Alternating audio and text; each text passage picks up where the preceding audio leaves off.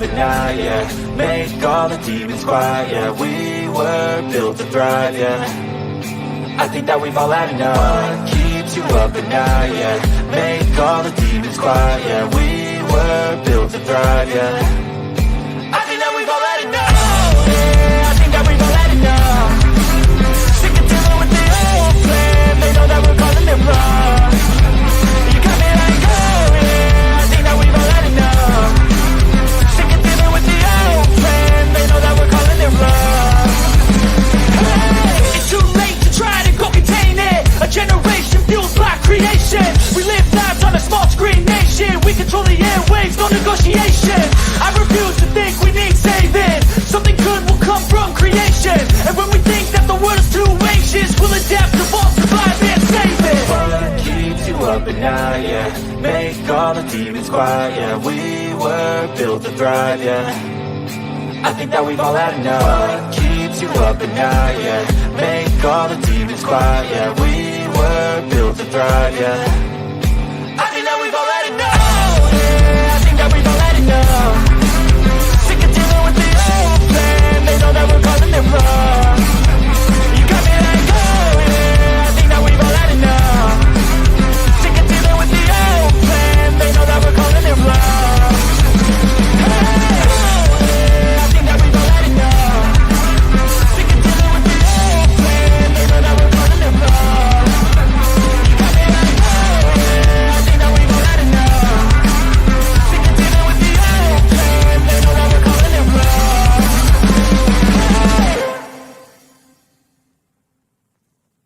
Nobody is coming to save you. Get up.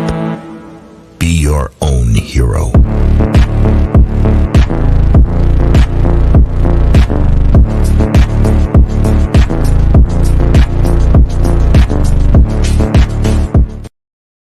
All right. Good evening, ladies and gentlemen. Welcome to Sovereign Soul Unchained Mind. Coming to you live 250 miles above your imagination in this IT nightmare we call the International Fake Station. I, of course, have my handler from the Chinese Communist Party here, Something Wong, to make sure that I toe the party line. I wanted to discuss tonight a little bit about why some of these people get so triggered and so angry at the prospect of the Earth not being a globe. I think that's really interesting. But I have a guest here tonight that I want to bring up that is from Facebook, somebody I was talking to here just a little bit ago. Timmy Bob has Greek statue wiener. Yeah, Timmy Bob. We'll see what happens with old Timmy Bob. Timmy Bob can't prove that he's a person, so that's another thing. Trip Canada's with us, Awakening in the Aether. One More Quarters with us is it tonight. Good to see everybody. Got Jehovah's Daughter Barbara is with us. One of the better of moderators. Not that there's a competition, but she's been with me for a long time now. Mr. Super Sidewinders in the chat. Twilight Nights, I see. Corey Skates is with us, and Ida Hat, I see. Let's see, username redacted. That's always a good thing. Keeps you out of trouble. Awaken the Aether. Mr. Leho, how you doing? Mr. 1510, that's awesome. I got a lot of good people. Saddle Bum, Daniel Watkins, Mental Pancakes, a bunch of great people. So I was in a discussion with our guest, Connor Taylor on Facebook, about what the definition of level is. And there was some controversy on that for some reason, and we all know in this audience how they have added the definition, the fourth definition, which contradicts the very first three in the online dictionary that you get to. And of course, the Ministry of Truth to just change it. But luckily, good old Sav has a Webster's unabridged dictionary right here. Big old thick son of a bitch. And in the definition of level, we're going to go in and see also if we can find anything that refers to the perpendicular to the center of the earth or curvature or anything like that. And amongst other things that we've been discussing throughout the day here on Facebook. So without any further ado, just a second, let me get my shit together here. Where is my, hang on a second. There we go. All right. So we want to bring up Connor Taylor. Let's say it for Connor Taylor. Welcome to the show tonight. Good to see you. Thank you for having me here. If I'm being honest, I didn't expect to do this all of a sudden, but I figured it would be a good thing to do. Maybe I'll learn something. But Yeah, that's good. yeah, a little bit unexpected, but I have no complaints and thank you for having me here. Absolutely, absolutely. We see a lot of times right off the bat on Facebook, especially amongst with Globe people. And this is why I titled this tonight. It wasn't necessarily to you because you came out, like you said, it was a last minute thing. I'd already had the stream set up. But something that's fascinated me for the longest time is you could say something that would be considered ridiculous normally to people, and they just look at you like, whatever, right? But when this topic comes up, it's completely different. It is completely different. You can be walking down the street. Hey, Bill. Hey, Frank. How you doing? Hey, Dave. Nice. Good day.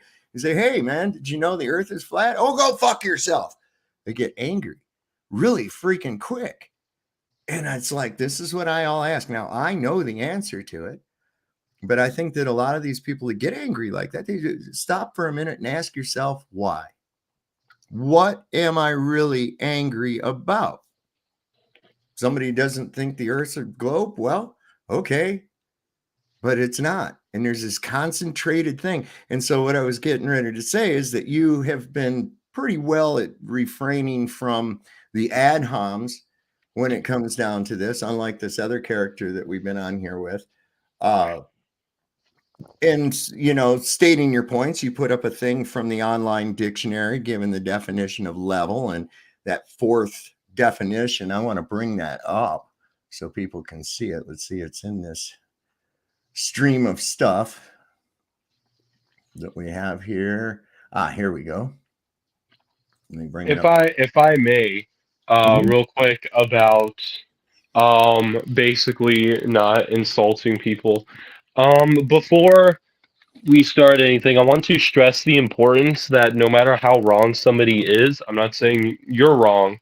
I'm just saying, you know, in any debate ever, if you insult somebody, they're almost immediately going to be closed to Yep. whatever you have to say.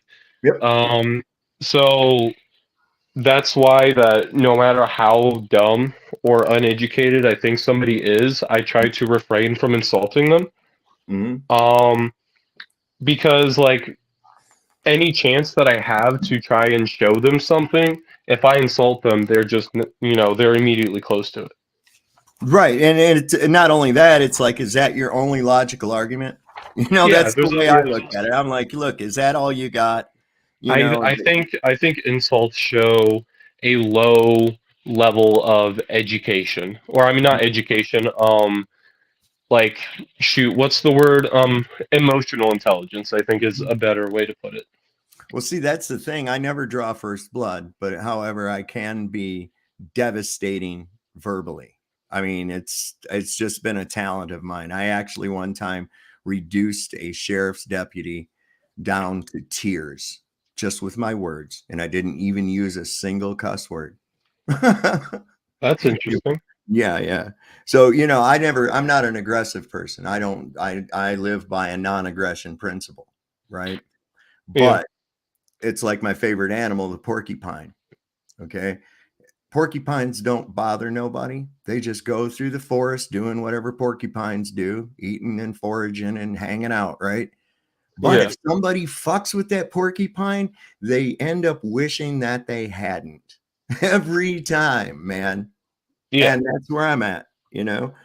So non-aggression doesn't mean I can't be violent, right? And the same thing with that too. I mean, if somebody starts wanting to throw into the arena of insults, oh, well, let's do that then, But I mean, if you're going to be exchanging information back and forth and comparing ideas to see which one is actually going to hold any kind of truth to it, I think that really obfuscates away from the point. And often I see that in a very short amount of time, it reverts right into that. Oh, you're and always saying, well, you're just uneducated. And listen, over here on this channel, my audience can tell you what we think about about the term educated. Okay. Yeah. For some reason, there's these people think that we didn't have access or go to the same government indoctrination centers that they went to. They for some reason think that we've been transported here through time from the 1300s or something. And I mean, it's like, and have never been exposed to this crap. And it's like, look, man, I already learned all this. I already know all this. And in a lot of cases, I know more about it than the person I'm talking to. What Yeah. I'm supposed to believe. And this is why I've come to where I'm at now, is because I do know what the model incorporates, and I've compared it to what is physically impossible, provable, demonstrable. And I find that right at a rudimentary basis, the idea, and I know people think, well, that's odd for him to say this because after all, that's what we've all been told. But the idea of a spinning water ball or rotating water ball or a water ball with air ball around it is not only ridiculous, it's scientifically impossible right from the basics. So I often ask people, what would make you ever think that you lived on a globe if no one had ever told you so? Yeah. Yeah, and I think we can get into that later depending on how much time we have. Oh, I got all Um night, man. so but let's see. Can we get into the point at hand, Yeah, the the level. current subject? Yeah. Okay. All right. So we see here in your thing that, all right. And this is the thing. Definition 4 is actually contradictory to 3, 2, and 1. All right. So number 1, of course, is a device like a spirit level or what have you for establishing a horizontal line or plane by means of a bubble in a Yeah. liquid that shows adjustment to the horizon, to the horizontal by movement to the center of a slightly bowed glass tube. That's true. I've done a lot of carpentry.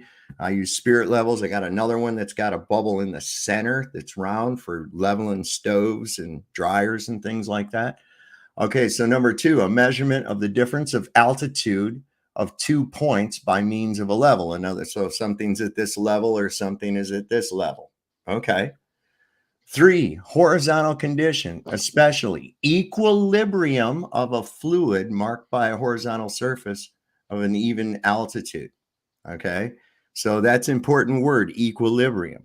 Now, when you get down here to 4 and it says an approximately horizontal line or surface taken as an index of altitude, an Hmm. approximately horizontal line, or a practically horizontal surface or area as of land. Okay, it's not practically horizontal, it actually is horizontal.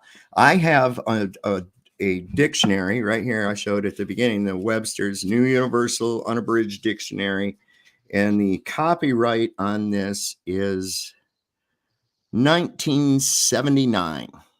1979. And I have it open to the word level. Now, as you can see, I'm just going to bring up real quick both of us.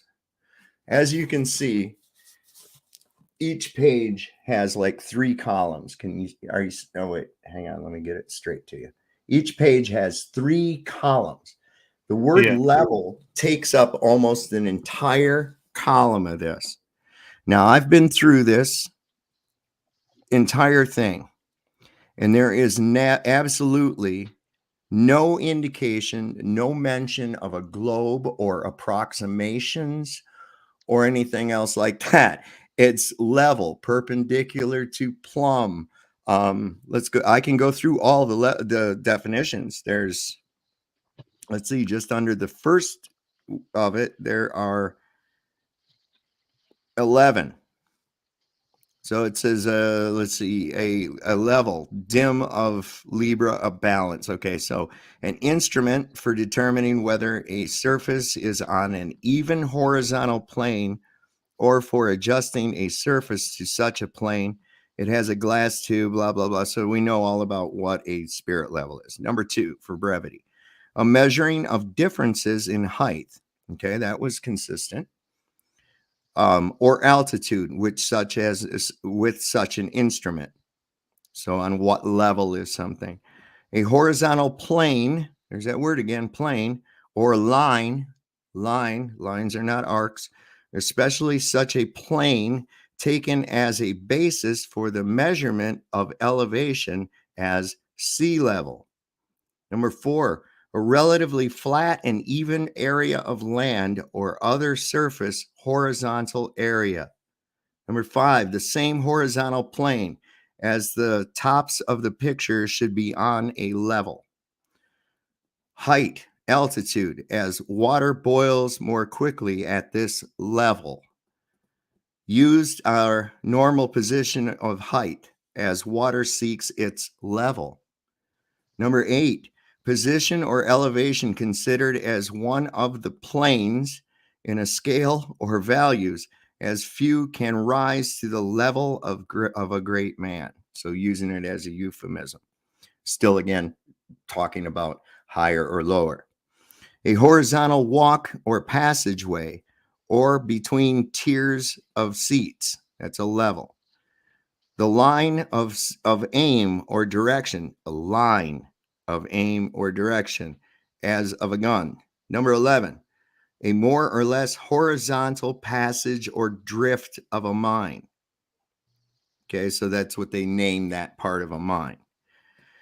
So then we come down to the next level, and that one has 9 definitions.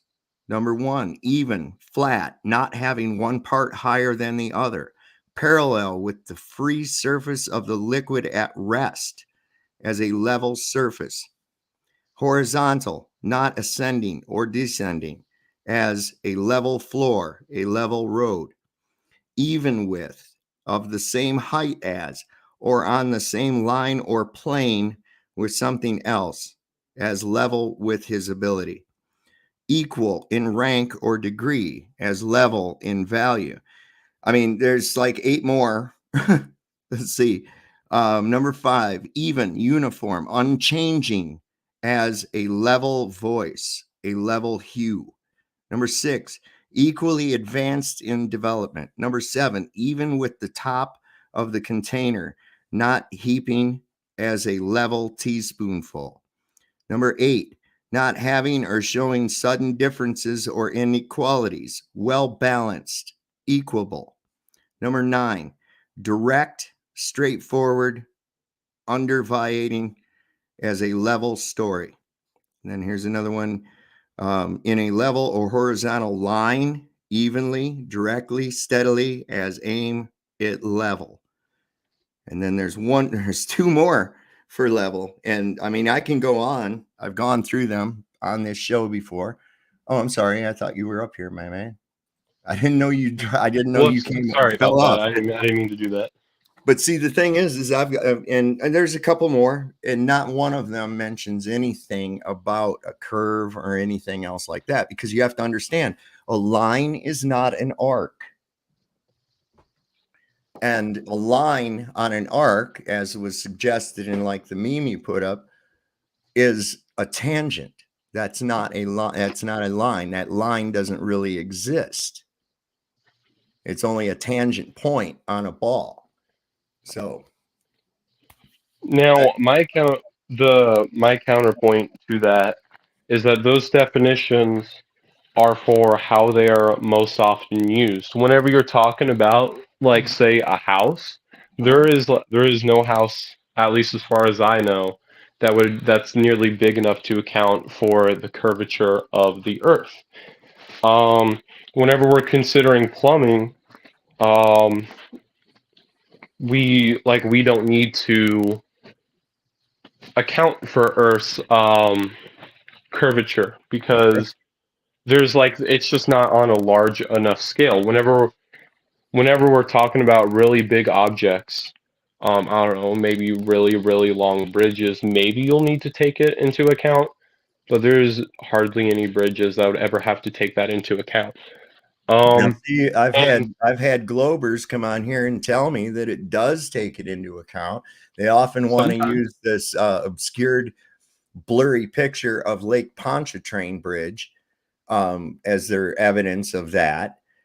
We also have to know that how bridges are constructed. When they do put any curvature into a bridge, it's not for curvature of the earth, it's for structural integrity of the bridge. So I mean, there's no spans of lines. I forget what it is. There's some god awfully long piece of rail no curvature was taken into account for building it. We don't have to take any curvature. In fact, the way that the earth is surveyed is they use planar surveying, which, and by the very definition of its name, planar means they use a flat surface baseline. Now, when we get into the geodetic surveying, now what we're doing is we're stitching these already figured out plots, stitching them together, and then adding a curve to them, which is of no use because you're not even going to build a structure big enough to incorporate that 100 square miles that they're using or whatever it is for the survey. So it's just like, there's a lot of trickery involved. I mean, it's no coincidence, I don't think, that the formula for the angular perception of the human eye exactly matches the math for curvature of the globe. I mean, it's crazy. A hell of a coincidence.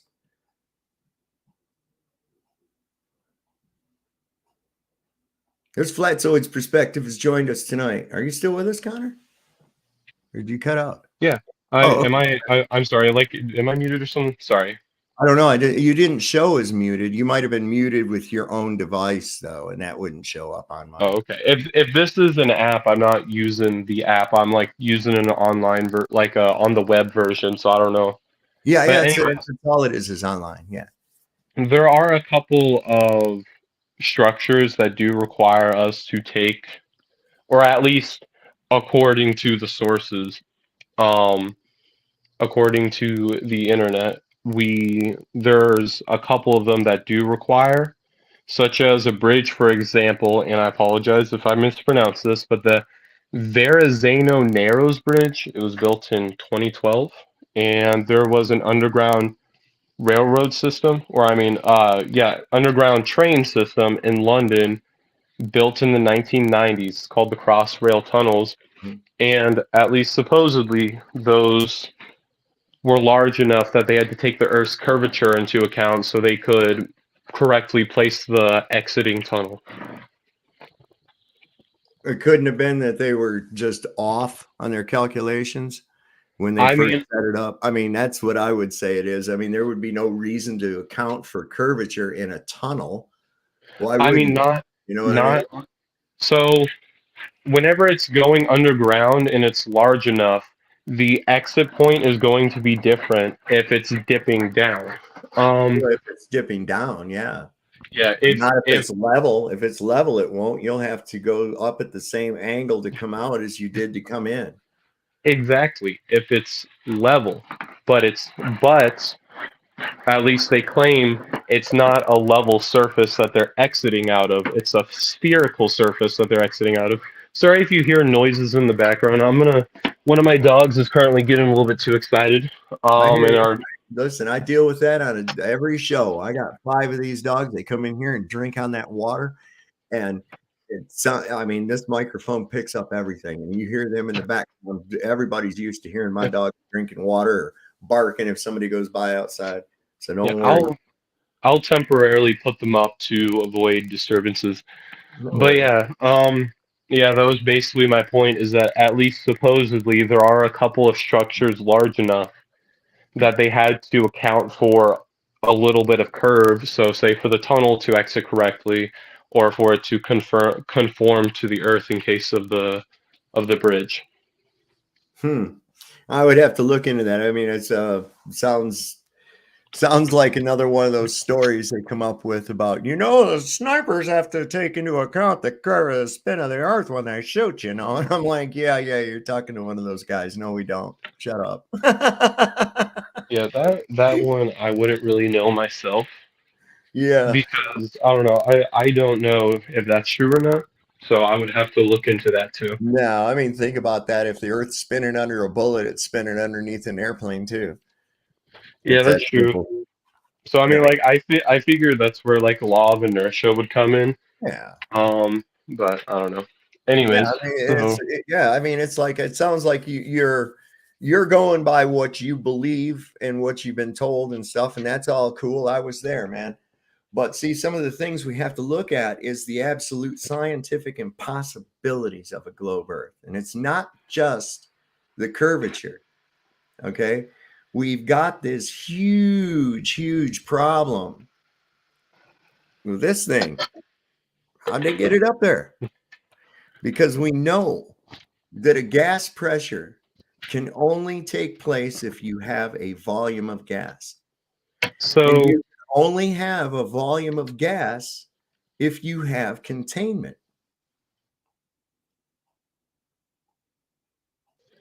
okay. I'll So try. I'm guessing you're talking about like the vacuum Well, of space whatever. not being able to exist next to Earth's uh field of gravity, atmosphere, etc. Oh, a vacuum or any other thing. I mean, the bottom line to it is this: you cannot have a gas pressure without a contained volume of gas. And the only way to have a volume of gas is through containment. Now, there's no proof of gravity affecting gas at all. How much does gas weigh? It only weighs something if you put it in something and weigh it. Well, I mean, gas always has a weight. Not a That weight not a that weight combined weight depends. though. The Well, weight of the gas changes between like oxygen, helium, nitrogen. right. So there's no one universal weight for gases, but all gases do have a weight. They have the combined weight or a combined pressure. I'm going to say they don't. I'm not going to say weight because the only Yeah, way that you atmospheric can have a pressure. weight is you have to have a volume of gas. Now, can you think of any way to have a volume of gases or a gas without a container? Let's see. Let's see. I think I saw something at one point where they were able to do something like that, but on Earth, as far as I'm aware of, you're not really able to just have a vacuum without something holding it in place. Damn it. Can you hear me? Yeah, I can. Okay, hang tight. I think I might be getting ready to reboot. If I go off, I'll be right back on. All I have to do is wait for it to reboot. I don't understand why Yeah, give me just 1 second here. This stupid thing's acting up on me again. Yeah, that's all right.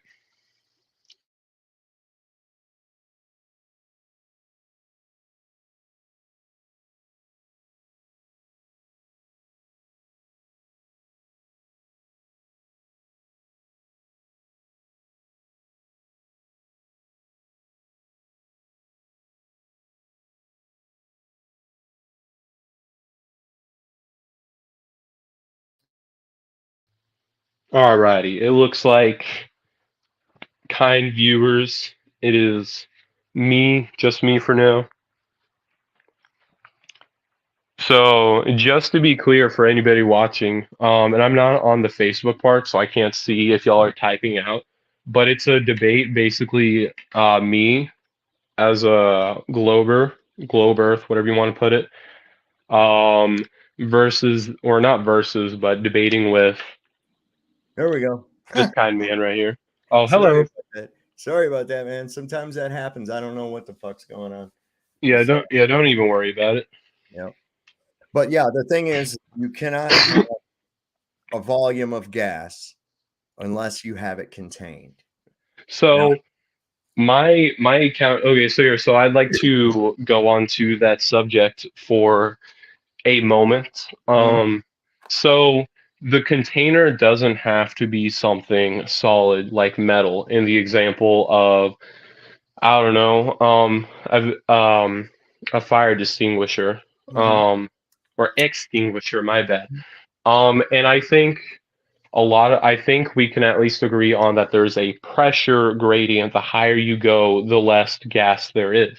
And gas likes to fill its container Right. roughly evenly. Of course, it's not exactly evenly, Mhm. but in any container, you're not going to see the bottom having just a ton of gas down there, and then you get to the top and there's barely anything.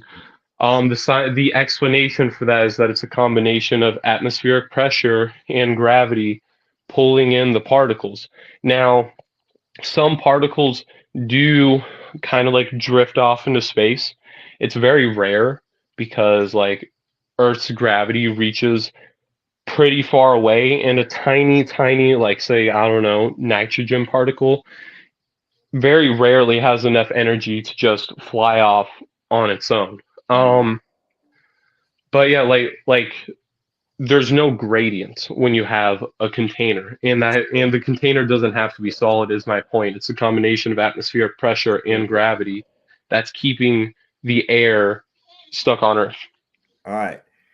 I can see where the confusion starts to lie because we do have pressure and this is pressurized, right? We are not a spray paint can. We are not an acetylene cylinder. It's a very, very relatively low amount of pressure comparatively to the entire size of the Earth. All right. Now, as far as a gradient is concerned, where are all of the gases on Earth produced? Um, Right here on Earth. I mean, they're not produced by Earth. They were part of whenever Earth was first being pulled together into the ball currently. It came from somewhere else, but yeah, like Wait, all the gases on hold Earth on. are from Earth. How do you know it came from somewhere else? I mean, So right now, look at, watch, I'm going to show you something. I'm going to prove that gases are exchanged and produced right here on the Earth by organisms and by the Earth itself. Okay, watch. I just did an efficient exchange of carbon dioxide and oxygen. you And I, changed what the gas is, right, right, but right. but but you did not change um like you didn't remove gas, you didn't produce it. I'm going to, You inhaled gas, and then your right, body right. used that gas and Yep, then expelled the extra. yep, You didn't produce anything. yep. Actually, I did. Actually, I did. This exchange of gases amongst all organisms, and it's not just oxygen and carbon monoxide, it's methane, it's all the other gases. This is a dynamic fluid pressure system. It's constantly heating and cooling in all different areas all the time. It's mixing, mixing, mixing, mixing, mixing. Okay. Yeah, but you didn't your body, like you breathing in didn't like magically create the carbon dioxide that you breathed out. Your body Didn't. took what it needed for the to allow you to live, the energy for your body and whatnot that came from the oxygen, and that energy turns into something else. Whenever I move my hand, that energy that I breathed in is now being expelled as thermal heat, kinetic energy, whatever. And like you breathe out the extra stuff or the byproduct of that. And then like let's see, let me get my words in order. So if you created carbon dioxide, we Mhm. would be long dead if there was No, nothing else why? to Why? transfer it into. So because there would be That's what such a plants buildup. do. What do you There think plants? What do you think plants do? Exactly. The plants turn it, the planets or the plants, for now, of course, they don't technically breathe, but I'm going to use it for the point of the argument. They breathe in the carbon dioxide, and then they use what they need from it, and then it gets lost as and put out as whatever they do, just plant things, and then they breathe out the carbon dioxide. You're Well, let me taking ask what you you need something, and then Connor. Let me ask you something, Connor. what's If that? the gases are not produced here on the Earth, where do they come from? So a lot of the gases, for example, come from stars. A lot of stars produce what we're made of and what's on Earth, such Uh-huh. as Uh-huh. such as a lot of carbon comes from stars. How do you Um, know this? Wait a second. How do you know any of this? okay. Um, okay. So what exactly do you want me to explain? Like the stars, or Yeah, like well, all Mr. right. Connor, Well, do you know first what off, photosynthesis is? yeah, it's energy from the sun. Well, and not only do they take energy from the sun, but they also take carbon from the air and Carbon transfer it dioxide. into oxygen, just like we take oxygen and transfer it into carbon dioxide. Hmm. It's a cycle. It is a cycle, but energy Okay. gets lost in that cycle and it Okay, gets but put into something else. that Well, energy, where does it yeah, get lost it's at? transferred, but Okay, say for example, I eat a piece of chicken and I get calories from that. Some of those calories are going to be used to produce heat for me to stay alive. Now that heat doesn't stay in my body. It gets, it goes all around me, and I no longer have that energy. That's now thermal energy that go somewhere else. Now I see it now, Bill. that energy still exists, but I no longer have that energy, and that energy is gonna be used for whatever other number of things. Isn't that called an exchange? It is an exchange. Now No, you're saying it disappears. It doesn't. It all right. exchanged no, to a I'm not different saying form. So I'm I not want to get disagreeing with to, him saying that it's an exchange. I agree that it's an exchange. I'm disagreeing that we create it. well, It's if I Well, it take like was in one your gas, body, hold for on. pity's sakes. You created it. If I Your take body one did. gas and another gas and I turn it into another gas, I've pretty much created that gas, right? Like I okay. can create, listen, I can create a cake, but I didn't create the eggs or the flour or the sugar that I put together into that, but I still made a cake, right? I produced a cake. Okay, That's what we're actually, talking yeah, about here. But the bottom line of it is this is getting way off point. Okay. I'll admit, Point is that the I think gas I pressure gradient. misunderstood what you said. So I Okay. thought like we breathe in and we just create carbon All right. dioxide out of nothing. The gases come from the earth, right here on the earth. The earth is right here where we walk at, right? The water vapor is created right here on the earth from liquid water, and it turns into a vapor and it goes into the air. And this is part of our atmos and shit, right? Okay, yeah, You're I saying, think all right. I see what you mean. So you're saying that it came from a star. What are stars? We live in an ecosystem. I mean, with the ecosystem, I agree, but like with stars, they're bunches of mass that produce or that consume fuel and produce, or I mean, they consume fuel and work off nuclear fusion, and then they give off heat and whatnot. How do you know any of that? First off, I have to wonder, how did a mass of a gas form together in any kind of an environment, much less turn into nuclear fusion? I mean, how do you get a ball of gas or even a large sum of gas to collect together in a void? That's impossible. You can't get a mass So, of gas to collect together right here in this fucking room. It'll so, end up dispersing out and filling the room. so I have a couple of points for that. So stars are produced because some dust started collecting together due to And you have gravity. been to a star, and you know this. How? Like Wait a Have minute. personal you experience? have Because you what we been would like to see is personal experience, and we know that everything you're saying, you've not experienced ever. How can have you been up to the dome, like to touch it? Have you seen it, like gone up to it? no, I No, haven't. But we I just have. No, know this because Let me get this. I have not. But you know what? I had a steak the other day, And I didn't have to see a picture of the fucking cow to know that that steak came from a cow. That's the only way that beef comes is from a cow. I didn't have to go touch Exactly. the cow or anything. So if I know that a gas volume, a gas pressure cannot exist without a container, then I know that that only can mean that there is a container.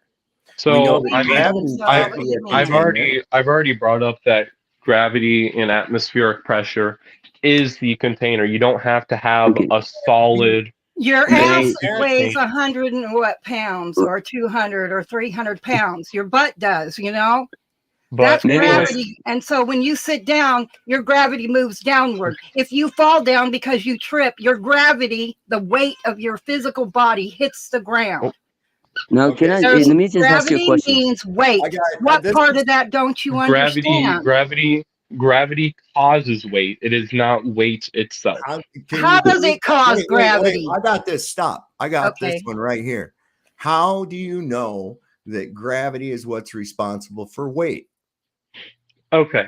So that is a very good point. So first of all, okay, so do you want me to go back to the stars thing or do you want me to answer Okay. this right Well, now? first off, Wait, I can I? want. Yeah. May I I just ask think a quick question, Yeah. Sovereign? May I just ask a quick We question? keep getting shit that's taking it off of a topic, the topic, and it's dish galloping, and it's getting irritating. Yeah, sorry. I'm trying to I answer the understand. You're questions, doing it. but You're all right. we're You're all switching right. a lot. But anyways, okay, so can I have y'all's two's names? Um Oh yeah. Hang on a second. I can. yeah, I There you just go. so okay, thank you. Just so I know who I'm talking to and whatnot.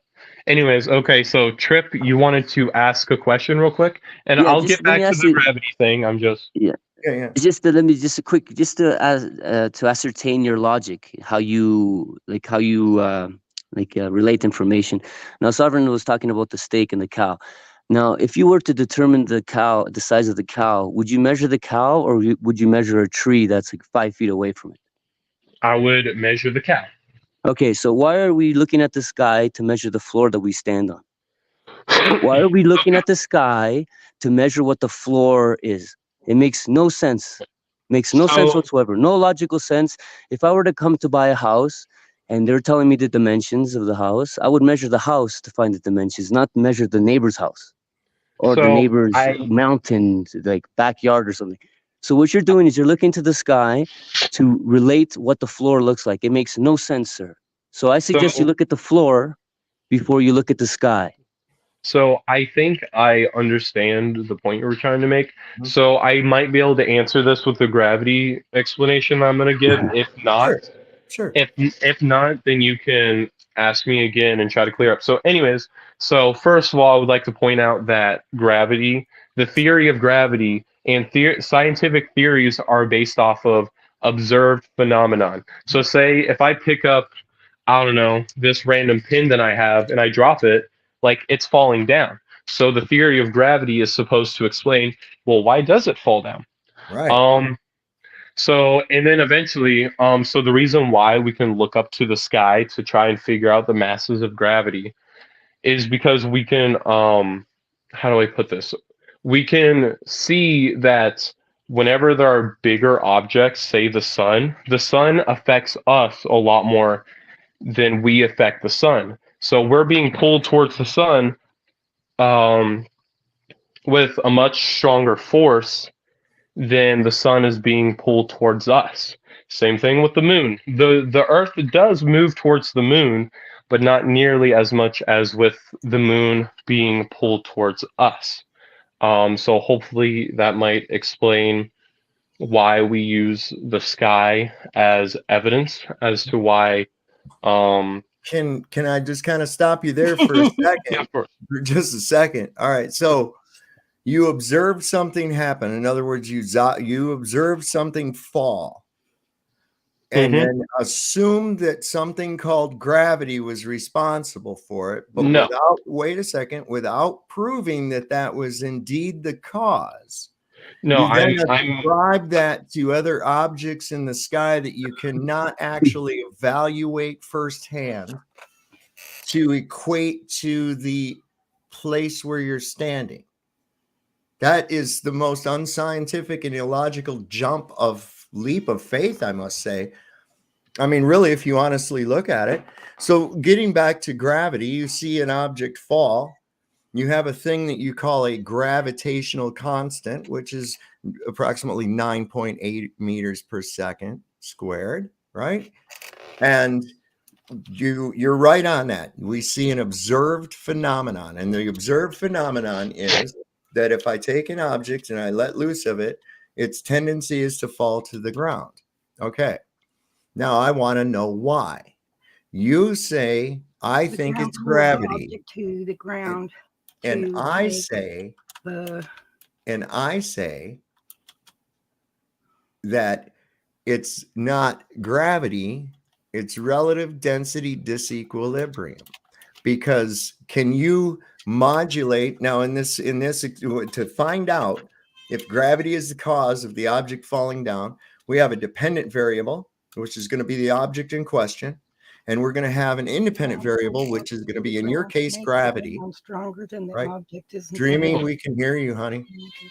So Hang I on a want second. to Real quick, clear. real quick, Okay. real Yeah, quick, sorry. real quick, and I'll be done. Real quick, and I'll be done. All right. Sorry.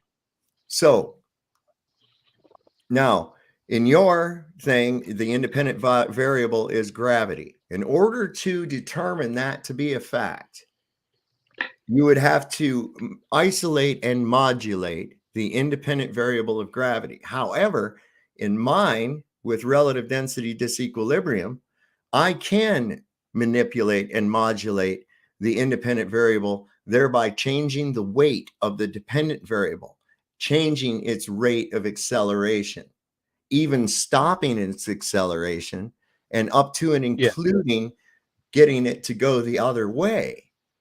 Okay, merely by changing the density of the medium in which the object is residing. That's the only thing I need to do. With gravity, we don't have that. It's still an assumed cause. So they slip it in and say, weight due to gravity. Well, that's not been established. Weight is the relative density of an object within a given medium. Boom. It's not, it's a quantification we use here in the air because that's where we live. Our physics would be completely different if we were aquatic creatures. We would have a different acceleration rate, all of this different shit. It would be all different completely. So it is all about the medium. And I can manipulate it, modulate it, and demonstrate that that is the cause for an object. Either the medium can support the object or the medium cannot support the object. It's that simple.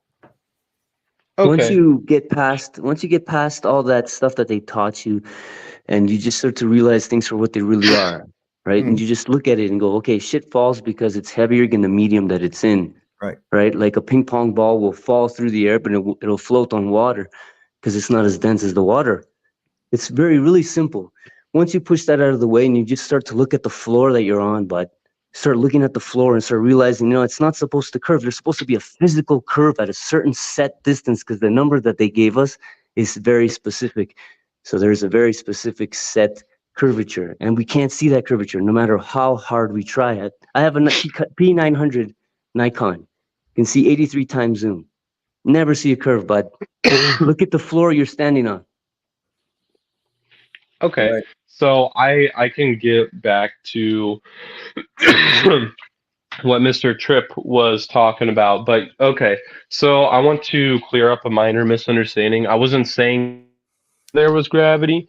I was kind of going with the story of, say, Isaac Newton. Now, of course, Yeah. Isaac Newton wasn't the first person to discover things fall, obviously. But You realize that Newton was not a scientist, right? You know that, right? you don't have to be a scientist to discover things. Was Although you know what he scientists do was though? generally discover things. How much outside of gravity? How much do you really know about Isaac Newton? Because it'll blow your mind, man. I mean, probably not that much, but Yeah. I mean, whenever there are so many famous people, you generally only know them for the reason why they're famous. Oh But yeah. Well, the gravity thing, that's one thing. You got to look at the stuff they're not telling you about the guy.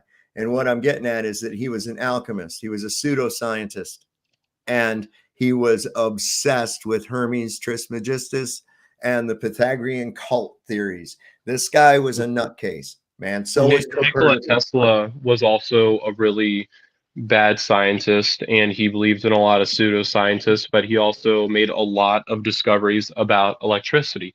Now, if what you're saying is true, I'm not saying it's not because I haven't looked into that.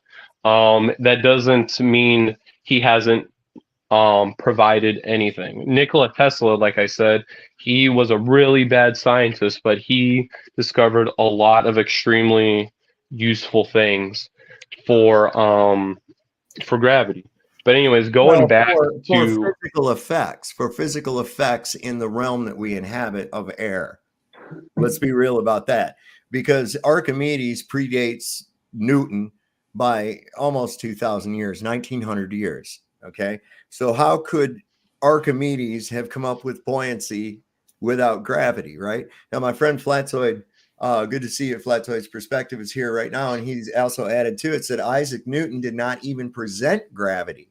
It was postulated to everyone on his behalf after he died, thanks to a fella named C.V. Boyes. oh yeah, and that I'm aware of. Like I said, he wasn't the first person to notice that things fall and thought, why do they fall? So that is a good point that he brought up. Isaac Newton, I do know he was not he was not the first person to say anything about gravity. So what that person said is correct about Isaac Newton not doing that. Well, I it have was a actually question. kind of I have a question. misinterpreted. One second, then you can go, Dreamy. It was actually misinterpreted. Actually, look at the word gravitas. It means weight or heavy. And so when people say things fall due to gravity, they're literally saying things fall because they're heavy.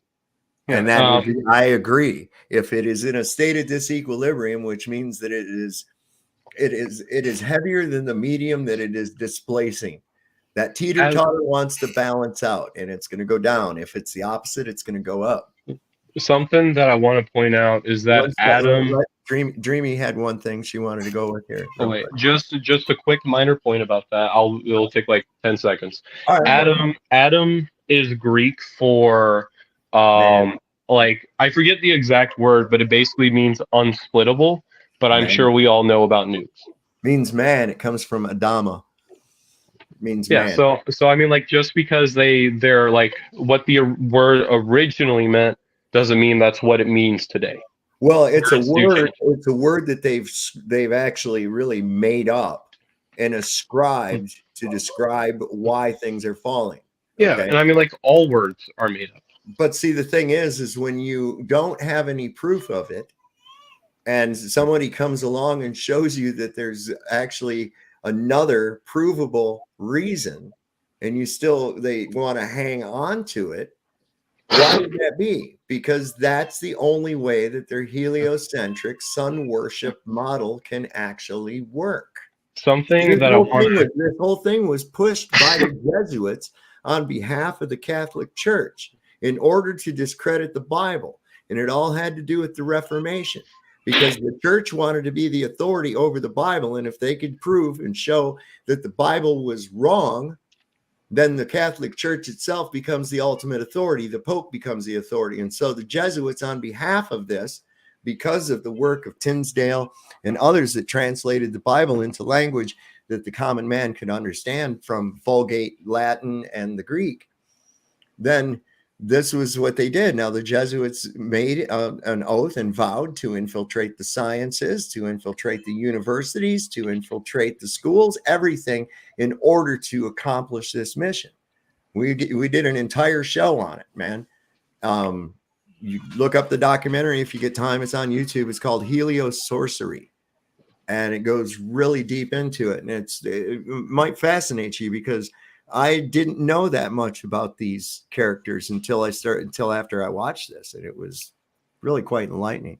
And I've seen some of those flat Earth documentaries, including I think it was called Beyond the Curve, where they did. Let's see, they showed two different tests, but I've been told, but it's unconfirmed, that they did a third test. Yeah, I wouldn't and go to both Netflix. of those tests ended up showing that the Earth spins and has a curve. Yeah, We should let Dreamy ask her question. Highly edited. Don't go to Netflix looking for knowledge. It was Okay. made by I'm flat just earth. going to put that out there. Dreamy, what'd you have, honey? I was just going to ask him if he believes that a non-scientist can discover something, and then what do we do? Just throw it out because somebody that wasn't, quote, a scientist and had a expensive degree plaque piece of paper on their wall is discounted? Because No. that's what you were saying earlier, that, oh, he's a scientist. Well, scientist doesn't mean nothing to me. I know a lot of stupid people with PhDs. Doesn't make them smart, doesn't make them intelligent. So I'm just asking you, you were bringing up Tesla at that point in time. So that's why I'm asking. You said he wasn't a smart scientist. I don't think any scientists are really all that damn smart, but I think because Tesla was actually doing physical things to try to just, what do you want to call it, seek how to collect energy, because that's what he was doing, trying to collect and create a pathway for energy. That's what I see it as, a pathway. Doesn't necessarily means he needed to be a scientist necessarily. Now, Anyone that's using the scientific method, and first and foremost being honest with the results, not doing like who is it, like Eddington with his observation and excluding data that didn't conform with what he postulated and shit like that. When you're actually conducting the scientific method, you are at that time a scientist. Just like if you pull out your cell phone and you record an event taking place, you are a journalist, a citizen journalist. At that moment, you are making a record of history, of events. Okay. So when you engage into the scientific process and you do it honestly and you're taking everything into account. Now, are you going to get everything perfect? Probably not. You may have to tweak and that kind of thing, but you are actually, quote unquote, doing science. Okay. Because you're coming to the answer honestly through observation and experimentation. And there is a process to that experimentation. And that process has to be followed even when it comes to proving gravity.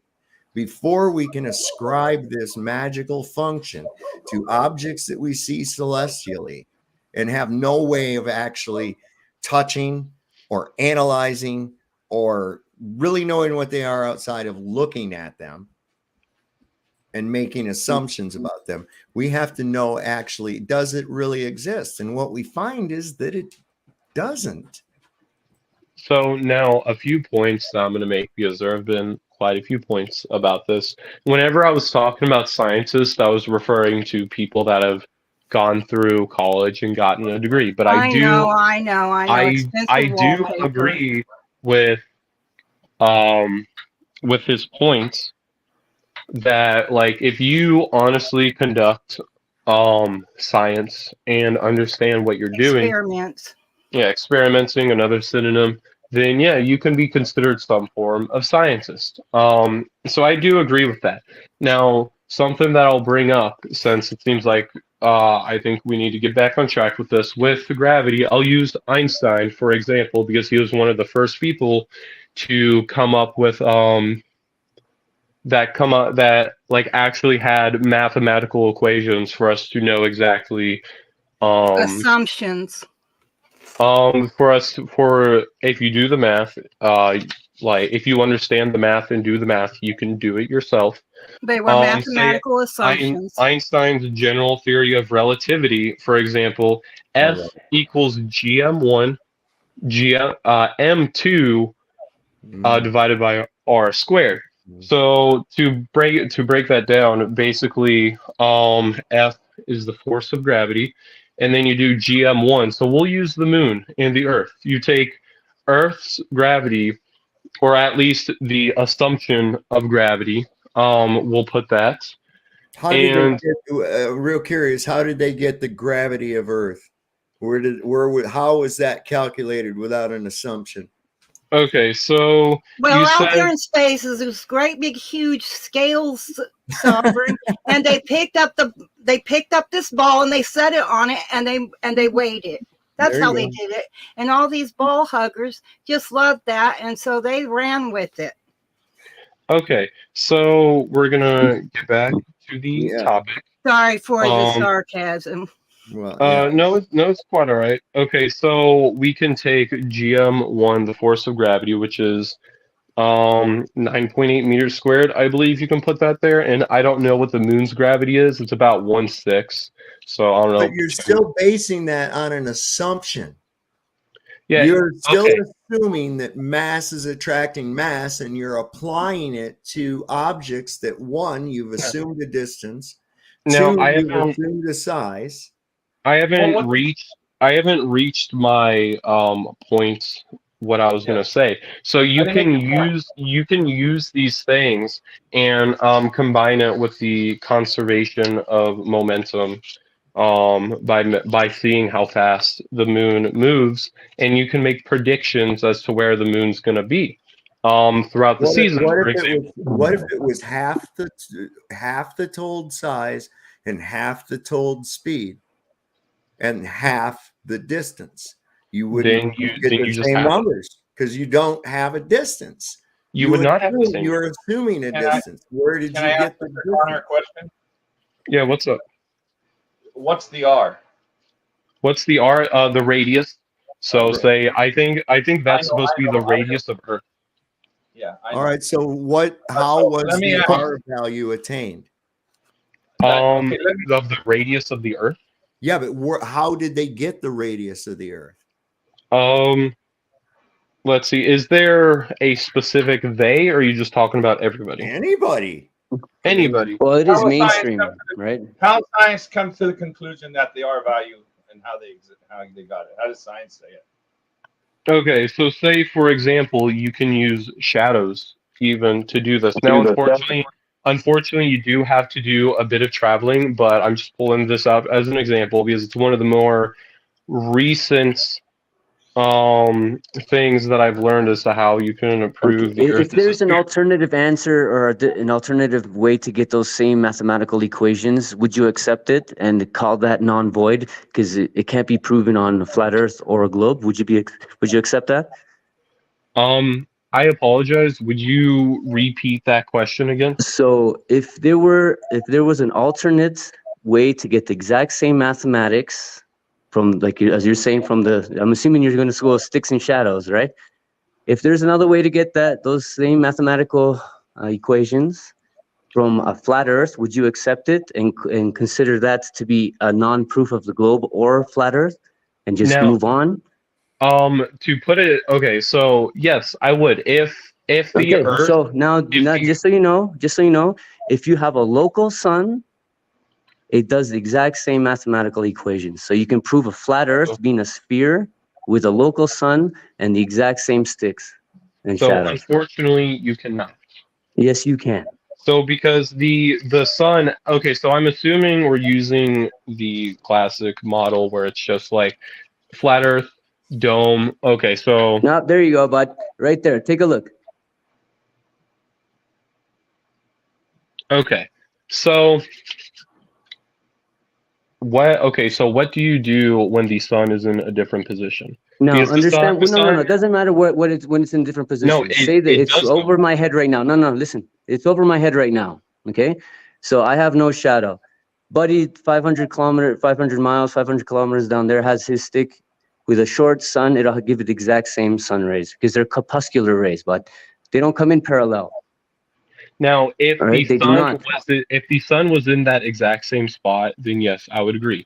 But if it's in basically any other spot, you're like it's gonna yield different results. If you have this is I believe the correct term is cherry picking. You're taking Yeah, the sun. if it's like a black swan right now. So the fact that it could be done once on a flat Earth proves that it could be done on both. So I Okay, don't know so why if you're the sun perpetuating it. is directly Trip is right, overhead, because from where I'm sitting right now, it's dark. 8 hours from me is daytime. So the sun is not going to be shadowing me at all because it's out there, or probably the moon or some stars or something like that's out there. But it's dark here. So 8 hours for me is daytime. Okay, so anyways, going back to the point that he was making, I can get back to Oh, that I in a totally moment. understand what he I, was I saying. I can go back to the what he was talking about. So yes, if the sun is directly overhead, it's going to yield the same results in that exact same part. Now that's once. If you the difference being is that you can measure a spherical Earth no matter where the sun is, assuming that it's daytime. Now, whereas I want to make that clear, it's assuming it's daytime because obviously you can't measure Okay. shadows from the sun if it's nighttime. Okay. Um, May I just? if you do the But same. distance does matter because the sun is still shining whether you like it or not, just Oh no, because it's not right I'm above aware. you. I'm aware that that the sun is still shining. Okay, then. But Okay, okay, hold on. so May I just make an observation that I have? Because I'm in Bolivia. Okay, so I'm in between the Tropic of Cancer and Capricorn. Okay, so the sun literally crosses over my head twice a year, where I have no shadow. All right. Now, if I were to continue to follow that sun and have it at my zenith every day, I would have the exact same calculations that you're talking about. So it happens on a flat Earth too, my friend. so if Okay, you're so doing I don't it, think if you you're understand the way the sun moves.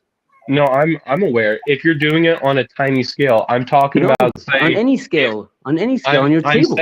I'm saying if you're doing it in different, say, example, different time zones. So you take one in Massachusetts and you plant it there, and then you put it, I don't know, in Texas.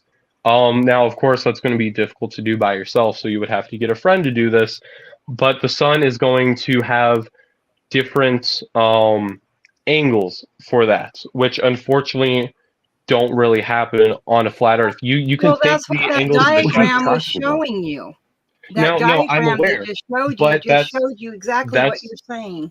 that's cherry picking because it's only if the It's not sun is cherry overhead. picking. That's you cherry picking. That Not only works if the sun is not overhead. facts. All right, all right. Well, first off, we got to back up into the whole thing behind this guy doing the experiment in the first place. This fictional character, and I will say fictional because none of his contemporaries even mentioned him for such an extraordinary feat that he did. He was placed into Rockefeller textbooks Are sometime you in the talking about 20th Einstein? century. I'm talking about Aristophanes, the man Oh, that did the Aristophanes. Okay. and this is the ancient Greek that these people love to jump onto. All right. His entire thing was based on an assumption of convexity. Now, despite the impossibilities of his experiment, given the time, he noticed that the shadow at one place, 500 miles from another place, fell at a different angle than from at another place. Okay. Yeah. Now, already going into it with the presupposition or the preconceived notion of convexity without any actual evidence of it, he then had to assume a very distant light source. Okay, because as the light source comes closer, the shadows change relative to position and their distance between each other. All right. Yeah. So by using a thing called scale, he placed the sun far enough away that he was able to make his calculations appear as though it were on a ball. Now, what we see here in this diagram right here, with a local light source on a flat surface, we can get the exact same results with the shadows. No sphericity involved whatsoever, not a single bit of convexity. Okay, so what does Aristophanes prove? Nothing. Prove Because jack shit. the only way would be to know the distance and the size of the light source, which of course is the sun. How did a man in ancient Greece know how far away the sun was? How does anyone now know how far away the sun is? Okay. So there's a couple of different observations, or I mean not observations, a couple of points that I can make about that. So Aristophanes, I'm sure I'm mispronouncing that. So that's basically how all science starts out. You make an assumption, also known as a hypothesis. You test the assumption, and if it ends up being true under scrutiny and like, or how do I word this? You you conduct multiple tests, Mhm. and any science, any good scientist will assume it's untrue, and they will go along and specifically try to disprove them and say that what they do isn't true. And despite all of that, if it ends up remaining the same. So, such as like if we're able to make predictions consistently, because the sun is roughly 93 million miles away. Now, of course, I know that that changes. That's an average, not the exact distance. Um, then, like, and if no other explanation is allowing us to make those Well, predictions, wait a then it second. just makes sense. Do you Like, realize that the distance of the sun has changed from 3 million miles all the way up to 105 million miles? And this is a series of changes over history. And oh then no, yeah, back I'm and aware. then back to the 93 million miles. That's a hell of a margin of error. Oh no, yeah, it is. Really bad. I But mean, Well, that's it's I'm gonna really assume fucking bad. I'm going to assume, because I burn very easy, that the sun comes down here and cooks my ass. Now, you might be browner and you might get a tan really quickly, but maybe the sun just stays way the hell away from you. And I'm going to assume that because, by God, it's just my idea. And that's just how I feel. So your Okay, so sun you're may be 1 billion miles away from you, so it doesn't cook you. But it comes down here and cooks my ass. It picks me out of the crowd. all Now, right. does that And make sense to you? It's my idea. I'm assuming. now if you want to test that hypothesis, then you can. And if Well, you're I do able to, test it. I go outside and I stay too long. I turn into a lobster. I get really red and I burn, yeah. and I have So to I have all mean, kinds of so As creams far as and I know, listen, as far jails as I to. know, this guy only did this fucking thing one time. Okay? now, It wasn't like he went Sorry, and I tested it just all take over. what you say, and I can't help but be sarcastic because that's how stupid it sounds to me. You Well, take yeah, an I mean assumption.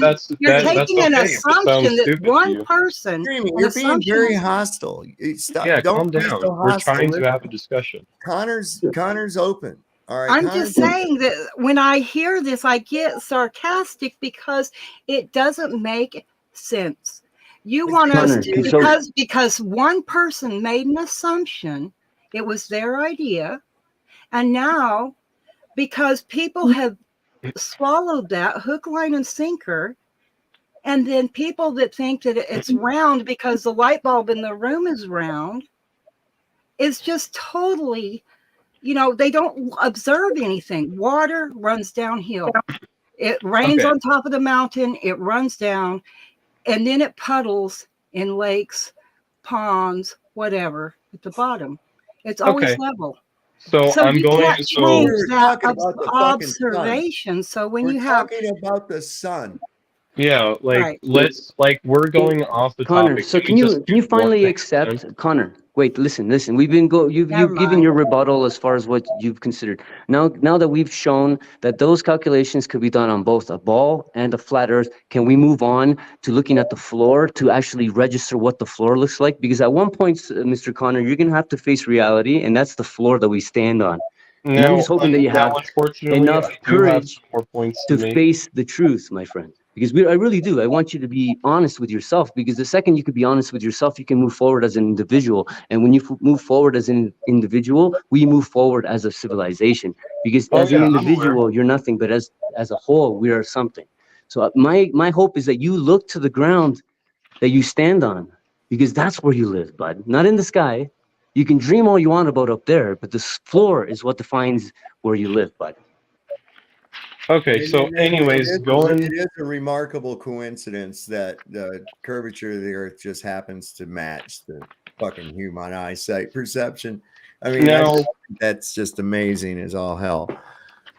Okay, there's a few things that I want to point out that so radio waves, for example, move at the speed of light. That's something that I think with a bit of equipment most people can prove. And if you have something that can produce radio waves, you can point it towards the sun, and It's a whenever black you object, but whenever you the point sun's it, a black object. It doesn't. It whenever you absorbs sonar. It absorbs everything. So I don't know what no, you're it talking about. doesn't. Whenever you point it towards the sun, it takes about 16 minutes for it to get back. Now, depending on what time of year it is, it can be slightly sooner. It can take slightly longer. Just depends on what time of the year it is. Now, light moving. Now that means that whenever it gets there, it takes about 8 minutes, bounces off, comes back towards Earth, takes another 8 minutes. Um, so 16 minutes total at the speed of light is about 93 miles, 93 million miles, give or take a couple million miles, depending So on the again, time of you're year. looking to the sky to prove the floor. Is that it? Is that Connor? You're looking to the sky again? So how else do I Yeah. prove what the sun does besides like observing what it Well, does? we Like I we can't watch stare it at the move ground across and the observe the sky, sun. Connor. We watch it move. You watch it move, Okay. right? So isn't So that you looking up at what the does that sky? have to do with the floor you stand on? When are you going to look at the floor, Wait a second, Connor? Are guys, you scared to look at the floor? Connor, do you know what a dark object is? A dark object? Yeah. I think I'm misunderstanding what y'all mean. Would you Okay. explain it to me? All right. The sun is a dark object, although it gives Mhm. off light. In the field of bouncing lasers or radio waves or anything else like that off of it, no. Okay. Oh no, you No. can conduct this experiment yourself if Can you I? want. You With can with what? Because here's what's with going to be your something with problem. literally anything that produces radio waves and can receive. Okay, so here's what your problem is. I guarantee you can send a radio wave to the sun and you're not going to receive shit back. And I'll tell you why. Not only will it not bounce off the sun, but I want to talk to you about your 8.5 minutes, 8.5 light minutes there, 8.5 light minutes back, giving us about 17 minutes, somewhere in that vicinity, right? Okay. Somewhere around there. Now the Earth is traveling at the average speed of 67,000 miles an hour around the sun. Yeah. We will have been traveling from the point of origin for 18 minutes at Mach 88. Yeah. All right. So you're not anywhere near the location you were when you sent the signal. Yeah. Now, we've And also I got know what point you're another trying to real make. bad problem. And this is a problem with light, and it's a problem with radio waves. It's getting the signal there in the first place, getting the laser there in the first place. It takes immense power to send something an immense distance. If you could, the amount of attenuation of that signal would be so much, because you got to figure that thing is spread out by the time it gets to the sun. And then when it reflects, it's going to spread out even more. Now, what happens to a signal when it spreads out that wide, or light when it's spread out that wide? It dissipates. In fact, it gets to a point where it can't even be detected. So It doesn't dissipate completely, though. It's still strong enough. You can't It's bounce still anything strong. off the sun. No, you can. No, you can't. No, Have you you can. ever? So that's a hypothesis. We It's can. a hypothesis. Have you ever done it? I have. You've bounced something off the sun and it come back. Yeah, radio waves. Like, No, you I mean, haven't. like, of course, the equipment. Like, of Oh course, my you have to buy the goodness, now equipment. we're playing off. Oh, I want to see that experiment. I bet that would be an absolute blast. Did it melt You the want to. object on its way back there and back again? I mean, I'm Well, just curious. And besides the attenuation, did you know that the Earth is transmitter? spinning when you shot it? So you shot it, this Earth is spinning and moving at the same time. How are you going to get the signal back to your radio? Because it doesn't spin Well, the enough. radio The It Earth, waves doesn't the spin are. Earth, enough. the Earth Okay, takes bud. 24 hours to make one rotation. Do you think you've moved like to the other side of the Earth by the time Look, it's it spinning bounces? No, but you've 1,000 moved Well, how over miles many an light 80. hour. years away No, is but it? 1,000 miles an hour, you've but moved guess how long over it takes? you've moved 24 over hours to make one rotation. 18,000 miles from your Okay. original position. Now listen to me, hold on. First off, I need to really understand something here. You are trying to tell me that you have a radio transmitter with enough power to transmit a signal 93 million miles? It doesn't require a very strong radio. Of course, The it's not fuck just some it cheap doesn't. ham radio that you can Try buy, to but it just pick up Germany with a walkie-talkie. It's okay. So only the signal is only that's good. a weak radio. It's like just a cheap radio that you can Right, buy a from any. weak radio. Why? Right? Because the amount of distance for a radio wave or a light wave to reach is dependent on the amount of power There that's you go. put Power's into the it. answer. So Power then is you just buy a radio that has a decent amount of power. You Like don't have a radio. You're never going to have a radio with enough power to transmit a radio signal 93 million miles. I'm sorry. that's unfortunately not true. It is true, dude. I was communications in the military. I was the net control station for 5th Corps headquarters in Frankfurt, Germany from 1984 to 1985. Okay? I know how fucking radio works. Oh no, and So if what you're I saying- know listen to me, if I'm in the military. If what I'm in you're the saying military is too. true, if what you're saying is true, I should have received my own signal back around coming up behind me. It's not. My signal was limited to the range of the radio. And the radio was limited by the amount of power that was put into that radio. Now there's a whole I bunch just of wanna things know that who's- make it weaker, such as the radio also has the purpose built into it that if somebody else picks it up, they're not going to be able to listen to it or be able to understand what you're saying with, you know, whatever encoded. It's just, Connor, I have a legitimate question. That's a crypto device. That's not going to have anything to do with the distance. All Oh I'm no, doing is but it bringing makes them. it weaker because If it you has to turn- travel there. Like the equipment has to, like there's like whenever you're trying to shoot radio waves to the sun, that's literally all you're worried about. But if you're Okay, shooting so I radio have a waves to the other question. side I have of a the question. Can I ask country you a or question? to the, I have a I'll get to you. flashlight Well, on. God, he's trying to answer, man. Yeah, or like to the other side of the earth, there's other things that have to be worried about, such as if it gets picked up, part of those radio waves or the strength of those radio waves goes into making it to where the message is, well, hopefully impossible to decrypt for them, which unfortunately isn't always the case. But like, those are meant for two completely No. different things. No, This is dude. dumb. You're talking to someone who worked on and operated this equipment. That was my I mean, job. like And I'm the aware, but the like, crypto does not weaken the signal.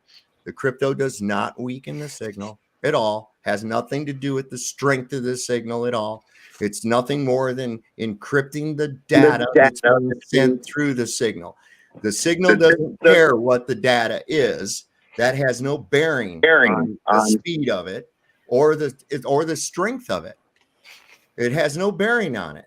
If it did, I would just type in every one of my numbers. I would have said strong signal. That way it would know to be a strong signal. It doesn't care. So that has nothing to do with it. You just made all that shit up, I think. Besides, if I turn on a flashlight and can you pick it up with radio waves? Is that what you're saying? I mean, if I bounce radio waves off of it, yeah. Oh, How do you bounce crap. radio waves off a light? How do you bounce light? Oh, if you're talking about the light itself, I thought you were talking about the flashlight. No, I can't bounce off at least as far as I know, I can't bounce it off of You the can't light bounce it itself. off of But light. the sun isn't just light. The sun is The made out light of. The sun is an illuminary. You can't prove it differently. All right. So It's shine. unfortunately, Wait a I second. can't. What is the sun? What is the sun, Connor? So the sun, essentially, okay. So the sun is a collection of different materials melted and are under nuclear fusion with a carbon-based core, and it gives off light and yeah, I mean like whatever else, such as solar flares. How do you know any of that? So what specifically? How do you know this? You seem to specifically know what the sun is made of and what's energizing it. How do you know any of that? Part of it is that we can conduct We? nuclear fusion on Earth and learn how it burns, and then we can observe the sun. And we're not burn because yes, burn. I want to point out that the sun is not on fire. Nuclear fusion does not require fire. Whenever I say burn, I don't mean it's on fire. Just to clarify that. Right. So just for example, like whenever we're using nuclear fusion to produce energy, we're able to observe the sun and say that it burns in the exact same way. So they've been able to reproduce a little sun that'll keep sustaining and go right here on Earth. When? When has this ever been done? I mean, more or less. Where? When have they ever done this? That sounds like a bunch of hooey, man. Think about this. I look outside and I see trees. Trees are green. Oh my God, here's a thing over here that's green. That must be a tree too. I see fire and it's actually fire and I can touch it and I know that it's hot, right? I've also got another little fake fireplace in the front room that I can turn on. It's electric. It's not really a fire. It looks like there's fire, but there's no fire and there's no heat from it.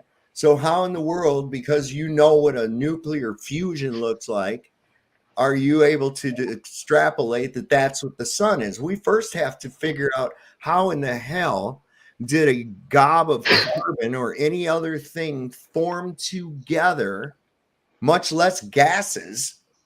How do they form together into a volume in order to undergo this in the first place? So first of all, go with like the sun, what it's made out of. So do you agree that fires, whenever they burn, they appear to be different colors?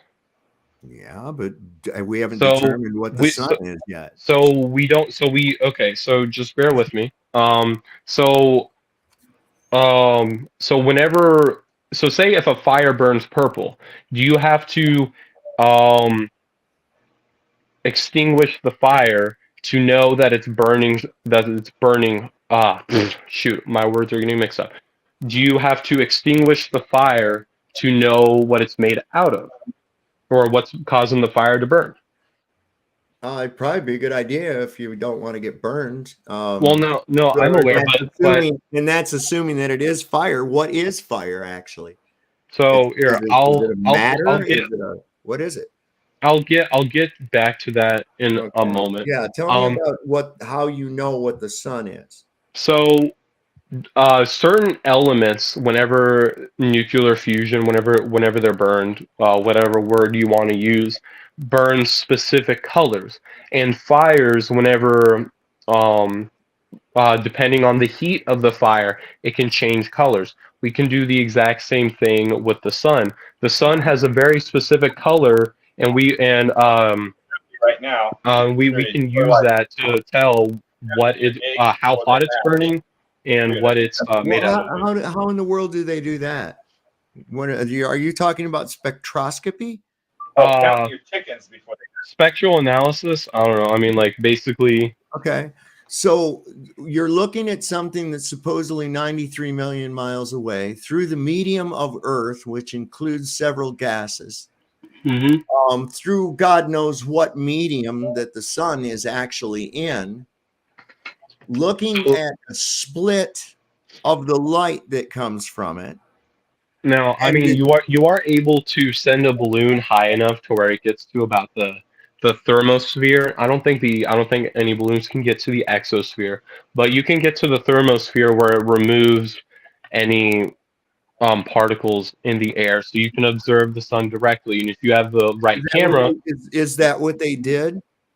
That is one thing that you can do. Now, I'm not sure. I'm not sure if that's what early astronomers do. Not what can we do. I'm sure we can do. I mean, okay, yes, we have done that, and anybody with a couple $100 can send a balloon up there with a decent camera and a spectroscoper, a spectroscopy instrument. I mean, if you just observe the light and then you watch the video, horseshit. Horse I shit. mean, you can Connor, at call one it, point, that. you gotta stop assuming shit, bud. Like you're Okay, assuming a lot of so stuff, right? I'm Like you, telling when are you gonna go and start actually doing something that's verifiable? At this point, all you're of just my looking examples at that I lights in have the sky given, and thinking that you know what's going on, but you don't. Unless you all of went up my there, examples that I listen. have Unless you given, went the up there, average person. and touched it, you don't know what it is. So So why then, do you how do keep you know the looking Earth to is the flat? sky, guy? Can we How do you talk know the about Earth is planar flat? surveying? Don't you think that's more relatable to the Earth's surface, planar surveying? Wouldn't you agree? And we have You, done things on okay, Earth so looking let at me the just ground to prove elaborate it's into a planar sphere. surveying. So what they do is they take and they assume 100 square miles of flatness, right? Before Hmm. they go into geodetic surveying. So let's say we square out 100 miles, right? And say, Hmm. oh no, wait, let's move 50 miles east. So now you have a new grid of 100 miles flat. Okay. No, let's move another 50 miles east, another 50 miles east, another 50, all flat. So that's over like 250 miles of flat surface. So when exactly does the curve come into play here, bud? So Uh, uh, if you are high up enough, you are able to see curve from 100 miles. If you you're can't on the see ground, curve, bud. You, if Even you're Neil high, deGrasse Tyson, hold on. the guy that speaks on your behalf, says that you can't see the curve from where the Red Bull guy jumped because he that shit's he flat. So no, he you're did not. going against a physicist. So he's You talking are shit, or taking you're that talking. out of No, context. hold on. Let me ask you a question. So is he lying or are you lying? Somebody's lying here. Okay, so or maybe it's taken out of context. No, it's not taken out of context. He said it's flat from up there because they used a curved, what is it called, fisheye lens to curve horizontal lines. He said that. You can go look at it. You can look at it yourself. I don't know why we don't have to discuss this. He said it. So either you're lying or he's lying. So is Neil deGrasse Tyson lying? Okay, so where exactly did you get this from? You can YouTube it. I don't know, Sav, can you pull it up for this guy? Obviously, he doesn't know his own religion. which Right? At one? one Which point, one you are got to we figure looking out your own for? religion, bud. Which one are we looking for? Okay, so When he's the flat, when he's got I'm that, trying Blake to. spheroid, when he's got that Blake spheroid, and he's like, that stuff is Yeah, flat. yeah. Well, look, Yeah, Yeah, I'm trying. with the beach ball, with the beach ball. hey, Here's listen, the Connor, problem. watch the video first. You're No, yeah, I'm invoking, trying to find it you're as we speak. invoking things. You're invoking things like saying 100 miles up.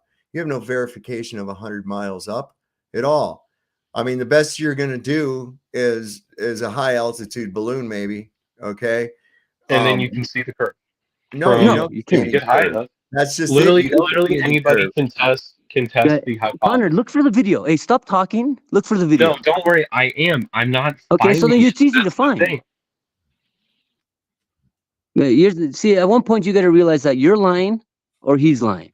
No, Literally, he's All the right. only So at one both. thing point, I'm you have currently to. You have no finding is choice. the Nobody's opposite of your lying. claim. The only person lying is the person that gave him that information. Yeah, No, He because he has to trusted. Now realize that listen, hold on.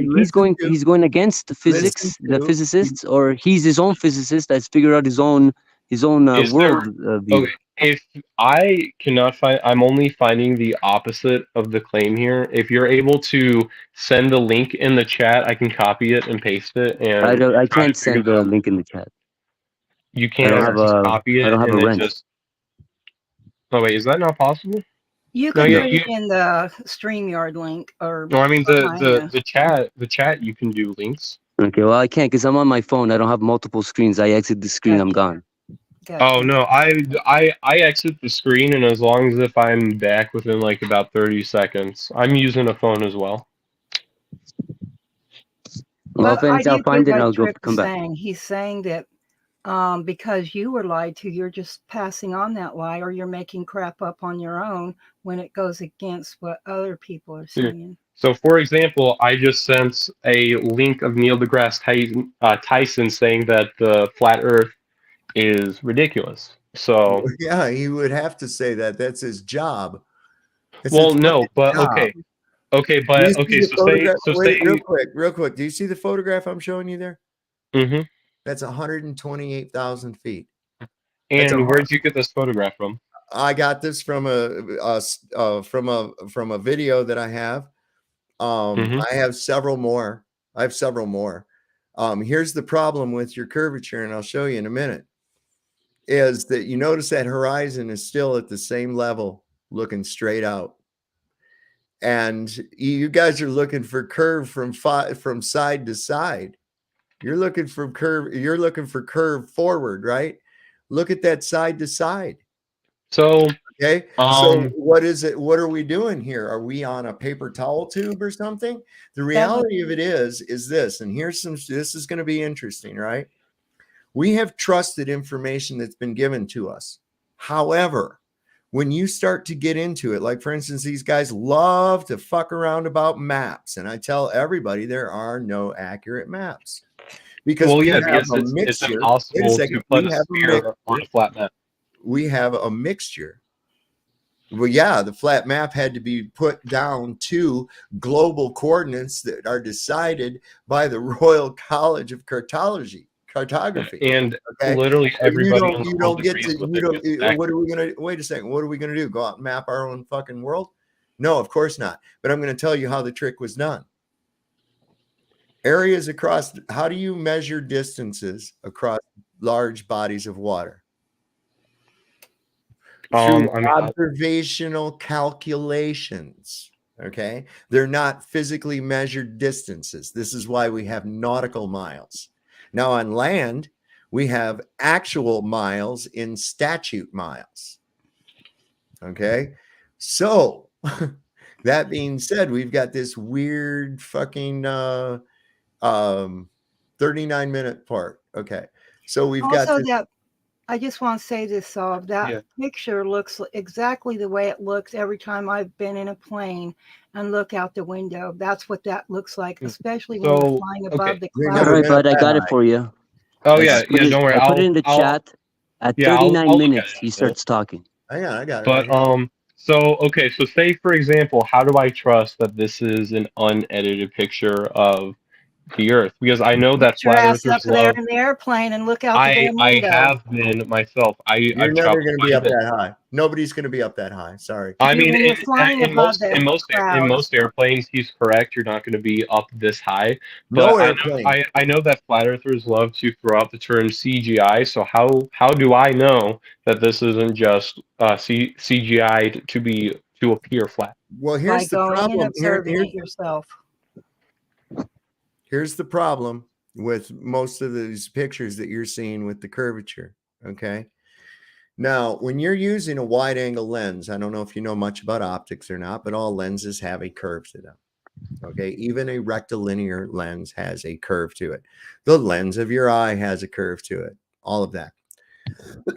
In fact, because of the wide angle technique that was used is why you have the letterbox format in movies. And they had a thing called Panavision where it was really narrowed down for the width. And that was to cut out the distortion as much as possible that happens with a wide angle lens. Now, often we'll see in the footage from up at these things, when there's turbulence, you'll notice that when the camera moves one way, the Earth starts to get a convexity to it, right? And then the camera goes the other way and it will turn into concave. But when it's setting level, when it's setting still, so to speak, what comes across the middle of the screen, which is, of course, your primary field of view, that's the center of your field of view, there is no distortion. That's why we have so many photographs of this right here. And even when the people see a little bit of curve, if you calculate it out to be with the standard 8 inches per mile squared, then you find out, whoa, man, the Earth is way bigger than they're telling us. Because at this altitude, your horizon should drop below you. It should drop below you, not stay relative to eye level. It should drop below you. This is provable on AutoCAD. This you can do the geometry. You can, I mean, and it's provable. And this disputes the idea of 8 inches per mile squared. So one of two things: the Earth is either flat or it's such a huge fucking sphere, which again is a scientific impossibility, that we can't even see curve from there. Now, no airplane's going to fly at the altitude of this balloon because the air is way too thin. The only way to get this is with a balloon. Now, here's an interesting thing.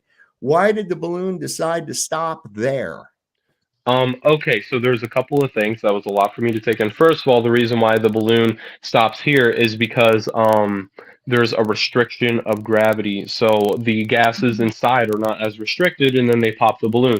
Second of all, why does it only appear flat whenever you're using something like, or weirdly distorted, is a better term, whenever you're using a wide angle lens or a fisheye lens. But Not you. whenever you're using a normal camera, such as from a cell phone, some people have taken pictures of the top of Mount Everest of this. It does appear curved whenever there's no weird lensing effect added. Because they used a wide angle setting on the digital camera phone. Okay, but like, So, hold on a second. so you assume We that. would argue with a ham Hold on, sandwich. wait a second. This is not a distorted lens. And you're How do you know that? completely wrong. You're completely wrong about why the balloon stopped at that altitude. Okay, so how do you know that it's not a wide angle lens? Because I know the person that took the picture. I actually have the fucking data for it. Oh, do you? Yeah. Why don't you? I don't. It's on my laptop. Is why, It's and on I your don't have laptop? that fucking hooked up right now. I still haven't transferred everything over. But either way.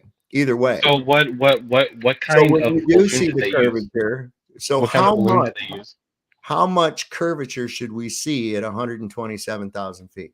Honestly, I am not sure. They're in this Well, maybe picture. we should look into it then.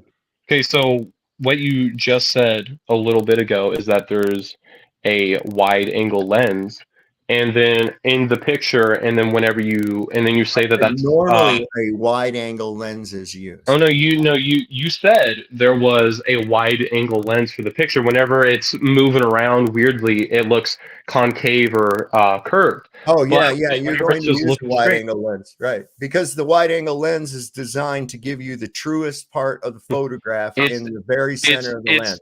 it's designed to see more. It's Like designed that to is give it is you. it is It's designed to designed see to give you a panoramic view with as minimal amount of distortion across the field of view of the center of the lens. That's how it's designed. panoramic pictures do not show an accurate picture. A panoramic. Listen to me. A wide angle lens, unless fisheyed or heavily distorted, will show a true image across the horizontal plane of the lens. The only place that you'll start to see any distortion is if you were to spread that out and look toward the edges, and it would look quite funny, to tell you the truth. But we also have another thing too. Why is that sun making a big bright spot under it? That's kind of weird. That would indicate that So those are something corpuscular that I rays want coming to off the sun, are they not? Not parallel, yeah, corpuscular? those aren't parallel. Okay, so the sun. Okay, so from the picture, the sun. Let's see. Okay, so in short, it's wisely. basically Think perspective. wisely. Those lines are. Oh no, I'm aware. The lines appear to be moving off in weird directions because In a of weird the direction. camera. Because of the Because camera. of the camera. Mm-hmm. When have you ever That's- seen any parallel sun rays coming in from the sun? When? Whenever I take pictures of it. Okay, so you've never seen it. some are coming in parallel and the other are corpuscular, right? Because they come in at all angles, like 360, like a base, like a base bin. When it shoots out base in 360, the sun shoots out sun rays in 360. It's radius, it's radii. That's right? where the word ray comes from radiate. It Okay, comes from so radius. something that I want to point out with wide angle lenses is that they do have a form of distortion. Whenever you're using a camera that's taking a wider picture.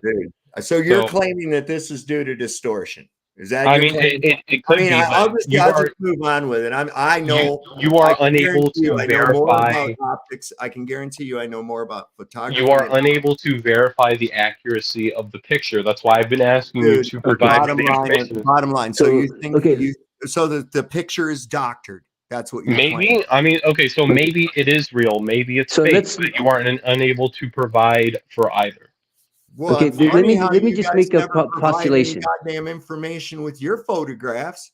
Never. Let me make a. In fact, you guys always use the goddamn Red Bull jump, and that's the most ridiculous thing in the world because the motherfucker was up this same height. Let me make a postulation about the. Hold on. Let me just say one quick thing. Sure, The what's up? wide angle lens. Let's say that picture that Saab showed is a wide angle lens, a fish, and it curves. Okay, let's say it's curving on the sides. The Mhm. fact that you can still see the horizon at your eye level shows that it's not a ball, because that ball would curve forward, left, right, everywhere. It curves all the way down. So See, the fact that you beneath can your eye still see level, the too. horizon at the eye level, even with curved sides, show that it's a flat horizon at the top and then just curved at the sides. So It would be Curvature should be below you, left, right, too. and forward and backwards. It's a it ball, is. right? It would be below you as well. Yeah, so I mean, current like you walk in any direction in its curvature, although it's curved, but unfortunately, due to how large the Earth is, No, obviously you're see, not going to no, see. we can't. We've already established that the radius doesn't show, because I can show with my camera that the 3959 does not exist. Okay, so Okay, so you then can't okay, so then you can't should do that. impose curvature when curvature cannot be seen. Now you should do that I when you do are that. able to. I have Okay, a Yeah. so then camera. do you have any proof of your pictures? Yeah, I've taken many pictures. Okay, where's your pictures at? And they're in my phone. They're in my camera. I have it on Okay, SD drive, and I have my phone in my hand. why don't The you fact is provide that them? there's many pictures and many videos that show that there's no curvature. You don't need my pictures Oh itself, no, my there personal isn't. pictures. The fact is that I drop a plumb here, a plumb line here, and 5 kilometers away from me, that plumb line is parallel to the plumb line I placed here. Then I go 20 kilometers further, the plumb line is parallel with the plumb line I placed here. There is no deviation from the plumb lines. None. So okay, so unfortunately, Unfortunately, what? whenever you're talking about that, there's maybe like a couple inch difference, I think, No, something you like that. think. See, again, you think. See, you think a lot, but you don't prove Okay, anything. So so you think okay, it. Like, so do you have an education? Do you have an education, Connor? Like, do you have secondary school diploma, post secondary? Do you oh, have that? something like that. But I'm Okay, also a so plumber. so do I've you hold worked that with in high plumbing as well. regard? Do you find that like that's your high regard? Like you hold that up, like that's your pinnacle. Your look at my trophy. Your little A diploma, right? pinnacle? I mean, like So at it one sure point is you got to nice, realize but that maybe that what you read in those textbooks aren't right, because you can be intelligent, but if the information that you're digesting is wrong, then you're a smart, ignorant person. Yeah. okay, so that's a nice hypothesis. But again, I'm asking you to provide the pictures that you claim that you have, Yeah, that supposedly show a flat Earth. Okay, so we're going to disagree, I guess, on this. In fact, I see absolutely no curvature. There has been no experience in my life that I've ever had or an observation that would lead me to even think remotely that I was on a spherical object. This Yeah, is and I an mean, idea that, wait a I've second, this is provided an multiple idea. examples for you to Those be able aren't to Oh, you examples did. observe. because Excuse they me, have you're interrupting. I'd like to hear what Sav has to say. Thank you. They Okay, have sounds good. multiple explanations, and if there's more than one explanation for it, then it's not a proof, No, right? if Okay, there's multiple explanations that work together, then it is. they do. Okay, so when it comes to curvature, we find none. We Okay. find that we can see objects well beyond where they should be hidden by a physical curve. Okay.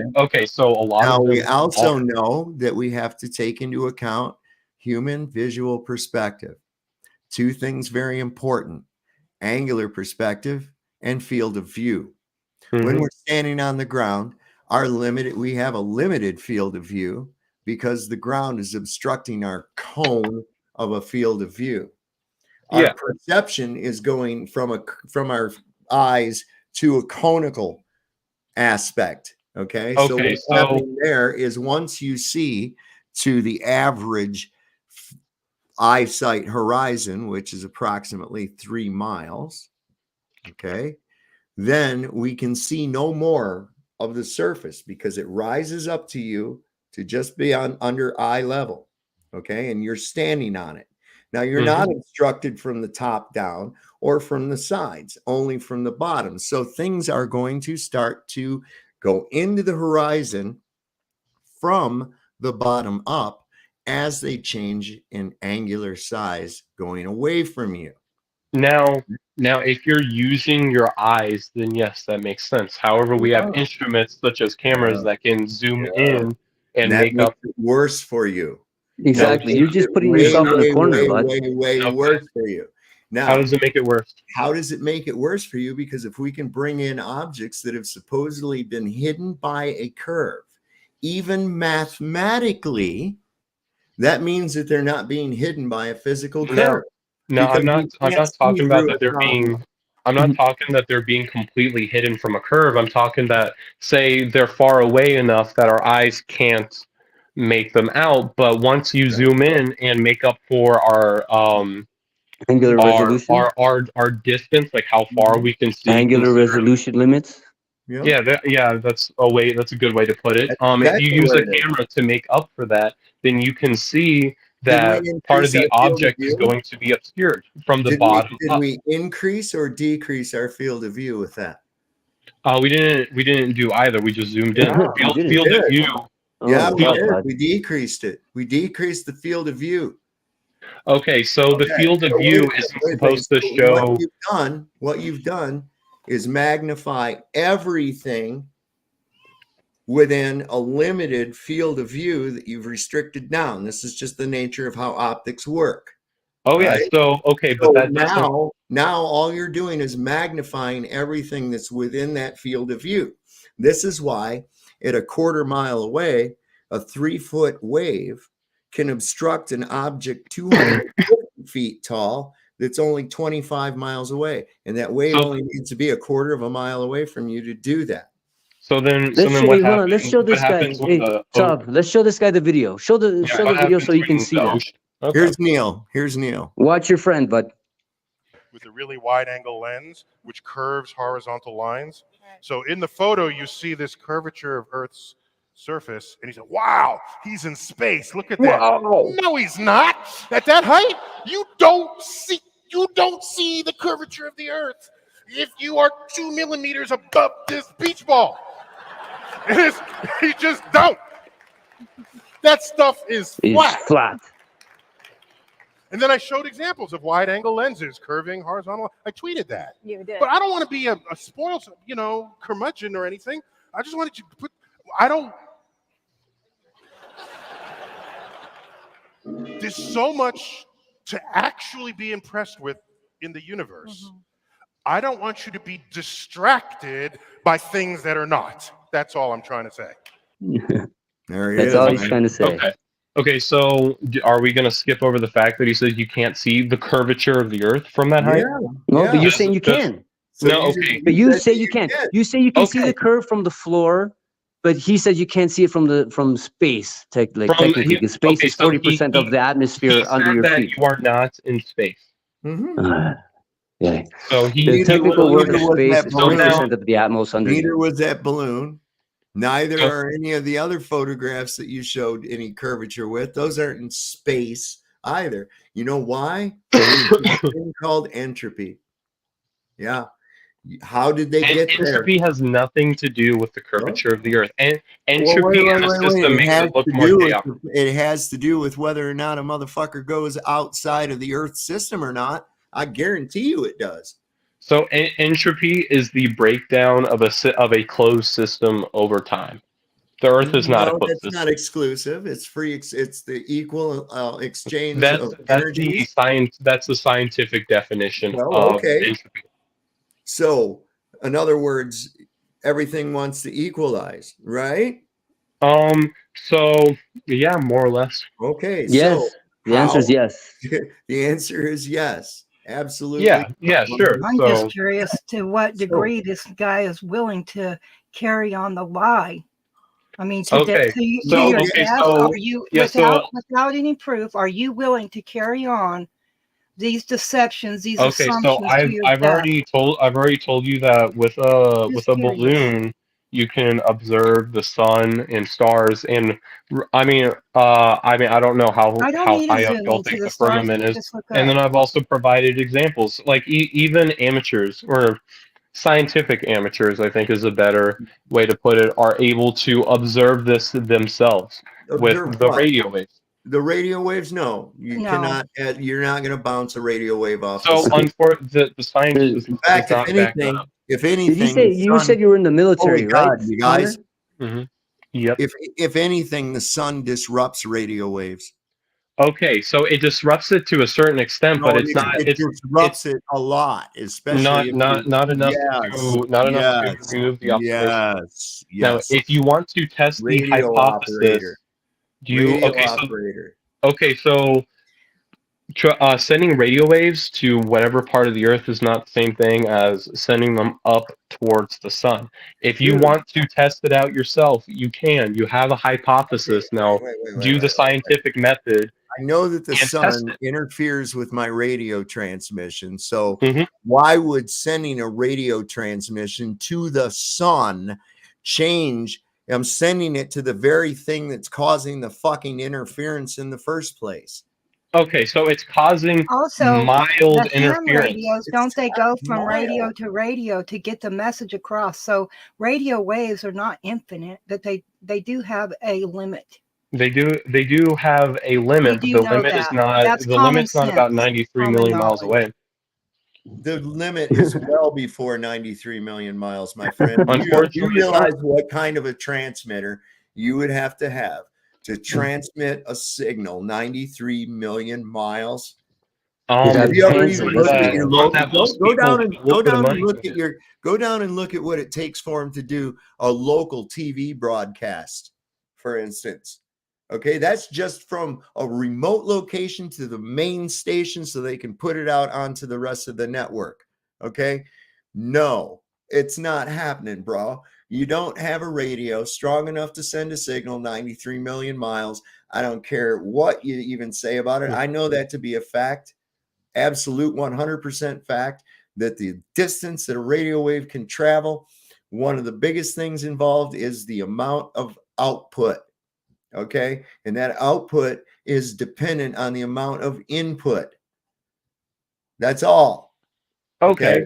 So there's a couple of things that's not the best about that example, because whenever we're sending these radio waves to the TV, it is one place sending out radio waves to like every TV that's watching, and depending on what you're using, I would say, for That's not example, the point. Netflix, The point of that's the going to matter be is they millions have of to people. daisy chain it. How are you daisy chaining a signal to the sun? Are you got nodes set up along the way? I'm sorry, it just doesn't work like that. Okay. He means So then, amplifiers by nodes. so then how? Okay, so then let's take out the Why would disruption you from the assume that a sun. radio, first off, let me ask you a question. Why would you assume that a radio wave can travel 93 million miles? What is the limit of a radio wave? I mean, so it depends on what's obstructing it. Okay, let's say nothing's obstructing it. As far as I know, there's not really too much of a limit, considering how we're able to send radio messages off into space, and hopefully aliens will pick them up. Whoa. Okay, so now you're back off into science fiction Narnia land about sending radio signals out into space. Okay, that's nonsense to begin with. Where the distance of a radio signal of any kind is dependent upon the amount of energy that's put into the signal. There is no ands, ifs, or buts about it. Another thing that happens with light or a radio signal is a thing called attenuation. Okay, you know what attenuation is? Okay, so first of all, I want to point out that the picture that you showed me showed no evidence of a firmament or any distortion. Attenuation, brother. Do you know what attenuation is? Okay, I just wanted to point that out. Do you know what attenuation is? Wait. How do you know it showed no evidence of a firmament? How would you know if you saw it? Because glass distorts light. There was no distortion. How's it made out of glass? And you're also assuming that what you're looking at is outside of this firmament. Okay, so then let's simplify it. If there's anything, if there's any sort of firmament made out of anything, we would have noticed some sort of distortion, some sort of reflecting of light, because sometimes we do see a reflecting of light. Okay, but that's what about a rainbow? We do not at all. What about a rainbow? Her reflection. Okay, so if I'm looking, wait a second. If I'm looking, have you ever seen a bird fly into a window? Yeah. Okay. Do you think it did that intentionally? No. Okay. Why do you think it happened? Because birds are not aware how windows work. They were not taught Have how you ever windows work. seen a person walk into a sliding glass door thinking it was open? If it is Because extremely clear and there's Uh-huh. no Right. light on it, Right. then yeah, How can you tell or the no major lights. can you tell the dirtiness of a window from say 15 miles away? With the No, right equipment, yeah. no, you can't. With Okay. the right So equipment, I first off, 100%. you're assuming again. Okay, so What you're assuming again what so you you're assuming that there's a firmament as well. No, I'm You're not making all I'm these not assuming that. I'm not you assuming that. have you have not provided any evidence to I back up have your claim. indeed. I have Whereas indeed. you have Okay. then not. how do All we right. breathe? Listen very carefully. How do we Listen very breathe with carefully. oxygen? I'm going to give you this right here, and this is it. And very briefly, once again, you cannot have a gas pressure system without containment. And again, gravity and atmospheric Gravity pressure cannot is that. contain it. It Gravity. 100% does. Oh, can you Connor, I'm show gonna me? think. Oh I'm my thinking. God! I swear to God, I'm Okay. just gonna give it to you guys. Go. I hate that. Okay, what's up? Back when I was younger, and I'm just thinking that based on your voice, you sound fairly young. They told everyone that the ozone had a hole in it, and that all the air was going to disappear. Why No, they would didn't. something, if it's not a container, as Sovereign keeps saying, how could it get a hole in it if there was no container there in the first place? And if Okay, all the so air was going to equalize, like they so say in an there's airplane, listen, okay. like they say in an airplane, if a window blows, everything gets sucked out. Mhm. Now you explain how that ozone, if they weren't lying to us, why are we still breathing? They told us we were all going to die. Okay, so I would like to make a few points. First of all, whoever told you that the ozone was like a literal hole Oh, the scientists did that. is NASA, the no, scientists. no, they did not. So they okay, so it's a Yeah, they hole. Oh, kinda and so did. It's a hole of how long have you been alive? it's a hole of a specific gas that Oh, protects you're us full of from the How do you sunlight. get a hole in a gas? Okay, so say for example, there were okay, so the gas is around us, right? How do I put it? It's roughly distributed equally in the atmosphere as as a pressure. How do I explain this specifically? Okay, so say for example, the oxygen down on Earth is distributed roughly the same across the entire Earth. Now, of course, there's pressure gradient, but if you assume an elevation, so say 100 feet above the sea level, it's gonna be roughly the same. It's the same for the ozone up there, and it's not a literal hole for the atmosphere. And they were actually worried about the damage that the sun would cause because the ozone helped protect us from sun rays. Now, luckily, there were laws passed that made it to where I forget what um, chemical it was, but there was a specific chemical that when burned that was used for a lot of refrigerators, for example. CFC. It would go off into the atmosphere and it would bind with the ozone, and take it out of the atmosphere and turn it into something else. Okay, so that's So completely wrong. it's basic chemistry. It is it? It What is. It is. It is. what creates ozone? What creates ozone? Yeah, Honestly, I'm not sure. it's a reaction to the gases with the sun. It's sunlight, right? Mhm. Forms the ozone. Okay. And they recorded a thinner amount of it that Mhm. just happened to be during the winter time in the north. Oh no, And we're still recording wait that. a second, just listen. So this thinning of ozone in the winter time that went away again when it was summertime. Do you understand what's going on there? The lack So of sunlight, it's there's not no just need going for away in an ozone. instant. No ozone was being created. It's that simple. It's not this idea that you got. You just said a word, gradient.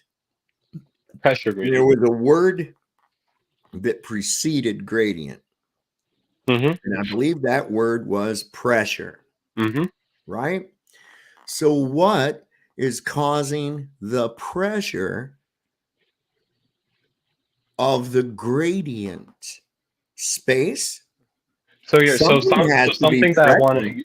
something that I want to get back to with the ozone, a misconception is that it wasn't just during the winter. Maybe that's when they started Was. observing it, It but was. the ozone for the last couple of decades has been slowly healing. There's still It's because it there's was still a another bit of a hole climate there, but hoax. it has been observed for It was climate years now. hoax bullshit, just like this. All the rest of this You can crap. claim that, but you can I also know observe. that. I know You can that, claim. dude. Okay, so Dude, what tests have you I'm conducted? almost 60 years old. Okay, What tests have you conducted? in my lifetime, first we were going to have an ice age, then we were going to get killed by acid rain, and then Yeah. we were going to The get killer killed bees. because the ozone All layer of was this going is away. taken out of context. Okay? Exactly. Oh, bullshit. So You're acid. taking it. Okay, You're out so of context. acid. Okay, so whenever you heard acid rain, I'm willing to bet you heard acid. Like, oh no, water is an acid. Water is literally considered an acid. You know, Okay, you're hold like on a a minute. Hold on. pathological liar because a Whenever you pathological drink liar water. will All continue right, to so make up a new lie to Stinky cover Cash. his ass But instead of okay, just so okay, stop and actually Nobody admit is it. okay, so you can take.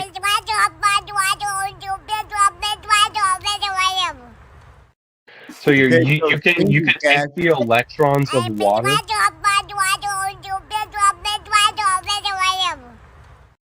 I'm going to Can we have address a little Stinky maturity, please? Cash's. I'm going to address Stinky Cash's comment. He said the gas is healing because we got rid of hairspray. We didn't really get rid of it, Stinky Cash. We sent it up for NASA to use. Okay. That's just, I wanted to go with that. So something that I want to point out is that, I mean, of course, you would require a microscope, but if you have a strong enough microscope, you can observe the electrons of water and prove that it is a -1 electron. Sometimes, anyways, it depends on how many electrons. Again, it's actually both a base and an acid, which is really weird. Water's the only thing that does this, but you can observe the electrons of the water or literally anything that has, or literally any atom, and see what electrons that are attached to it and figure out if it's an acid or a base. Now, again, acid rain is not nearly as acidic as you think it is. It is 100 times less acidic Nuke the than, whales. for example. However, Nuke it is the still bad for the whales. environment. I want to nuke the whales. Okay. This is a bunch of nonsense, fucking green bullshit. Okay, prove it. Okay. Prove the hypothesis. Prove it. You haven't proven yours. Okay. The Prove bottom that. line Okay. is Have this. you Hold ever on. observed Wait, an atom Connor, electrons? we're not talking about climate change here, right? Okay. I mean, you're the one that brought it up. What we're talking about is the inability to have a volume of gas without containment. Your contention is that gravity is the container. Can you demonstrate a downward acceleration of air due to gravity? Okay, so if I take literally any gas and drop it. Now, okay, so How the do you reason stop why it? Wait, how okay, do now you gas and wait, stop drop a it, eh? gas? misworded. My bad. That is misworded. Okay, so the reason why a lot of particles float in the air is due to the amount of energy that they have. Whenever you heat up water, the electrons become excited and get a ton of energy, and that gives them enough energy to float up. But eventually, unless they're continuously given energy, so such as if you trap it in I don't know, a barrel and continue heating it, they're eventually going to be pulled down by gravity because they Gas lose that molecules energy. don't stop moving. Gas molecules don't stop No, moving they until do they turn in. Okay, until they so hit something. okay, and then they bounce off and then they continue moving. Right. So what are they bouncing off of when they go up? I mean, if they have enough energy, nothing. That doesn't mean it doesn't have Okay. anything to do with energy. So Gas, okay, so behavior, listen to me. The behavior of gas is to expand to fill the empty space. This exactly, is gas there's no behavior. pressure gradient. Right. Pressure Right. gradients do not No, that's exist not in a true at container. all. That's No, it not is. true at all. That's not true at all. No, it's Before we not. even get into your gradient, you have to prove that gravity can actually affect a gas behavior. Okay. Okay. So Okay, here. so Okay. So now what do you? listen, before you start answering the question, let me finish asking it. Okay. All right. So if gravity is what's responsible for gas remaining on the Earth, that would mean that air has a downward acceleration of 9.8 meters per second squared. Can you demonstrate air having a downward acceleration due to gravity? Now, keep in mind, the only way to do that is going to be in a contained volume, because that's the only way you can weigh air. It's the only way you can have a pressure of air. It's the only way you can demonstrate any weight of it. So how can you show a 9.8 meters per second squared downward acceleration of air? Okay, so a few things that so this is a question that I want answered after I answer this question is, what do you believe whenever you drop something, why do you think things fall? But I'll answer that real quick.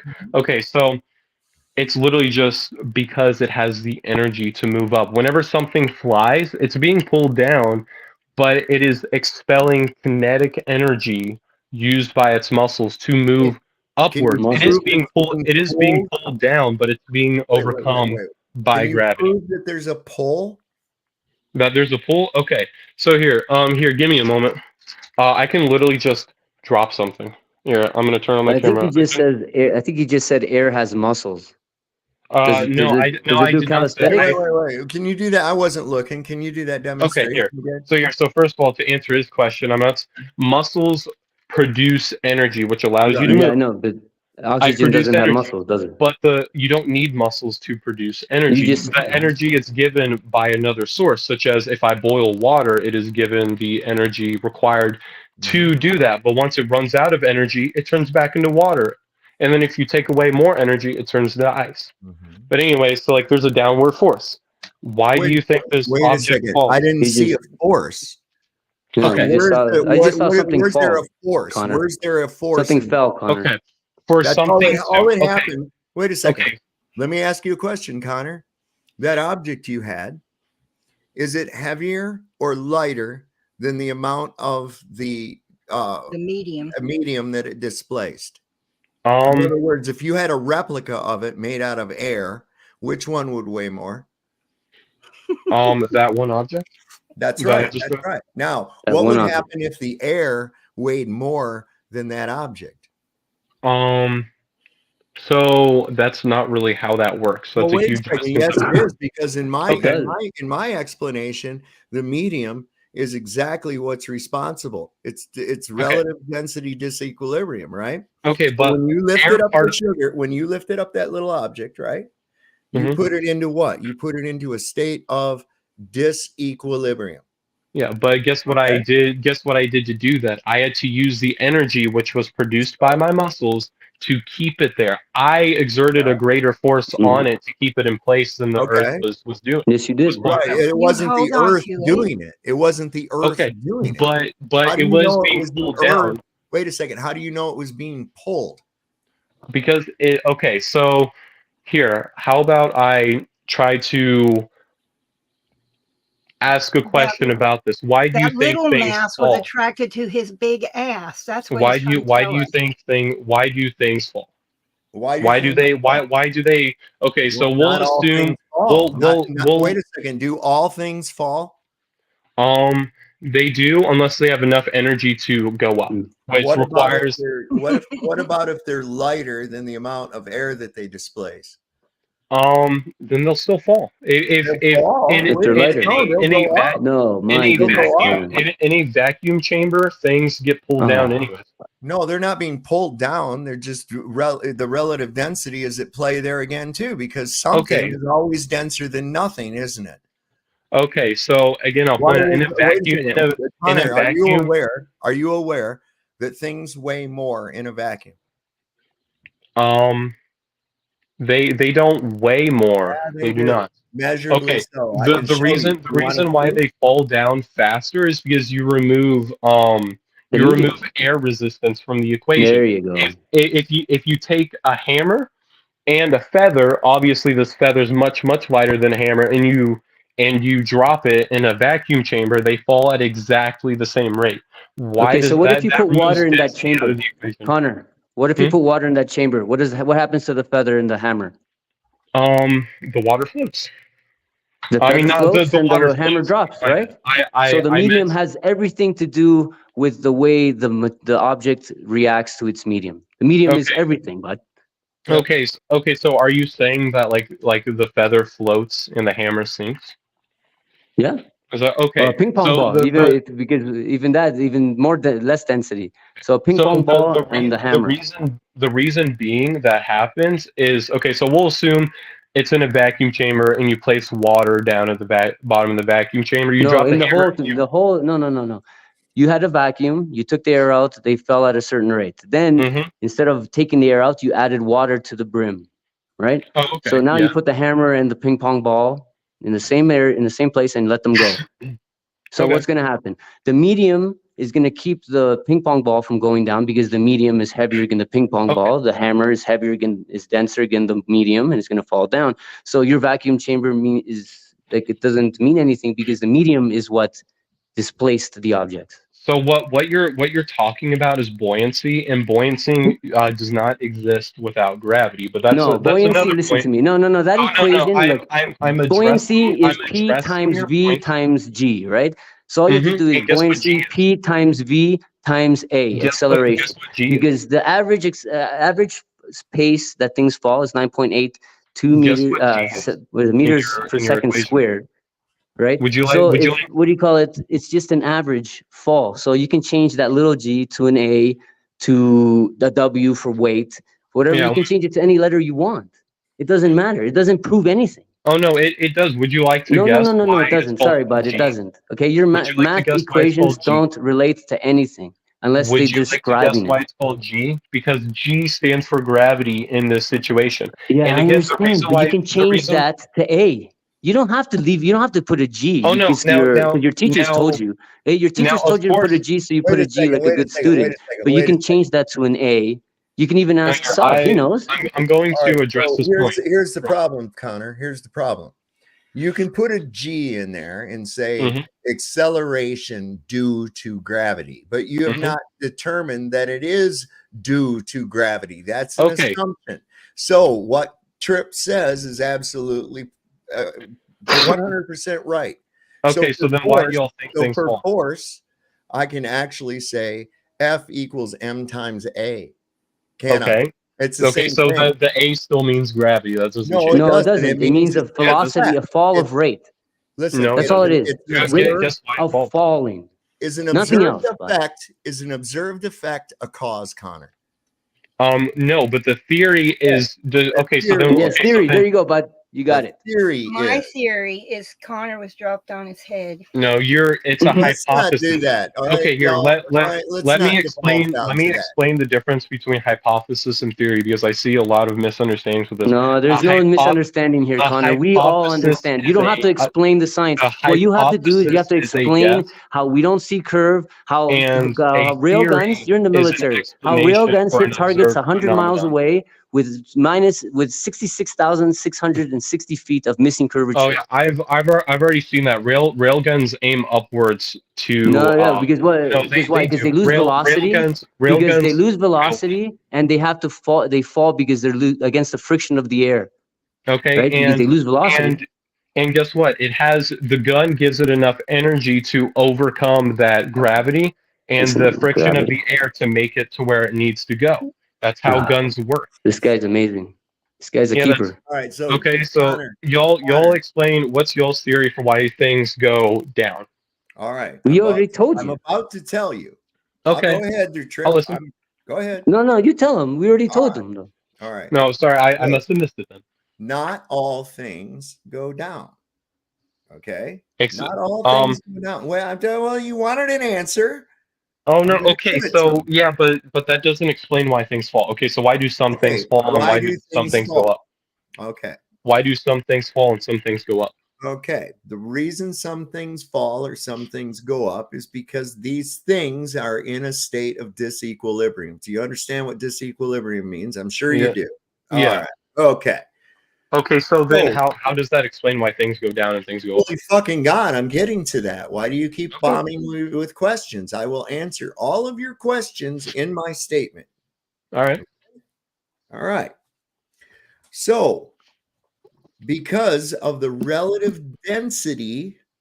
Density isn't a force. I didn't say it was, did I? Are you? No, Do but you you're want? saying Do you relative want density. I the already answer? know Do the you argument want you're going the to do. answer or not? Do you want the answer or not? Oh no, yeah, like get to All the right, point. all Quit, right, all quit right, all stretching right, it out. all right. Because if when you get to the force, it's really going to fuck you up. Okay. Okay. All right. So relative density disequilibrium. What does that mean? It means that something is not equal with the relative density of something else. And in this case, it's the object and the medium in which it resides. Okay. Okay. So we take the case of air. The medium is air, and we have an object in it. That object will fall at a average rate toward the ground because it is heavier than the air that it displaces. That's Okay. why. Hold on a second. So if I increase the medium's density to where the object is lighter than the medium that it's in, the object will float. If I put the object in a medium that is of relative density, it will weigh nothing. So a gallon of water, for instance, out here in dry land human world where we live, weighs around 8.5 pounds. If I put that gallon of water into some water, how much does it weigh now? It weighs nothing. It weighs it weighs the exact same plus whatever you put it into. You're no, just because adding to the weight. that volume only weighs because it's in a state of disequilibrium in this environment. Okay, That's the so only way that it has weight. And so if- just like, wait a second, just like with a gas, in order to have a volume of gas, it must be contained. Okay, There is so no other way to have that. Now, gravity, we know, does not affect gas behavior. We can prove that all fucking day long. And if air actually has weight and it's pushing down against the ground, and I see you, Joshua, I'll bring you up in just 1 second. No, actually, I don't know if I am, or if you're that same guy. So that would mean that if I put something on a scale inside of a vacuum chamber, right? And I remove this medium of air, which obviously must have weight, then that object should actually weigh lighter. The scale should show lighter, but the opposite actually happens. The object, it does. I'm about to. You can weigh gas and then take it out, and it is lighter. I'm going to show you. I'm going to show you. Okay. All right. So I'm going to put this up here. Title of this is "Do Things Weigh More or Less in a Vacuum?" Now I've brought it up to where he's actually doing the experiment. Okay. And I'm going to unmute it. Including you. For example, I have this guy here standing on my scale. So he's starting off at 19.81 grams. Watch the scale up here on the right. Hold on a second. As soon as I turn on the vacuum, though. Let me do something here. Let me get rid of this little penguin or whatever's blocking that. Damn it. See, is that fucking thing? Is that any better? Nope. Just turned into an eye. All right. Just a second. Just a second. What about that? Yeah, that's a little bit better because you can A little bit better, yeah. You can see through it enough for demonstration purposes. But I want you to watch that scale as he removes the air from the chamber. Okay. He starts to gain weight. 198, 17, 18, 20, 23. He's already gained around 0.02 grams already, 20 milligrams. 19.84. So he weighed around 0.15% more just by being in the vacuum chamber. Before we continue with our experiment, let me tell you about our sponsor today. So that's one instance of something Okay, weighing now more here, I'm in a going vacuum. Hold on a minute. No, I'm going to address this because you've already made like 5 or 6 points that I haven't been able to address. So first of all, I want to point out that it's ironic that that you're using somebody who went through school and college as an example because you call it indoctrination. Second of all, that object itself doesn't have more weight. The reason why it weighs more is because the buoyancy of the air pushing it up a little bit because the air is excited There and you go. Anti-gravity air. Yes, you're right. So the medium wasn't there to support the object, and therefore it showed more weight. So if we go the other way, what happens? The weight decreases.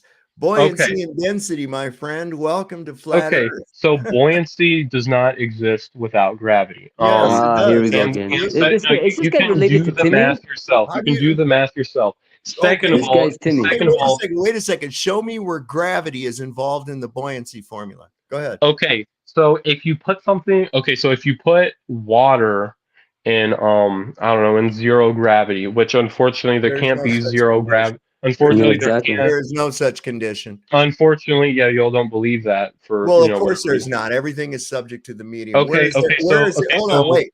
First off, where is there any such condition of zero G?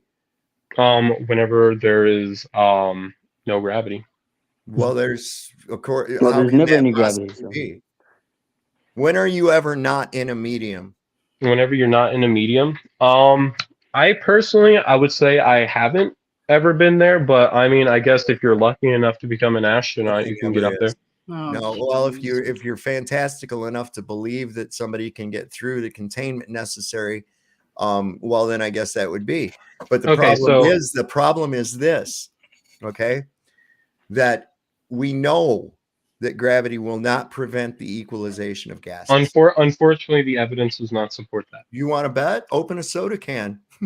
Open. We could actually do just a thought experiment to show that. All right. So we're going to guess what happens whenever the Can you please stop interrupting? Oh no, I'm trying to. I'm not supposed to say you were dropped on your head, but you interrupt constantly. Okay, so yeah, that's wonderful. Show But some respect. that's because he's made like half. Prove yourself to be intelligent. Show some respect. He's made like listening is the first skill of learning. So first of all, you've insulted me basically this entire time. Well, I haven't insulted you once. I have insulted you one time or maybe twice. No, multiple times. I've asked you questions because you keep acting like you're the sole authority on everything because you somehow bought yourself a piece of paper by going to school and learning something that somebody else told you. Wonderful. You didn't go out and experience it yourself. And so that's why I asked for a little bit of respect. There's like half a dozen points that he's made, and he keeps on moving to other points. I'm trying to answer his points, but he keeps on changing the subject over and over and over. So far, prove gravity as a containment for a pressurized gas. Go. Okay. And don't beg the question by saying pressure gradient. Show me a gob of air. Okay, so unfortunately, I want to point out that making fun of me because of pressure gradient disproves your flat Earth. Making fun of you. I'm just saying that you don't understand that you can't have a. Oh no, I am fully aware. You can't have pressure without something causing the pressure. Gravity doesn't cause pressure. We know that, and pressure cannot be its own source. Take a weather balloon, and send it into the air. What happens? Okay. Does it eventually pop? Yeah, probably. Yes, it does. But why? Why does it eventually pop if the air is the exact same up there as it is down here? Well, if it has the exact same pressure. There's a number of reasons that could occur. Because of a reduced pressure gradient. No, wait a second. Yes, pressure gradient. Where the fuck is the pressure coming from? Gravity. Gravity. Okay. Mm-hmm. All right. Now we go to my thought experiment here. Okay. Mm-hmm. We're going to take this guy's vacuum chamber right there. Mm-hmm. And let's suppose we got a little box that seals up. Okay. And we got a little remote control. We can open it up and close it and it seals. And out here in the regular air, I just go ahead and seal it up. So we can agree that the pressure inside that box is going to be the same as the ambient pressure outside the box, correct? Yep. All right. And I can put that box inside that vacuum chamber, right? And we can all agree that the box, the chamber, myself, the table it's sitting on, and the air around us, everything is being held to the earth by gravity, correct? Mm-hmm. All right.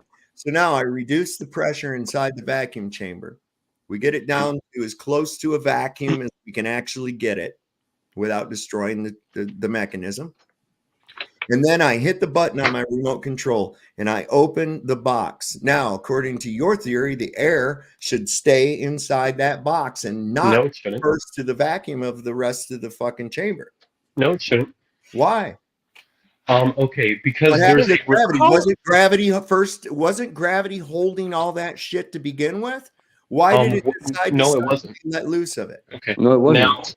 Now I understand the point that you're trying to make. The reason why it explodes out of the box is because there is no air pressure, no atmospheric pressure Right. keeping it in there. That now Okay. even if you did have air in there, it would still bounce out. But gravity. Hold on. But gravity. It's- Wait a you- second. Then how can your fucking pressurized atmos Okay. sustain itself so here- against great? Okay, so here, let me do another thought experiment to go with you. First, finish Okay, this. Hey, first, so finish here- this thought Good experiment. heavens. No, Finish I this. am. Finish this one. Why did the I am- air not stay in the fucking So here, box? I'm answering his thought experiment with another thought experiment. I'm still engaging with this Yeah, thought question experiment. with a question. But anyways, okay, so okay, so say you're on the ground, you are the air, and you're on the ground. If you have people is it easier to get back up if there's people pushing on you, or is it easier to get back up if there's nobody pushing on you?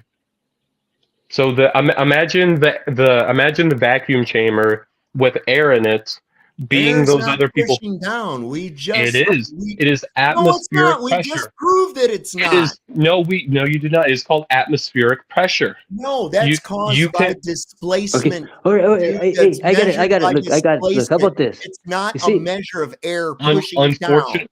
Oh no, it is. No, That's it's why. not. That's The why it's called. pressure exerts onto you and everything else in all directions due to displacement, not due to a okay. weight of air on you. That's stupid. Okay. And Okay. if So the it, air- okay. if So there And was if no that were gradient true, in the Connor, air, okay. So if if there something was is no If gradient that were in the air, true- you wouldn't need a plane to be pressurized so you Okay. can breathe while you're flying. okay. So say suddenly something is displaced Nor to my would you right. need oxygen canisters if you're Yeah. walking up to Mount Everest, right? I no, actually you do, because there's a reduction in oxygen due to That's what I'm reduced saying. atmospheric pressure. You contradicting yourself. No, I'm not. Okay. All right. Anyways, we will get back. Okay. So say there's a displacement to my right of air or whatever. Do I just all of a sudden just get yanked to my right because there's a displacement? No, of No, I course don't. not. Why would Exactly. you? It's only 14.7 pounds per square inch. Are you retarded? Only. Okay. Do you know how many square inches are on my body? Yes. There's a lot. Yes. That means that's a lot of pressure. Do you feel it? Do you feel an immense amount of pressure? Okay. So my is muscles the have air to what work. inhibits you? Is the air pushing down on you? What? Okay. when So you go okay. So up? this also goes into another thing. We have air in our bodies that is pushing out against it. That's why that's why whenever they go to the moon, or I mean not to the moon, if you go to space, your blood instantly boils. You know why? Because there's like it can literally just do whatever. I know. Yeah, that's why they have zippers on their fucking astronaut suits, right? Okay. To keep the air out. Okay, so they don't have zippers that go Yes, they into do. the actual Yes, they do. inside of their They have suit. zippers. Okay, hey, let me ask you a question, Connor. Let Maybe me ask you a into their question. If I pockets, have but- 1 kilogram of whatever substance, let's just say lead, and now we're to try to lift this 1 kilogram off the ground, that means I would need just a little bit more than 1 kilogram of pressure to lift it off the ground. Correct? Yeah, to overcome Earth's gravity. Yeah. Yes, Well, exactly, right?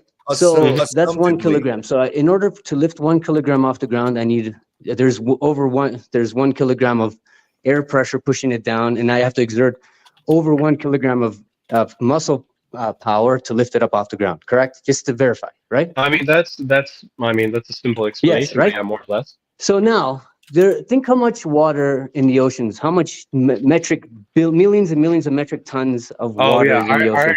no. Let me talk. Hey, let me talk. Okay. Hey, Okay. Let me talk. So Okay. you have all this ocean water, billions and billions and billions of metric tons being pushed to the ground by this air pressure, yet I can walk, a butterfly can fly, a piece of paper can blow in the breeze. How come gravity doesn't exert the pressure it does on the paper like it does on the water? Is it So, AI? Is it intelligent? Does so, it so, differentiate? You know what? I'm going to put this. I'm not going to put any pressure on this paper, but I'm going to put it on the oceans. That makes no okay. sense. Yep. Okay, so here, do you weigh millions of kilograms? No, the point is, no, the point is that there's supposed to be Water doesn't this either, this except standard in of the pressure contained Water constantly has a pushing weight. against us. Water It doesn't make does sense, have bud. All right, water I don't does want have to talk about fucking water. I want to talk about this fucking gas pressure. okay. Yeah, what's up? Okay. So what other Although points water and what other gases points are do you have? fluids, they are different. Okay. Now, gravity, as you say, contains the air. Correct? Essentially, yeah. Okay. Then if gravity can hold the air against the immense vacuum of space, as you claim it to be, okay, why didn't it hold it in the box in the vacuum chamber which got nowhere near the pressure difference of space? So essentially, to put it simply, it's about how much energy it needs to get up. So whenever No, so say I'm not going. Why did it go up at all? Why did the because there gas fill the empty space? Is it because that's how because gas it had behaves? enough energy to do so. It had enough energy to go out. That's how literally anything works. It's literally So Newton's what's first preventing the law energy? of inertia. So can you show a downward acceleration of air due to gravity? Let's see. Not without special equipment, I can't. What kind of special equipment would you need? Well, such as, for example, I would need a vacuum chamber to be able to take out the atmospheric pressure out of the But as soon equation. as you put a gas in there, you've just increased it because the gas isn't going to stay in a gob, is it? No, it's not. It's going to come out and No, bounce everywhere. no. So couldn't do it that way. Okay, so here a point that I want to make. How does this prove if the Earth is flat or a sphere? Okay. Because because the exact same because we know we know that if, say, assuming the Earth is flat and we take out the atmospheric pressure out of the equation and put it in a vacuum chamber, the exact same thing would happen. How does this prove a flat or spherical Earth? what do you mean? What it proves is that nobody is going to space. Nobody is getting out of the Earth system. That would be impossible because if there was a dome, yeah. If it's what? If there was a dome, yeah, we wouldn't be able to escape. But to be able to go to space, it requires a huge amount of energy. Demonstrate a gas pressure system without a container? Can you demonstrate gravity preventing the equalization of a pressurized gas? Okay, so again, how does this prove the Earth is flat? We know that things move downwards. Like if you can drop something right now and know that it moves downwards. Does a Zeppelin move downward or upward? Okay, so again, I know. Okay, so it requires a lot of energy, and it also uses, I think, helium, for example, which is lighter than air. It only requires a state of disequilibrium. No, it does not. Yes, it does. Okay, so if you consider using energy to offset gravitational pull, then yes, I agree with you because it has electrostatics. Where have you proven a pole or an attraction? You haven't. Now he's trying to answer for Saul. Okay, so again, things fall. Why? Okay, so why do things go down and not up, left or right? Why does it do that? Well, what's making it go down? Where's the densest area of the world? Is it down, like of Earth, sideways, or up? Where is the densest material on Earth? Is it down, sideways, or up? Okay. So I just want to point out that I know the point that you're trying to make, and it literally proves gravity because that's how gravity works. Density, objects and mass. So it's relative density disequilibrium. No, things with mass have gravity. So yes, of course, it's going to be in the middle. Zeppelin has mass, and if I increase it, hey, listen, if I increase its mass, its resistance toward the mass of the Earth increases too. Ain't that something? So there goes. Oh yes, so it's almost as if the object has gravity. You're giving it another pull somewhere. Gravity, so there's gravity up in the sky. What's it? Okay, the moon has gravity. If the object has gravity, why is it being attracted to the area away from gravity? Okay, Wind so has pressure, that's not gravity. actually a great question, and that's how lunar and solar tides work, because the moon and the sun Oh pull my the water God. upwards towards Do them. you have any fucking proof of that shit? Okay, Because if what you're saying is true, that would mean that the moon, if it's pulling on the ocean, then that means also it has to be pulling on the atmos too, which means okay, we would have an atmospheric tide and have a noticeable difference in the air pressure. and You think so? would you like to guess what we observe? A difference in air pressure, a difference No, we in don't. you can No, literally we go don't. to We have any not you can seen go to any any difference of ocean. air pressure due to a fucking moon. You can go to any ocean in the world, and whenever it's I don't have to be daytime at or the the ocean. moon's I'm right here. The full moon goes right over top of me. What the fuck do I have to be at the ocean for? It's okay, not so pulling on the air. because the ocean has high tides and low tides. What do you think Okay, like so causes that? it's the gravity is holding the oceans, and the gravity of the moon is what's pulling on the fucking oceans, right? Hmm. And the Earth's gravity is what's holding it here. You just got done saying that the air is staying here because of the gravity, right? Okay, The the air air is is much. staying Listen to here me. for The the air is air is staying here much. for the most part. What? Literally at the very beginning of this debate, I said that rarely air particles do overcome our atmosphere and get pulled off into space. But Oh, so only when the moon goes by they get pulled off. And do you have any proof I of mean, that nonsense? it's more I didn't say I did not say that that's the only time that it Well, wait a happens. second. How are they getting out? What if With if gravity energy, holds them? How are they getting out, dude? energy to overcome They Earth's pump gravity. Energy. iron. What energy? What energy does a gas have? Gas Kinetic behavior is energy. this. What does gas do? Does Okay. it stay in a gob or does it fill the empty space? It fills the empty It space fills the empty evenly. space. That right? Evenly, which would not Evenly? it does not have the No, pressure not gradient. necessarily. Not No, it Not does. necessarily no, it evenly. It doesn't. does. Not Only if it's evenly. completely full to capacity. No, it does. Yes, yes, yes. You're You not in can a you spray paint no can. you can You're not you in can a literally spray test it paint yourself. can. No, Dude, you can. dude, even a fucking oxygen tank for scuba divers, if it's setting long enough, it has to be stirred. Do you know why? Because the various gases start to separate from one another. And you know why that is? Is Why? because they're not being stirred up. Or You know how they get, or you is know how they is get it stirred up? possible You that know how you they have get to stirred give up? it more You energy know so it how they doesn't get turn into a liquid? what? Or is Listen, it possible that you have to stir it up to give it enough energy so it doesn't turn back into a no. liquid? Why would it turn back into a liquid? When Because was it it ever loses a the liquid? When energy. was it ever a liquid? A scuba Oxygen, tank is never filled with anything that turns into a liquid or anything else. oxygen can turn into a liquid. And It literally can't anything turn can turn into a into a liquid. liquid. Do scuba tanks have liquid gas inside them? Not at the No, start. they don't. Okay, so Not at the that's a start. non sequitur. That's what's called a non sequitur. Unfortunately, it's not. You have to stir it up to give it more energy, so Like it this won't turn energy, back what? into a Give it liquid. more I energy. think Connor spoke over his professor so much who just gave him a passing grade to get Wait a rid of him. second. Wait a Man, second. that's So wonderful. for the rest of the night, have a good night, y'all. He's so stupid I can no longer stick around and listen to the shit. Thank I you. hear Okay, sounds good. Have a good night. Much Have a good love. night. Bye, Dreamy. Okay, so I've been asked a lot of questions, and most of them I've been able to answer with ways that y'all can observe and prove it yourself if you Ah, want. great. So I would like to ask a couple of questions. You kind of have. You've No, I've answered it. told you Wait a if second. you You've want to answered observe. it. You've answered them with fallacies. No, okay. So Assumptions. if your hypothesis is that they're fallacies, why don't you go and observe these things and You've prove me observed wrong? gas. You've observed gases in our atmos not being How this is the whole problem that you Okay. have.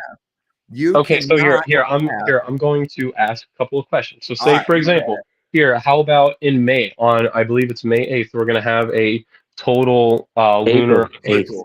April 8th, my bad. How does a lunar eclipse work if now I assume y'all are saying that it's right above us. No, it's not. It's And south. Okay, well, no, I meant on a flat Earth. It's like the moon and the sun. Okay, so wait, what? Just so I'm clear, what model do y'all use? Because I've seen like 7 or 8 different models. The sun does never goes any further north in the Tropic of Okay, here, would you like Cancer. to show me? Could you show me a you know picture where of the the model tropic, that you use? okay, look at Trip Canada's No, here, model. I want to see the Okay. model that you use. Okay, well, I'm showing it to you. Okay, Okay. and it's real easy. I don't have to dig for anything. You see right there an azimuthal equilateral Okay. projection map, right? Okay. I So I do not see a map currently On of. my logo. do you see his logo? The logo of Trip. The logo of Trip. So where's the sun and the moon? Okay, so it's not necessary to show the sun and the moon to know where they travel between on this. Okay, so it's necessary So because you're not I going want to let me finish what I was starting to fucking say, right? no, I try All right. to correct the things because you go on and on and on about different Well, things. you know, I at can't one answer. point, Connor, you Correct got to stop what? Is talking that and or is listen. that No, not? okay, so at one point I have to be able to answer. I've only been able to answer a small handful Okay, of so y'all's You asked the questions. look. You asked the question. You sit and you listen to the answer. I've been Okay. listening to you. Sav's been listening to you. So you just sit there and listen. No, he ain't been able to answer shit without being interrupted. Stop playing. Nah, Joe. Go please. ahead, solve the sun. And Okay, moon. Go so ahead, here solve. I will let the host finish answering the question about how lunar eclipses work. If there we go. So the lunar eclipse is in your model the shadow of the Earth passing in front of the sun. Yeah. Okay. I don't think that it is, and I'll tell you why. It's something else. What is it? I don't know. Perhaps some kind of a dark body we only see when it does pass over a luminary like that. So you have no answer. Just a minute. I'm still fucking answering, Connor.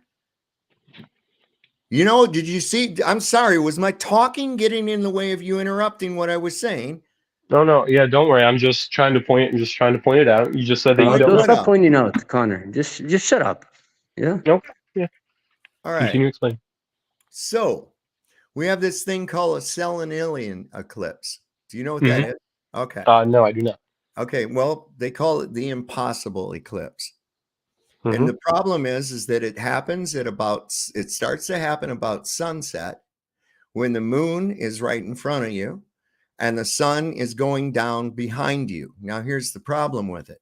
The shadow of the Earth that's projected onto the moon, supposedly, is coming in from the top of the moon down, which is the opposite of what we should see when it happens. Now, another problem we have is that during a solar eclipse, we end up with a shadow roughly 70 miles in diameter. Now, this is the only time I've ever seen where an object is casting a shadow smaller than itself, but we'll go ahead for shits and giggles and say, okay. So we've got this 70-mile shadow that's being cast by an object 2,160 miles in diameter. Now we're using the same light source and the same distance to the light source. So that would mean that during a lunar eclipse, if we run the ratio, the shadow of the sun, of the Earth on the moon, would only be around 200 miles wide, about 1/10 the diameter of the moon. We don't see that. We see full coverage. So how can the Earth cast a shadow as big or bigger than itself onto the moon when the moon cannot do the same thing? It produces a shadow smaller than itself. This means that either the distances are wrong or what we're seeing is not what's actually happening. You do agree it's All a right. shadow, though? Okay, Some so kind of darkness that goes over it. I don't know what. So It's not a shadow of the Earth, though. That would be impossible. Wait. I'm just because of the asking if you selenilian believe eclipse. it's a shadow. I think you know, the answer was what equation did you use to calculate? What was it? 210 miles? What equation did you use I to use calculate that? okay. So the shadow is 70 miles wide, Mm-hmm. and the diameter of the moon is 2,160. Mm-hmm. Okay. So now make that a fraction. All right. Now you're going to take your 70 miles and you're going to multiply it by the diameter of the Earth, which is like No, that's not how math works. Like that is how ratios are calculated. No. Okay, Trip. so here, Listen, Colin, that is how a ratio is calculated. Where in your equation do you account for distance? What do you mean? You don't need to. It's a ratio. You do. There is a distance between the moon and us. Yes, you do. We don't have to because it's the same distance either way, whether it's a lunar eclipse or a solar eclipse. So here, did the sun move? Did the fucking sun move? You're literally just taking 2,100 miles and dividing it by 210. You're not accounting for distance. You're not accounting. What distance? You do. Why? The distance between us. The distance of the light source matters. Yes, it does. Right. With the distance of the light. Are you ready to listen? Oh, okay. So there's another thing that I wanted to make because you said a lot of things.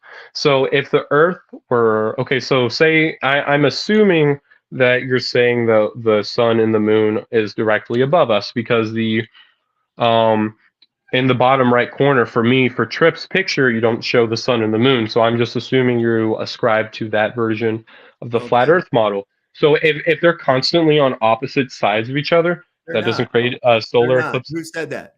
Okay. So you ready to let me explain? No, I'm still going on with my point. So you're going off of more assumptions. Go ahead. No, so again, you literally the entire fact that you say that the Earth is flat, that is only an assumption. But anyway, so with Tripp, wait a second. Do you observe? Wait a second. An assumption.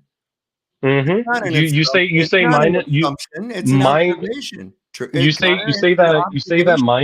You say that mine's an assumption, but I have only provided I have provided you evidence in how you can prove to yourself, like say the curvature of the Earth, pressure gradients, all that. I have radio waves. Blew every one of those the fuck away. You don't know shit. Okay, but radio. You haven't done any of those. A radio wave off of a dark object. I completely forgot about that. So what you're able to do is bounce radio waves off of Venus when it's at its Venus.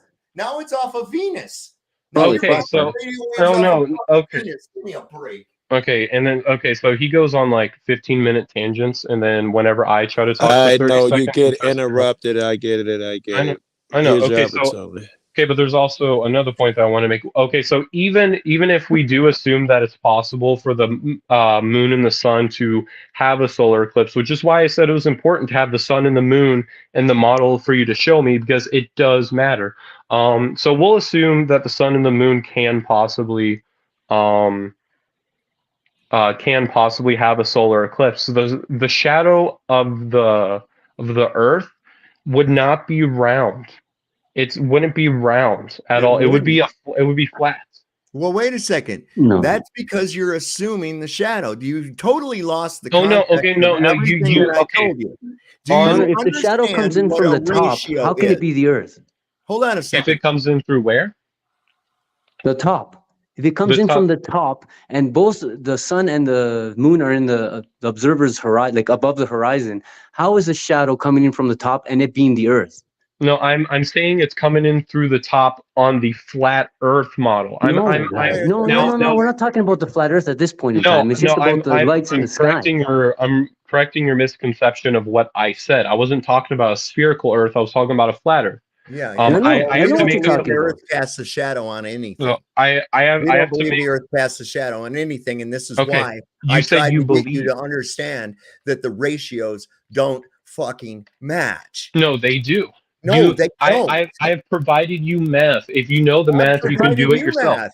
I provided you math. If the moon incorrect math that didn't assume. How is it incorrect? How is it because incorrect? you didn't take into account distance. Yes, I did. No, you didn't. You divided 2,100 by 200. No. Here's the thing: the light source is going to be the same. No, it's not. Yes, it is. Does the sun move?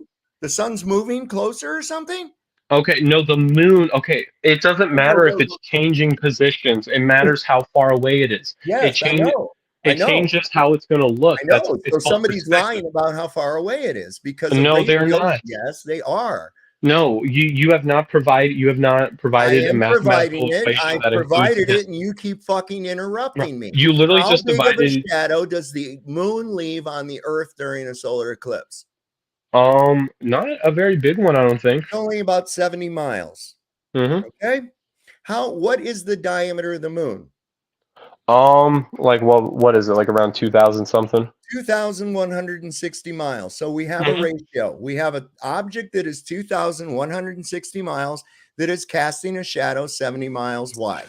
Now, if we have an Earth that has a diameter of 7,900 miles, okay, we have this thing's almost 8,000 miles, same light source, same distance away, because in this case now, the moon is on the other side of the Earth, still the same distance from the Earth. Those two things are still the same far apart. The moon, the Earth and the moon, or the Earth and the sun are the same distance apart. So now what we do is we take that 70, we multiply it by the diameter of the Earth, we divide it by the diameter of the moon, and that will tell us how big the shadow within ratio should be of the Earth's shadow on the moon. And we come up with a number that is roughly 200 miles in diameter, which is 1/10 the diameter of the moon. Okay, so the equation that you just gave me is completely different from the first one. No, it's not. You said no, it is. It is. You literally just your first one you divided to, like, what was it, 2,100 by 210? Nope. Like that accounts for nothing. Nope. No, That's because you were talking. Okay, You so were not listening. I You were no, I scrambling for was. something. Hey, to Trip, say you see how this and dude not gets listen. interrupted? I know y'all point out when Saab gets interrupted. No Okay, one points out when this dude gets interrupted. Oh yeah, sorry, my bad. Okay, so let me point out something called perspective. If you put your fist in front of the sun, is that does that mean that the sun is just a tiny bulb like right in No, front of of you? course not. Exactly. Are you wanting to talk about perspective now? That's my wheelhouse, babe. Oh no. Oh yeah. That's why I was smiling, Saab. You've given us. That's my fucking wheelhouse, baby. Yeah, so yeah, so again, you put your fist in front of the sun, and that doesn't mean that, like, the sun is just dark all of a sudden. It doesn't mean that it's all over the place. It literally just means that it's dark, or not dark, but like if you block out the sun, it's literally just for you.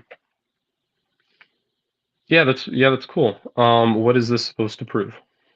Well, angular size. Okay, that's what you're talking Okay, about. that's another term that's Right. just thrown out there that has Is nothing to it do really? with Do you not understand it? Is that just means that you don't understand what it means? So the sun is really, really big, which is why How do you know how big it is? no, you are unable to prove how big it is without, I like, didn't how claim can how big it so was. how You big did. is the sun? How big I is the didn't sun? claim how big the sun was. You No, did. no, you said you know I how don't big even the know sun what is. the fuck the sun is. You You have a literally claim just said that you know know how what big the the sun sun is. is. Wait a second.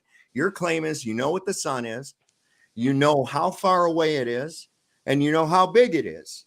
Those are positive claims. I haven't made those claims. No, okay, but you Okay, literally so just you said have that you to know the prove size of the those sun. things. You You have literally to just said that you prove know those. the size of the sun. What's that? You literally just said that you know what the size of the sun is. I did not. I said I don't Okay, know so the you're size. going back on that. I'll point No, I'm that not. out. I said I don't know No, the what size he's of the sun. I've never made a positive claim regarding the sun. he was I'm talking very about the careful about shadow. that, my friend. Oh, bro, he didn't even bring up the shadow. What? 70 miles. He said it like 3 70 times. miles. Okay, so that's an assumption. No, it's not. That's a No, it is. measurement. No, Okay, it's so not. how It's a how fucking did you measure measurement. it? How did you measure it? Well, the last fucking eclipse, that's what we saw. That's what No, was okay, measured. but That's how what we what did. tools Was did you 70 use to mile measure the wide size? shadow. It's not like it's a big fucking secret or anything. Okay, They made a big but deal what about it. tools did you use to measure the size of the I didn't moon, for measure it, example? bro. I didn't measure it. What are you talking about? You didn't Exact. measure So it okay, either. so are you saying that you had Wait. to You that you can't had measure the sun. You can't measure the sun. You can only calculate the sun. Okay, so calculating the size of something is a form of measurement. But anyways, so you said that you don't know the size of the moon. So you had to assume the size of the moon because you never did anything to I do that, used right? your numbers. I used your numbers. My Yeah. numbers. Yeah, did you? And you used the wrong 2,160 mathematical equation. miles.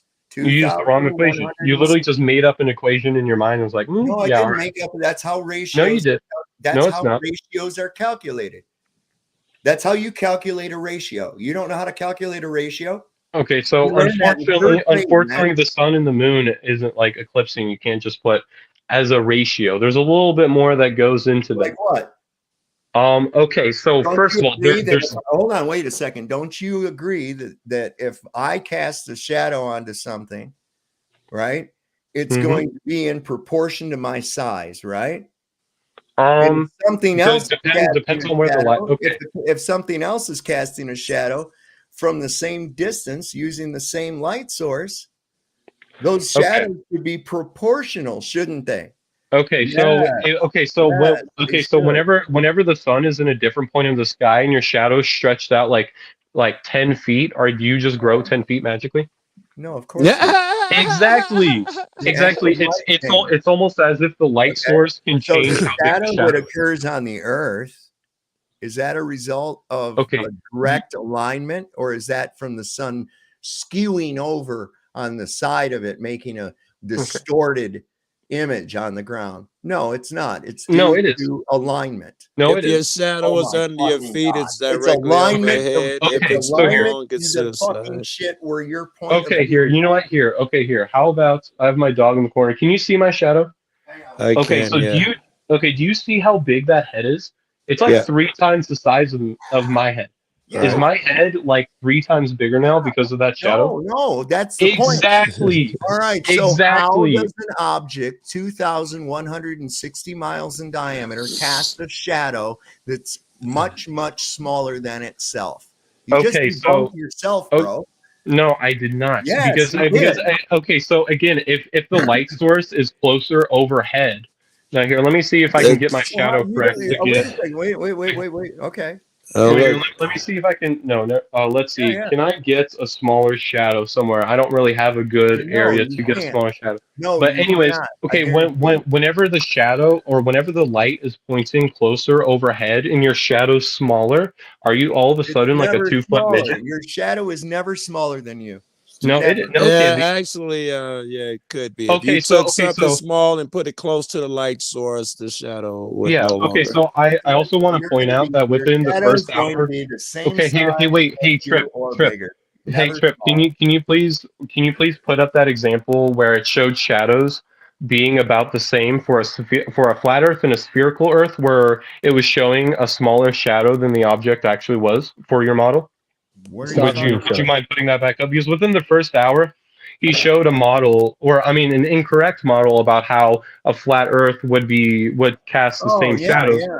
Yeah, I can do that. why don't you pull that up and show that Yeah. the shadow is varying sizes depending on where the sun is at.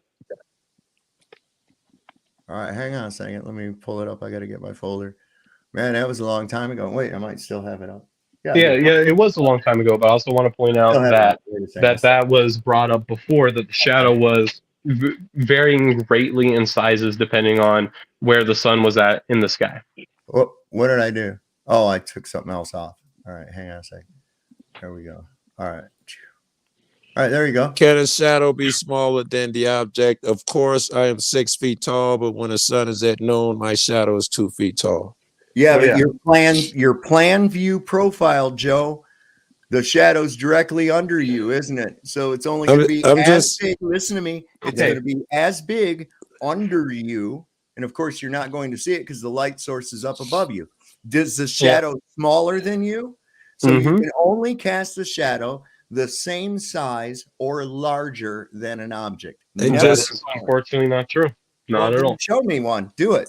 Let me see. Here, give me a second. You cast a shadow of something and make it be smaller than the object. Okay? Not due to your relative perspective, in actuality. I mean, anybody can move across the room and say, yeah, that shadow over there. No. Measurable. It's not going to happen ever in any fucking reality at all. It's never going to happen. That's an impossibility. What, a smaller shadow? I'm 6'3", and my shadow is a foot. It's an impossibility on a flat Earth. Yes, I agree. But on a spherical Earth, that is not how that works. Really? None of that is how that works. Really? So what's the difference here? What's the shape of the Earth and the distance of the Moon and the Sun? Like literally, How do you know the the flat. distance of the moon and the sun? Nothing about the flat Earth Wait a model second. supports How how do you lunar know? and Wait, solar how do you eclipses. know the distance of the moon and the sun? Again, radio waves. No, bullshit. Doesn't work. But We you already went okay? over So that. you can buy something that's strong enough to get radio waves, Yeah. and You then can't bounce it off. fucking And bounce But no do radio off you the even know that the goddamn sun's a sun. dark object? I You Like can it's cannot been get bounce verified that the sun's a dark object, so you the can get dark out of object. this laser shooting okay, shit. yeah, I mean, yeah, okay. So again, then just use the other planets in the sky to Well, do how the do you same know how thing far they are? by bouncing radio waves. You're not bouncing no radio Bouncing waves off radio a waves. fucking planet. You are. Yes, you are. Oh no, you're not. Okay. So here, so let's go with a Let's go with flat Earth something else we model. can make up. Let's go with a flat Earth model with the dome overhead. Radio wave, okay, because that's a much shorter distance than the sun and the moon, obviously. How do you know Um, that? Wait, no, not okay, obviously. How do you know obviously, okay. So, anyways, I'm gonna continue with my example. Okay, so you can use radio waves that move at about the speed of light, and they'll move up, bounce off the dome, and come down, and you'll pick it up. Like it should take you, like I don't know, let's say it's like 1,000 miles up for example, just to remove like weird distances Yeah, from the that? equation. Skip wave? It would take a couple of seconds for those radio waves to bounce up and then come back down. Have But you that's ever not heard That's what of actually a, happens. so have you ever heard of a skip wave? A skip wave? No. Would you like to provide an example? Yeah. It's what they say happens that a radio wave goes up and hits the ionosphere, Yep. and bounces back down toward the Earth. They came up with the concept of the ionosphere when they made the first transatlantic radio broadcast, which showed that a linear line of sight radio transmission was indeed sent across a flat plane. So they scrambled and came up and made up this thing called the ionosphere. Okay, well, here's the problem. Okay, Once you get to a certain megahertz, once you get to a certain hertz range of your radio signal, the ionosphere will have no effect on that signal anymore. It's enough exactly, to be able to get through it. but We it's not the don't same for see solid that. objects. Okay. Gases, gases, or What so, is the particles. medium? Yes, Wait a second. but What is the for medium? solid objects. Okay. So you're not bouncing shit off of any No. fucking. No, you are. Okay. So literally, just take like a window in your house and take just like a super cheap radio and bounce it off of there. Guess what happens? It bounces back into the radio. It doesn't go through the window because the I window is a know. solid object that doesn't allow radio I waves know. to pass Isn't it through. funny that instead of a firmament, there's an ionosphere up Oh there? yeah, isn't it funny that that you can convenient? literally just Isn't that send convenient? that you can just send a weather balloon up there No, and you can't. No, you can't. no, yeah you can because No, you if can't if because once the if balloon if there was once the balloon reaches equalization, it will not rise any okay, higher. so Sorry, brother. equalization, that's not how that works. It's just a random term that literally has nothing Not to a do with random it. turn. Why did the balloon stop rising? Because there was less gravity and atmospheric pressure, and the stuff in the because balloon it continues to became expand and pop. because it achieved neutral buoyancy. That neutral buoyancy, bro. What's What, neutral mean? bro? Neutral buoyancy. Are we just like what? Are we just making things up right now? Not at Are we just all. making? Are we In just making? fact, they Okay. call the Okay. pool. Well, the only NASA. person here Okay, that's so- making stuff up Listen to is me. the They globe call model. the pool at Okay, so NASA. unfortunately, there's no. Okay, so neutral. I mean, I just have to like wrap my head around that you You know what the said pool something is like called? Do you know what they call the pool that the astronauts train in? that. What? A neutral buoyancy lab. Okay, but guess what? The moon has water. Oh, Whoa, it it has does. water. Now the moon has water. Whoa, Or I mean, whoa, not hold on, not hold the on. moon. I'm sorry, I'm not the moon. I misspoke. Hold on, water boy. Hold The on. place where they trained in the pool has water. It's a pool is completely different from way up in the sky. I Wait mean, a like second, of wait a course you second. have clouds, Wait, but that's water vapor. I was addressing your incredulity at a term that you were unfamiliar with that everyone else is familiar with. Okay, and that so term is neutral buoyancy. So Neutral buoyancy doesn't really my exist out of point water. was to exemplify to you and anyone else that doesn't understand that the term neutral buoyancy is actually a fucking thing. Okay, and guess what neutral buoyancy involves? Water. Not necessarily. No, but then so if it Is reaches a helium balloon in water? And this guy thinks he's smart, eh? If Bro, a helium I balloon mean, is high in IQ. water, but it's buoyant, how the fuck can a helium balloon be buoyant if the only way to be buoyant is in water? Because of gravity. Where does gravity come into play? Mass, like okay, so anything that the mass of the helium balloon, its tendency to resist the mass of the Earth increases. So there goes that. Oh no, it does not. Yeah, there. Okay, because the particles in the balloon have enough energy to make up. So whenever I jump, say I jump, am I overcoming gravity, or am I eventually going to run out of energy and come back down? No, you have expended the energy to lift you up off the ground. Exactly. So why? Okay. So why? Whenever I boil water and it turns into water vapor. Fucking water. At what elevation? Okay. So that's that's completely not No, it is anything because water will boil at lower temperatures at higher elevations. In fact, you can just put water in a vacuum. Oh no. Yes, you are correct. And would you like to guess why? Because of gravity. In a form can only exist because of gravity. No, okay. So the gravity and the atmospheric pressure, whenever you're at sea level, is much greater. There's a much greater pressure on it, so it requires more energy to overcome that pressure. In which direction? In which direction is this pressure? So on a sphere, it's wherever the middle of the Earth is. No. This pressure that I'm feeling, what's that? Is that pushing down on me? I'm feeling 14 and a half pounds pushing down on me. 14 and a half. Okay, so 14 and a half pounds per square inch. Right. How many square inches do you have on your body? Okay, listen to me. Is that pushing down on me, or is it pushing in equally at all points? So here it's pulling. Okay, so pushing isn't technically correct. It's pulling you towards the center of the Earth. The air is?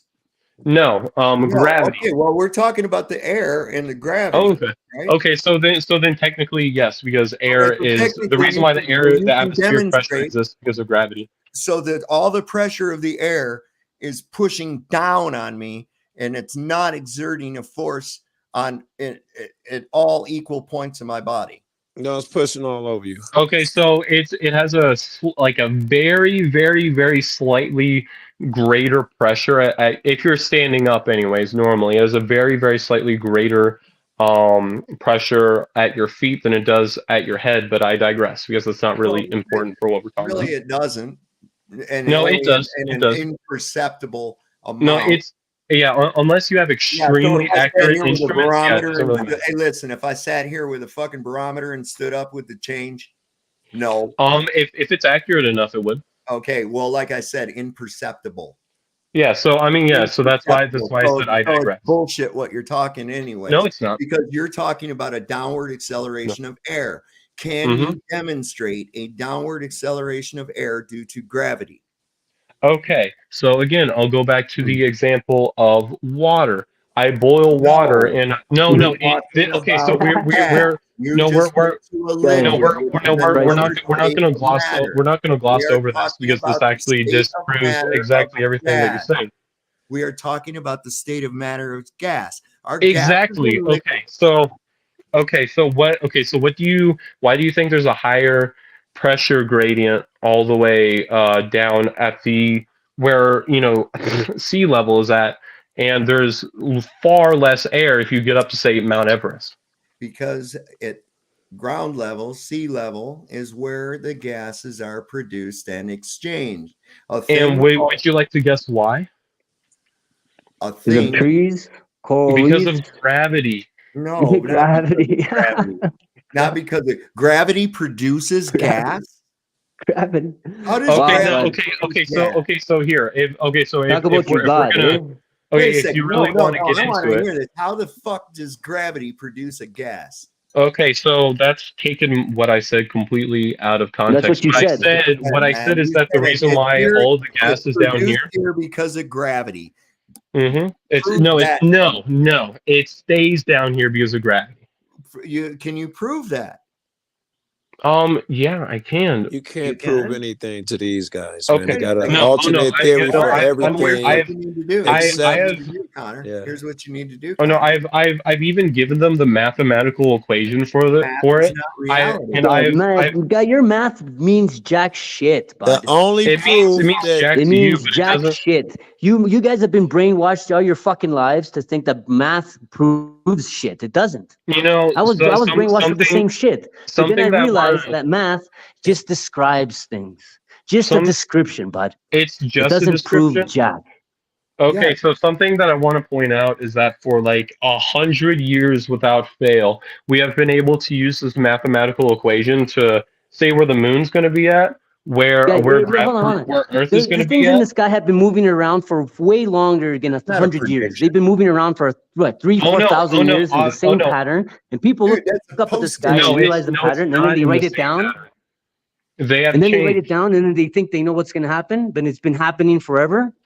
No, Yeah, that's the ridiculous. stars do change. The Do stars No, they? do they change don't. over Have time. you ever They seen the stars rotate. change? Do you have proof of the stars changing? Okay, so do you know what seasonal constellations are? Oh, yes, very much so. Yes. Very much so. Exactly. So that you can only see those during certain parts of the seasons. Do you know Right. why? Why? Why? Because the sun's blocking them as they turn around us. Because the sun's brighter than the lights of No, the sky, not of the as stars. they turn So when around the us, sun is as in the we go sky, around the it sun. lights up the sky, and you can't see the stars. And as it keeps going, So the stars that are here above me are not illuminated anymore, so you can see them. so then what happens when the sun sets and you can see the stars perfectly Well, fine? the sun keeps going, bud.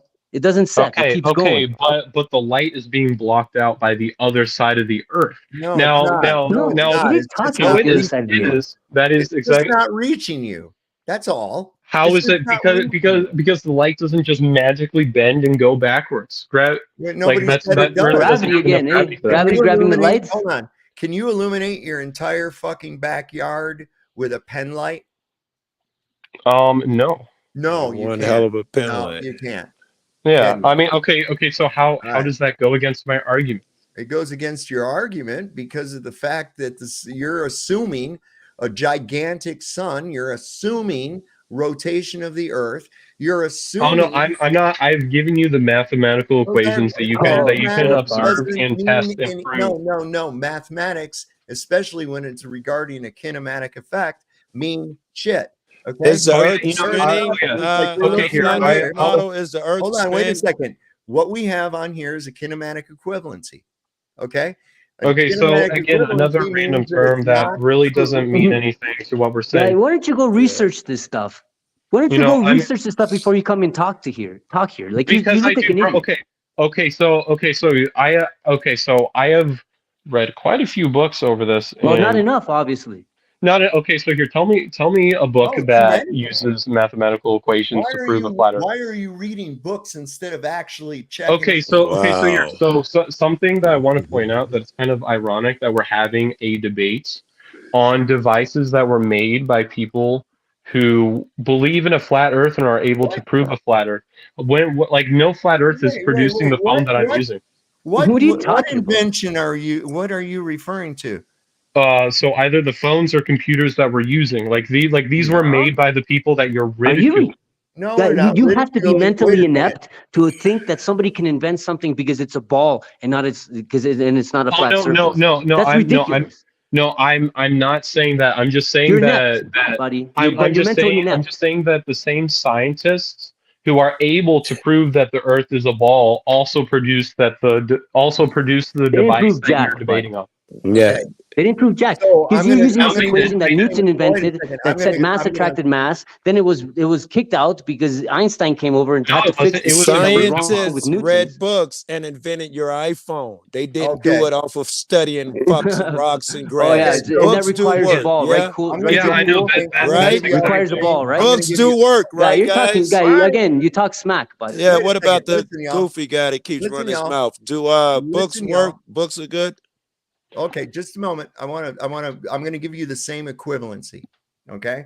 Seeing as how a phone or a calculator or a fucking computer or the internet, none of that is dependent upon a globe Earth No, whatsoever. it's I'm not. But I'm not done. I will reiterate that the Wait a same second. people who I'm not know the done. Earth is a I'm sphere not Doesn't are done. matter, able to bud. build your I equipment. am not done. Okay. Now, if I want to use that same kind of comparison, because the guy who came up with a phone thought the Earth is a globe, or the guy that came up with a computer thought the Earth was a globe. Okay, well, I can turn it around this way. Did you know that every serial killer was a globe believer? Does that mean that the globe belief causes serial killers? Okay, so Did you know that every mass murderer in history was a globe Earth believer? Does that mean that mass murder is because of a globe? So okay, don't so equate shit like that there's a together. slight difference between this. If I want to murder somebody, say I don't know, I go to my neighbor's house and I stab them, I literally just have to know how to hold a knife. Like that's Yeah, but you an were a globe extremely believer. simple concept. All right, there you go. But So all I guess what need you to need do to to make a do. computer is understand Okay, microprocessing okay, and but electronics. What do exactly, you those have two to be things? smart to Well, make a phone or a What's computer. up? You What is just talk believing that you're on a all globe? overdue, bro. And you What was do like, you I am think? not finished, so that you could Wait, finish yours. And all I right. can never hear his side of the argument I because you understand that. already know it and He's interrupt him. already making fallacies, just like No, you're it is not I'd doing. still like fallacies. to hear him. I think yours are fallacies, but Well, Yeah. everyone gives you the think Okay, courtesy of so saying them. Joe, you don't think. the difference being is that anybody who is not like severely physically handicapped can go and murder somebody literally anytime they want. That requires All right. zero intelligence to be All able to right. produce a phone. It requires a lots of intelligence, a lot of Okay. studying and understanding. Studying Those same books. people, And same people who are smart and understand things also believe in a globed Earth. Like the well, comparison just makes no people that sense. There's are logic for you. okay, that's real logic. Okay, so No, what it part is logic. it is. So what part of a computer being developed would be dependent upon a belief that you live on a globe? Okay, here I've already answered that No, like you haven't. multiple It times. has haven't. I nothing. have. It Okay, has so nothing. okay, Well, it has nothing to do It with has what he nothing just to do with said. it, right? It No, has no, no, Okay. no, nothing. no. That wasn't my answer.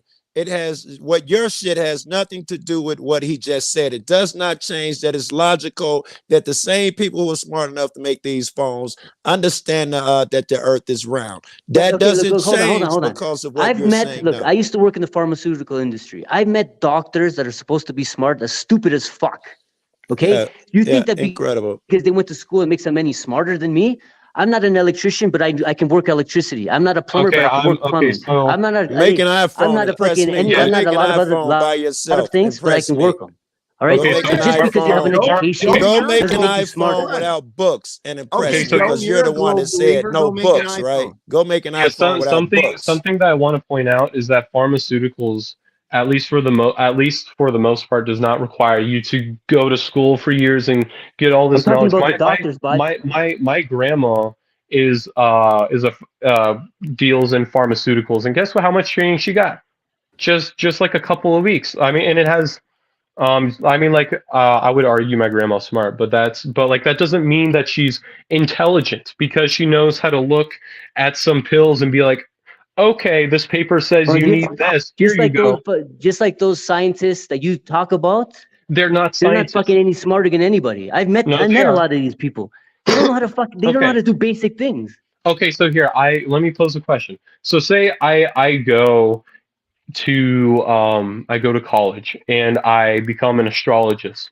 So astrology for me to properly study astrology, I would have to, because whenever you're saying that the earth is flat, you are denying literally all of science. Like literally Not all of science, bud. We're talking about You're talking shit. astronomy. no, Yeah, okay, talk your shit. astronomy. So y'all get angry at me for interrupting, but I'm still making my point. So literally every single scientist current day can prove that the earth is flat or is a sphere. They have that knowledge, and it's been going on for over 2,000 years. 2,000 years ago. Why are we having this discussion then? No, okay, no. Here, I'm bringing up a question because I'm saying that whenever you say the Earth is flat, you're literally saying that every scientist is wrong. So No, if we're not. so No, if we're not. That's a if fallacy. I go and become straw man fallacy.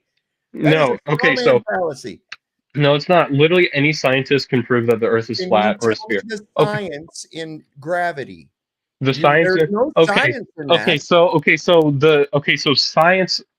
Okay, so science is supposed to explain why things happen. That's right. So So things why do fall. things fall? Show me the Ex- scientific method involved with determining Okay, here. that Okay, so gravity here. was the Okay, so here. independent Gas force. chamber. This argument goes back to the I will gas give this. chamber.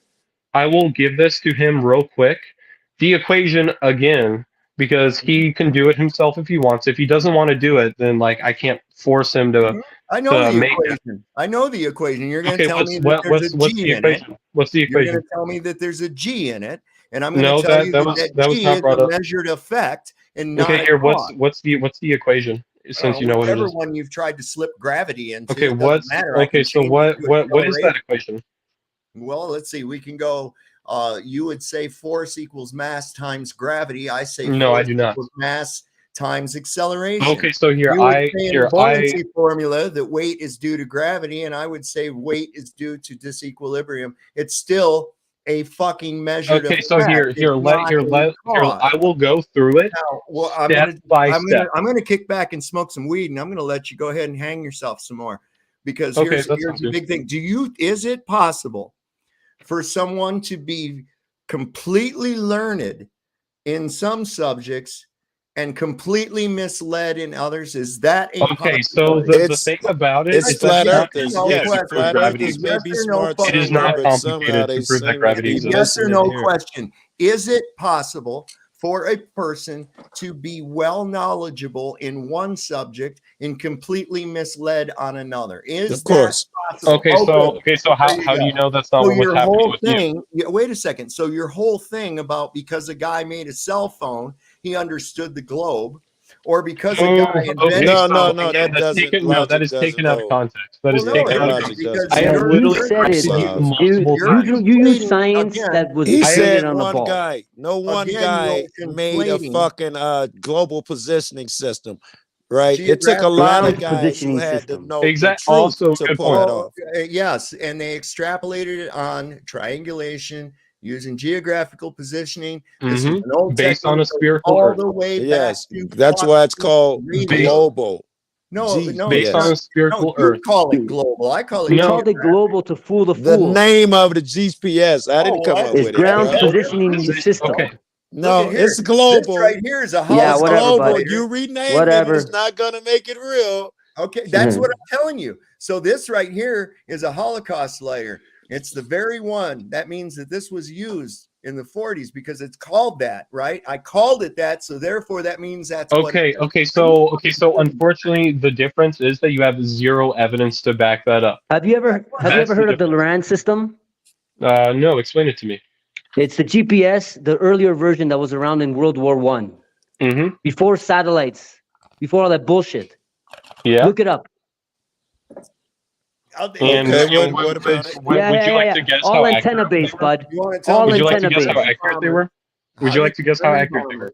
How did German bombers in World War II use a line of the sight radio beacon in order to do bombing raids on England using line of sight, following a radar beacon well over the curve?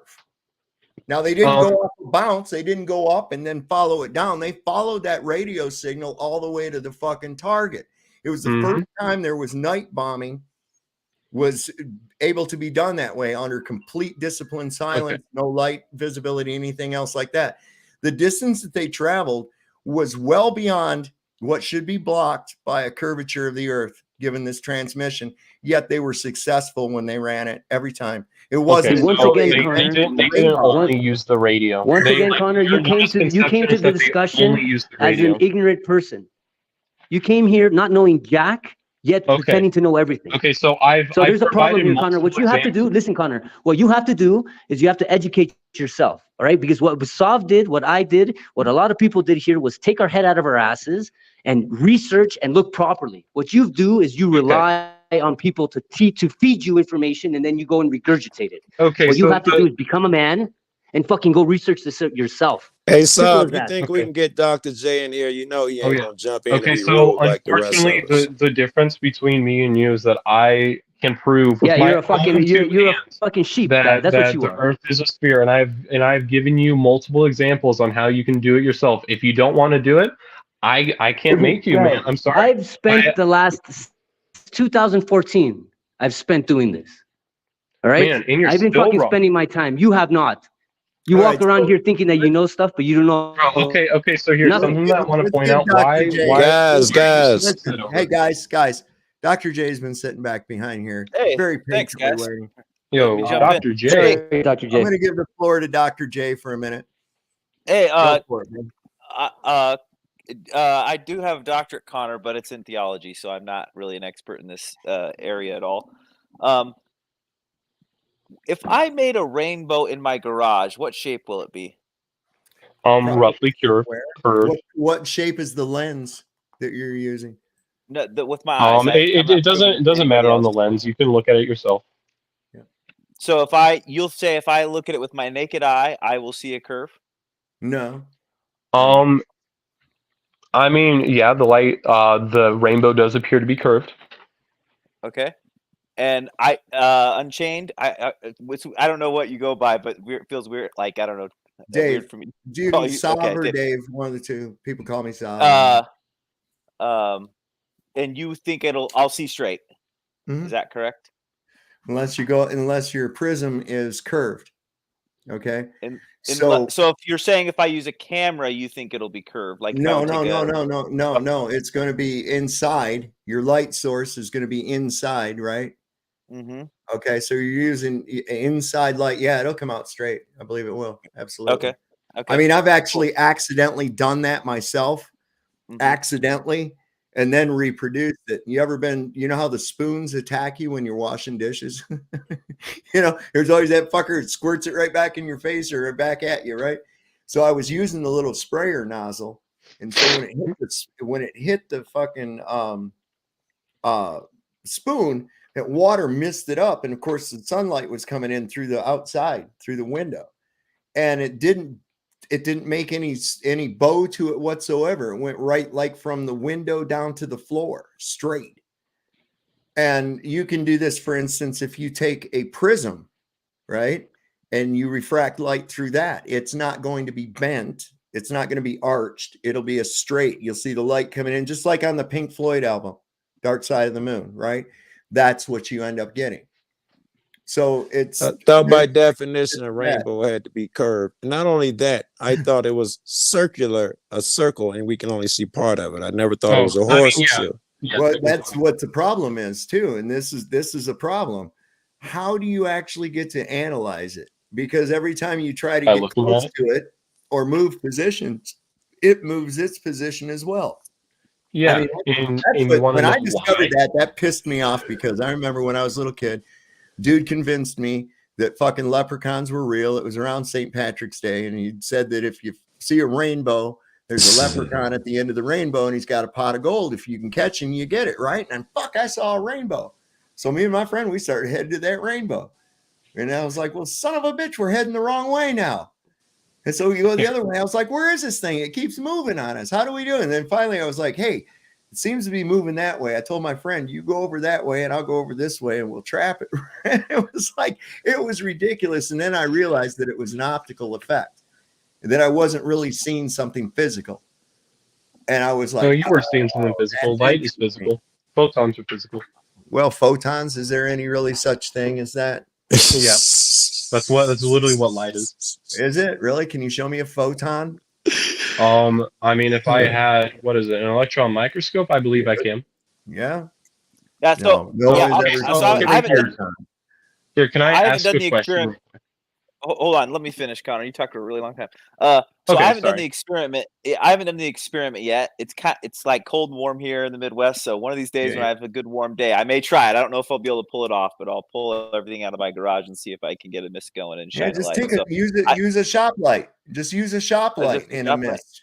Okay, and Connor, you're confident that it's going to be curved? Just want to confirm that. So the rainbow, I mean, yeah, it's gonna be like, I mean, like what was your name, Joe Cool? like he said, it's circular, but because there's ground, it's it's like gets to the ground. But like if you're high enough up, it's going to be a circle. But yeah. Oh, and real quick, off topic a little bit, and let y'all mull over on this. And I already asked Joe; he never did answer me. Okay, so I had a commenter with an interesting theory about the George Floyd incident being a hoax, and that it's possible that Joe Cool is actually George Floyd. Now, he hasn't denied it. Okay, Joe has not denied it, so I don't know. Joe, are you George Floyd really? I mean, I know you can't really tell us, but come on, man. He definitely is, no doubt. I can't really tell you that, but I can tell you, being on YouTube, I've had to deny that I've had AIDS. I'm a trans woman, a 70-year-old transsexual, unilateral. So sometimes you guys are nice shit. This won't be one of them. I thought it was funny as hell. And so as soon as I saw that, I took a fucking screenshot of it. I said, I got to send that to Joe. So I texted him. I said, this, and then I just followed it up. Well, are you? Yeah. And he hasn't denied it, though. Ladies and gentlemen, he has not I denied think it. I got that in my comments too. I've also had people say they wish I was dead, like George Floyd, and the cough kills me. Okay. The internet's a crazy ass place. I want to welcome Zerzuz is up here tonight, and State. How you guys? That's good, gentlemen. Doing good. He is definitely George Floyd. Whoever asked that question is on point. And I don't know if you've noticed, but you're one of my favorite clips now. Where the fuck did you find these people? He talking about you, so he got a clip for you. Yeah, I have to wonder that all the time. I'm like, God damn, where the fuck do you get these people from and shit? There's never a shortage of opportunities to use it. Oh, I'd imagine you got it set like that little baby Babylon clip that I got, don't you? Yeah, you just click a button, man. Why niggas talking? Like, I got this, and I'll pull it up.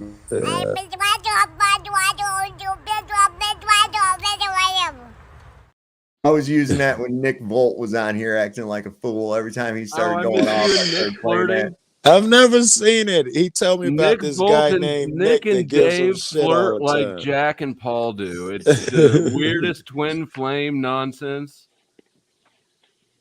Okay, so unfortunately, I'm gonna have to leave here in a few minutes, but I would like to ask one more question. Right on.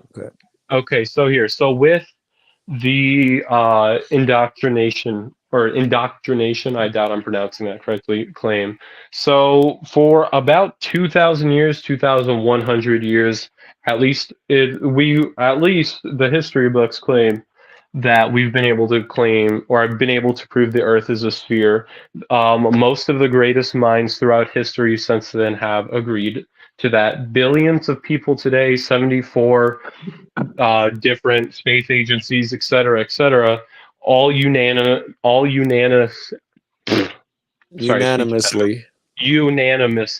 agree that the Earth is a sphere, and they all agree on the same size, like they agree on everything. So during that process, whenever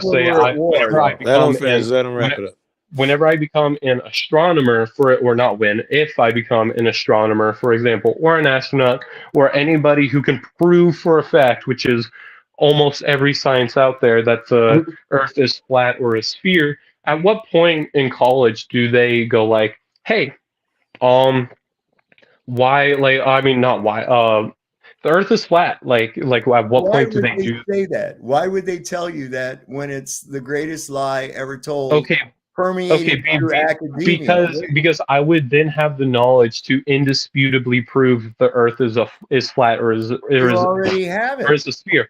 No, I do not. Sure you do. Literally almost everybody on Earth, except for I think a couple tens of thousands of people. Connor, if it's so evident, and these ancient Greeks all knew this. All of ancient Greece knew this. Not all of them. I said all of the great minds. It comes a false argument that there were dumb people back in the day. Hold on. Great minds is a subjective viewpoint. Okay, it is subjective, Okay, but it's so based on how if do you they've know they're done great something great with their mind. How do you Gunner, know they were great minds, or even that they actually existed? The bottom line was this: I know we can prove they a exist. couple of guys sitting around in a bathhouse in Greece talking Not a about couple of guys. balls. Yeah, a couple of guys. A couple of very well educated guys who No, knew what a they were couple doing. of Pythagorean cult members that had I been mean, run out of you can assume that. No, I'm not assuming it. It's the facts. Okay, so why were a couple of people around a bath table were able to prove during They that weren't long able ago were to able to prove prove it. Earth If is a it sphere? were proven, we would not be having this discussion. Okay, No. so let's take religion for example. There are people who believe in the Quran. There are people that believe in the Bible, and they debate. If say Christianity is true, then why are they debating at all? Well, because neither one They're can wrong. actually be proven.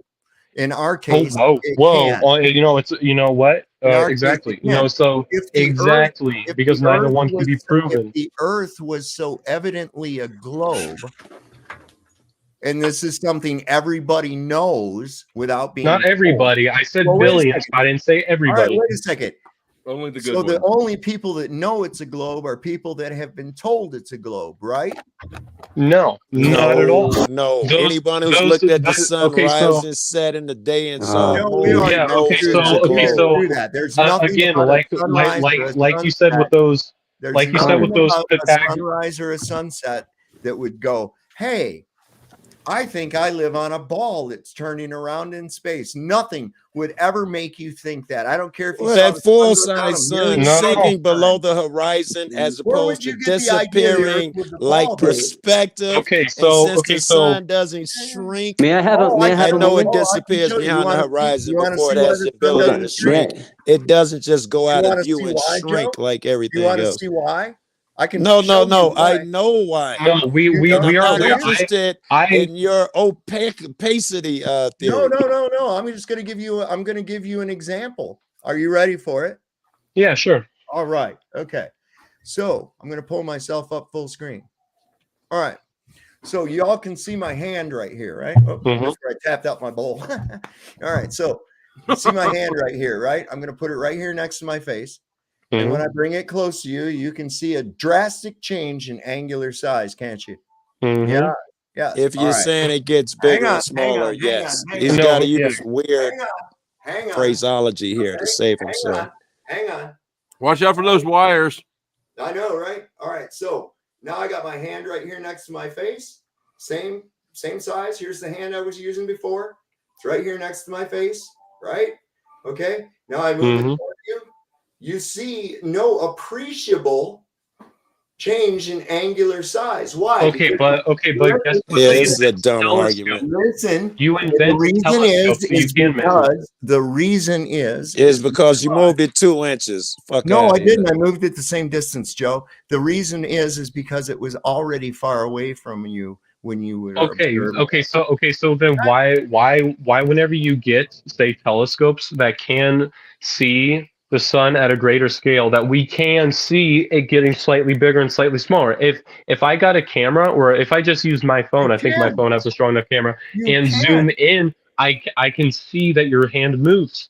Yes. Okay, so You're not so going to see a change in okay, angular so size. unfortunately, all you're doing is magnifying what you can already see. okay, but guess what? Okay, but like just because you magnify it doesn't mean that just You're not gonna- magically removes that magnifying you can isn't- see gets listen, closer or further Connor, away. Magnifying something isn't actually putting you closer to it. Okay, obviously. Okay, but my point is that just because you make it look bigger doesn't mean you can't see differences in how far away things are. The point, like that does not remove that wait a fact. second. Not to mention that. Wait, what was my point? Your think point your is that point was to the that naked eye, That it's if hard to see the something is difference. already far away from you. Hey, are the suns further If away? Are something the is- stars? Listen to me. If Go ahead. something is already far away from you, Yeah. you're not going to see much change, if any, in angular All right. size. All right, Okay, but stop. Stay with that. Stay with that. We don't want to go nowhere else but this for a minute because I want to question you on this. I completely agree. This example completely disproves the flat Earth argument, and I don't think you even realize it. Okay, so say Hold for on, hold example, on. I got one yeah, too. yeah, Let me ask him first. give Hold me a on, moment. man. Hold on. Let me get one in first. Okay, sorry. It's more of an observation than a question. We can make certain decisions about how big the sun is because we know that something as big as Mount Everest, you can drive further enough away where it disappears. It will shrink till it disappears. Mount Everest. Which is So not we can possible. assume the sun is massive, Saab, even though I know you say you have no idea what it is. We know it's a lot bigger than Mount Everest, right? Oh, sure. I'll agree with that. Yeah, All so, right, that was all. Continue. Go. You go ahead. yeah, so something that I wanted to say is that, so again, I'm assuming that Tripp's model, the one with the sun and the moon is the same with that. Now, I'll also point out that ironically enough that the map that he's using is a globe Earth model with extreme distortion at the outer edges of it. I'll Do you point know that why out. that is? Do you know why that is? Because it's trying to be accurate in the middle. No, Unfortunately, no, turning a it's not. 3D object into a 2D No, object. And no, literally anybody can look this up. Like literally anybody can look this up. They can wrong. research it. I They know can do I it have. themselves. I have. No, you have. we have. You have. There is. I Okay, have so researched it. okay, so you have made a lot of claims about being like, yeah, I have done this. Yes, I have I done that. have. But You then you won't don't let me provide proof. explain it. But you don't provide I'm proof. about No, to give it we are to you. going to stay latched onto Okay, this point, and we're not going to I'm move on to about it to because give it to you. this is what we've almost done Connor. for almost 4 I'm hours. Is about that to give it let's to you. say what after I prove you wrong, you immediately just jump to a different You point. So haven't no, proven anyone I am going wrong. to latch You onto haven't this. proven Yeah, anyone that's So wrong. anyway, I admit it. okay. Connor, So wait, Connor, so Connor, anyways, I whenever admitted we're that the talking map about is a we sun, were distorted. we were Do doing you about know the why? objects yeah. So moving. we're doing the sun and the moon right now. Let's Okay. Right. Let's say I think it's my let's. turn, Connor. I think you did Women one with further. the Oh no, sorry. sun. Oh wait. Here, can I? Sorry, I wasn't even on to my point. I was just pointing out something Okay, that my I will make it apologies. quick. No, don't worry. I'll make it quick. So anyway, so say we have the sun, the sun, right above us on the flat Earth model. I still assume that because you haven't provided an actual model that you believe in, so I have to make a few assumptions, unfortunately. So the sun and the moon in the air, if the sun's right above you, it is going to be so much bigger than say if it's on the other side of the flat Earth model. You can see that with your naked eyes. You can and you can see it even better if you get a camera that can properly record, that can properly take a picture You of it. can't see It that would get, far. no, Connor, you like, what do you think? We're Superman? Wait a Like, minute. We like, can are you see insane? stars with the telescope. We can see Are you stars. We know insane? they're further than the sun, right? We Okay, can see okay. Yeah, you stars. can't see that far No, you over can't. You can't. terrestrial viewing area. You can't. Okay. Oh, okay. So, but that doesn't make up for the fact that the sun would get smaller as it gets further away from you. But the thing is, can we don't see even the know sun. what the sun You is. What if it's a okay? You projection don't of know another the sun sun. inside You don't know what the our sun is. I Don't just say we. explained to you with demonstrable evidence that if No. something, Okay. So No, you. no, Okay. no, no. You did not. if Your evidence something has is, literally. Your listen, evidence has Yeah. literally been. Yeah. Look, the sun wait, does this because I said that. Right. You provided What no you, proof happens, of that. Saab? You hold didn't on, take wait. that I'm going to put hand. everybody the fuck backstage. I Yeah. really am. All right. You Okay. didn't take You that know what? hand That's all so right. far that we couldn't see it anymore, Saab, which is your claim. Joe, that right? wasn't the purpose of the demonstration. The purpose of the demonstration was that if something is already far from you, you do not see a drastic change and sometimes no change in the angular size of the I get object. that. I'm The If not sun it is done. close moves to us on 6 your model. I'm inches, not done. The go sun is ahead. close to us on your Yeah. model. All right. I'm Go not ahead. done.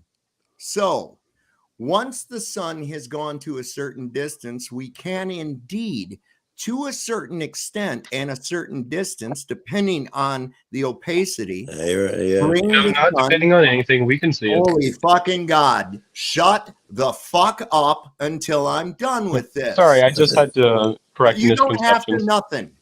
Okay? Within a certain distance, depending on the amount of opacity. We know this exists because on our weather apps, you'll see a little thing index on there that says visibility. That changes from day to day depending on the amount of shit that is in the air that we're looking through. Please continue now, though. I'm going to. Now, if I'm submerged underwater and the water is murky, and I can only see about 6 feet in front of me. It's about the furthest I can see.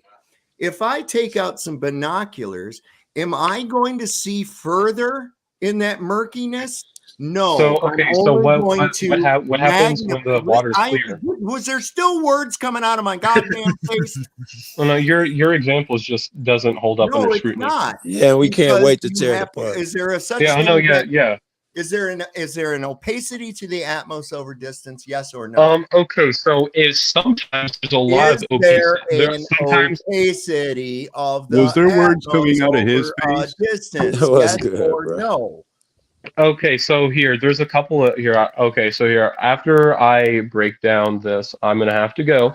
But Simple yes the or no, atmosphere, Connor. the Is atmosphere there or doesn't. is coming out of there his not Okay, so a here, the visibility atmosphere doesn't index? always just have clouds and a Is bunch of there stuff in it. is there a visibility index or not? Okay, so This shit will again, not I am prove your again, argument. I I am know you like to answering say that. weird shit and It think if he will. gives you a yes Yeah, and no, okay. it prove your argument. It will not. All right. Yes, Okay, it will. okay, Yes, so it will. here, there's When can a you couple see of a things car that I'm going going to say away? about this because No, we're not when going to can move you on from listen this to me? because When I'm can going you to hold you accountable can for you- the things that you're saying and actually tell you the way that things you work see- because unfortunately, literally everything that you have said to make your point has disproved your own argument or you just completely make things up. you're just And trying you to- accused you're me just for being talking shit. indoctrinated and making No, you're assumptions just when talking I have shit. You told haven't you proven a thing. I have Hey, told Saab, you for remember how every you didn't single like being example. interrupted when when you were Wait a talking? second. Remember No, that? It Literally, was only literally 5 every minutes single ago. example that I have given, I have been able to tell you a way that the average person can prove me correct. You're not And if you proof. think, and Saab, if, remember if, you didn't if, like being Kinematic interrupted 5 effect. minutes and, ago, and Saab. if you do not agree with what I'm saying, then go out and actually prove something instead of looking up on YouTube and being like, yeah, that makes sense to me because I don't understand it. Like that is literally Hey, the Connor, worst. that sounds like you. You've been this whole conversation. You'd be like, "Oh, I didn't know that. Oh, I don't know that. Look I at don't know all that." the interruptions. Joe, shut up. 3 or 4 times I didn't know a specific word. That does not mean that I just immediately don't know anything. Lots of shit you didn't know. Lots of stuff you didn't know. So don't come here Explain the and sun talk shit, like you're a man. They fucking trying to hybrid drag you of off fucking interrupted, Scientology or some shit. Not to mention that most of the words that you'll have used, or most of the scientific words, are not applicable in y'all's situation whatsoever. Which one? Well, in this instance, opacity, and when he's done, I'll explain it to you. Opacity. Okay, yeah, opacity is just happens to be correct in this situation, but the atmosphere does not always have like a 67% distortion due to opacity. Nobody said it did. Or Connor. oh no, but your example with the murky water. Your example with the murky you don't water like being interrupted, remember? Your example with the murky water. I know. I'm just saying the rules got to apply to both. So, oh man, okay. Oh man, yeah, you really just kicked him out. But anyways, okay, so I'm making one more point because the atmosphere is not always murky water. Like that's not how the atmosphere works. Unfortunately, it is sometimes murky, as in your example, but sometimes the water clears. And again, you can take a weather balloon and attach a camera to it, and you can go up high enough into the thermosphere where the atmosphere has like such a tiny distortion that like even under extreme scrutiny and using other equipment, you wouldn't be able to notice it. You're able to make observations all the way up there. As you just admitted, then there is a visibility index, isn't there? Oh my, okay. So, and as you are admitting as well that you can remove that. What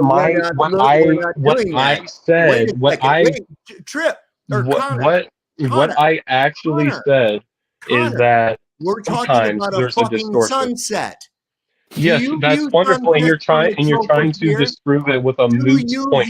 That does not apply. The fucking troposphere. Yeah. Okay. So where wonderful. Where do you view a sunset at, Connor? Okay.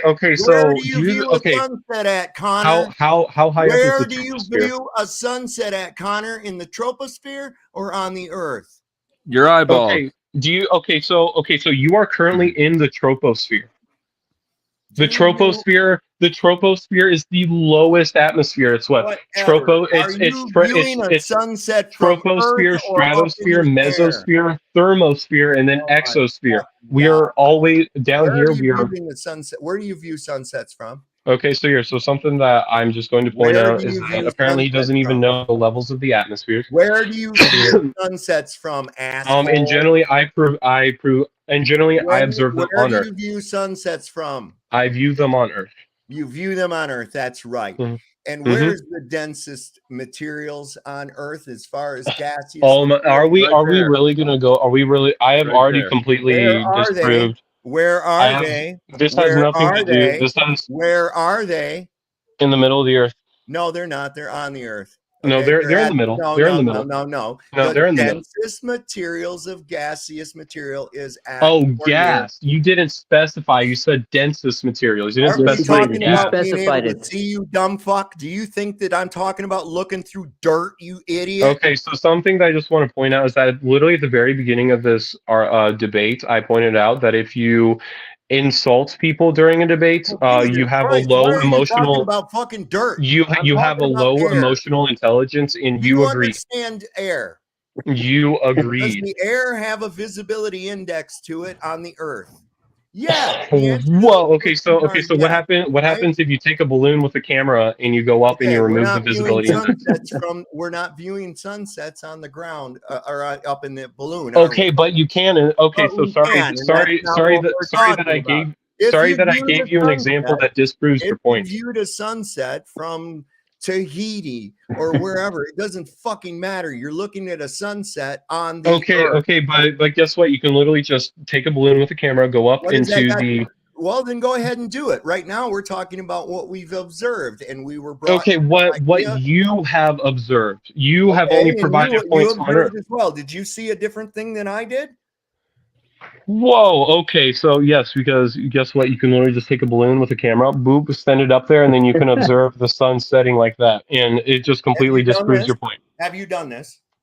Have I done this? Have you I done think it? I think I did like a high school project on it one Yeah, time. okay. You Yeah, think sure. you did. You Hey, can't remember whether or not you sent a Oh, I balloon up can't. to Okay, observe so a I also fucking okay, so sunset. you Shut can't the even fuck up. you can't even remember the Sav, different levels show him the of the video of the atmosphere. sun So fade Right, out. Connor. So we're not viewing sunsets from way up in the air from a balloon. Are okay, we? so yeah, We observed, again, the example disproves your point. we observed sunsets. I'm sorry, we observed sunsets from the Earth, right? Not And all of us. You have. okay. That's a distinction. Is this what You we're have. talking about? I'm not part of that. Okay, you've never watched the sunset on the Earth. Okay, You always are okay, watching it from up in a fucking balloon or something. okay, again, moot point, like straw No, it's manning not right a here. moot point at Again, all. okay, does the Okay. spoon I set gotta differently? scramble real quick to find out Does why the I have sun? something. Okay, so does the sun set differently? Or do you think that, say, if I went up into the atmosphere with a balloon, and do you think that it's going to set in about the same way? No. Okay, Nope. so if you disagree, you can do it Not yourself. at all. Show me a sunset from 130,000 feet. Go ahead. Okay, so unfortunately, Show me a you fucking sunset from 130,000 feet. from 130,000 feet. Okay, give me give me 1 moment. All right. So here's the problem you have, right? With this whole fucking thing. We're not even doing this on the fucking up in a balloon. Supposedly, Connor says he has a thing from up in a balloon of a sunset. That is not I am not in that group.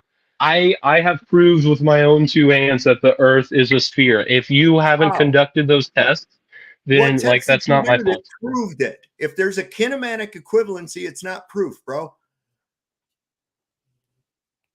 You understand that, right? Random word that has nothing to do with what we're saying. Because you don't know how to prove that the Earth is flat versus a sphere. Do you not know what kinematic means? Okay, but again, it has nothing. Okay, so do you know what kinematic again, means? It doesn't matter. It does matter. It does matter. Okay, so we don't have to make. Okay, so we don't have to use random scientific words. Something has a kinematic equivalency. It's not proof. Okay, here. Unfortunately, I do have to go, but like if you're uploading this video on YouTube, people can go back to the parts of the video, and I want you guys to try and conduct the test yourselves and prove me wrong. We already have. On We already have. We already did. I did it right here, brother. I did it right here. I'm gonna guys, do and it I'm again. also talking Gonna to do the it again. viewers here. I mean, not on Facebook, There it is. There it is. on Instagram. I am on Instagram, Jurassic Man 93. I love dinosaurs. Sorry, guys. But No doubt. man, anyways, I'm sure Jurassic you love Man dinosaurs. 93. I encourage everybody to to conduct the tests that are in the video of this. Hopefully he will upload the video and try to prove me wrong, and obviously don't just say, oh, I did it. Like, provide pictures and videos that you actually conducted these tests and try to prove me wrong. So you see how we so have because that's how science works. You try to disprove somebody on their claims. This is how But science anyways, works. We have a kinematic that's all I have to say. I've already. Hey, Connor, can I say something to you before you leave? Yeah, make it quick. Real quick. Yeah, just listen, okay? Then I'm gonna ask you a question. Do you think that all the history we were taught is true?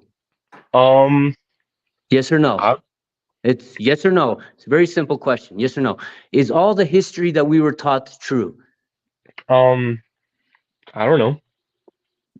So you don't know. Okay. So if I were to give you an example of how history was taught to us incorrectly, would that be enough for you to question all history? If you were able to provide an example based on evidence, then yes, I would believe you. Can. Because that's how that works. Listen, okay, so answer the question. Yes or no? Why do you keep it's a yes or no question? Okay, because so if I were to show you an example of their lying to us, would that be enough for you to start questioning everything? Because that's what happened to me when I was a kid. Like I was told to lie. Guy, did he leave? Or like, you stop talking for a second? I don't ascribe to the spherical Earth model because I'm just like, oh man, it's what I shut your mouth for a second and listen. It's because I was you can't even listen, am able to prove it. Connor, shut up for a second. Sure, Let me finish what I was saying. So I'm going to give you an example of how we were lied to, and that was enough for me to question everything. Because once somebody lies to me, I question everything they say. This debate, Jurassic Man 93. Hey, can you mute this guy for a second? If you want to continue with the debate, Jurassic Man 93, I will see you guys later. I also have debate. Hey, are you going to listen to the question, yes or no? Everybody else, be quiet. Connor, one more. Are you going to listen to the question or not? Would you wait a second, Connor? Since you got to go and everything, I just wanted to say, well, how would you like to continue this on modern day debates or on Jeranism, where it's moderated? I think that would be the greatest. Absolutely. Send a message on Instagram. You don't know what a kinematic effect is, right? And if something has a kinematic equivalence, then it's not really proof of anything. Okay. You can't say, oh, this is exclusive. No, obviously it's not. So we have to throw that out the window. Eratosthenes and his sticks and shadows isn't proof of anything. What I was trying to get through to people is that there is a visibility index. And just because you zoom in on the soup doesn't mean you can magically see through the fucking soup. Okay, that's why I use the example of a murky pond. It's not going to give you more visibility in the pond.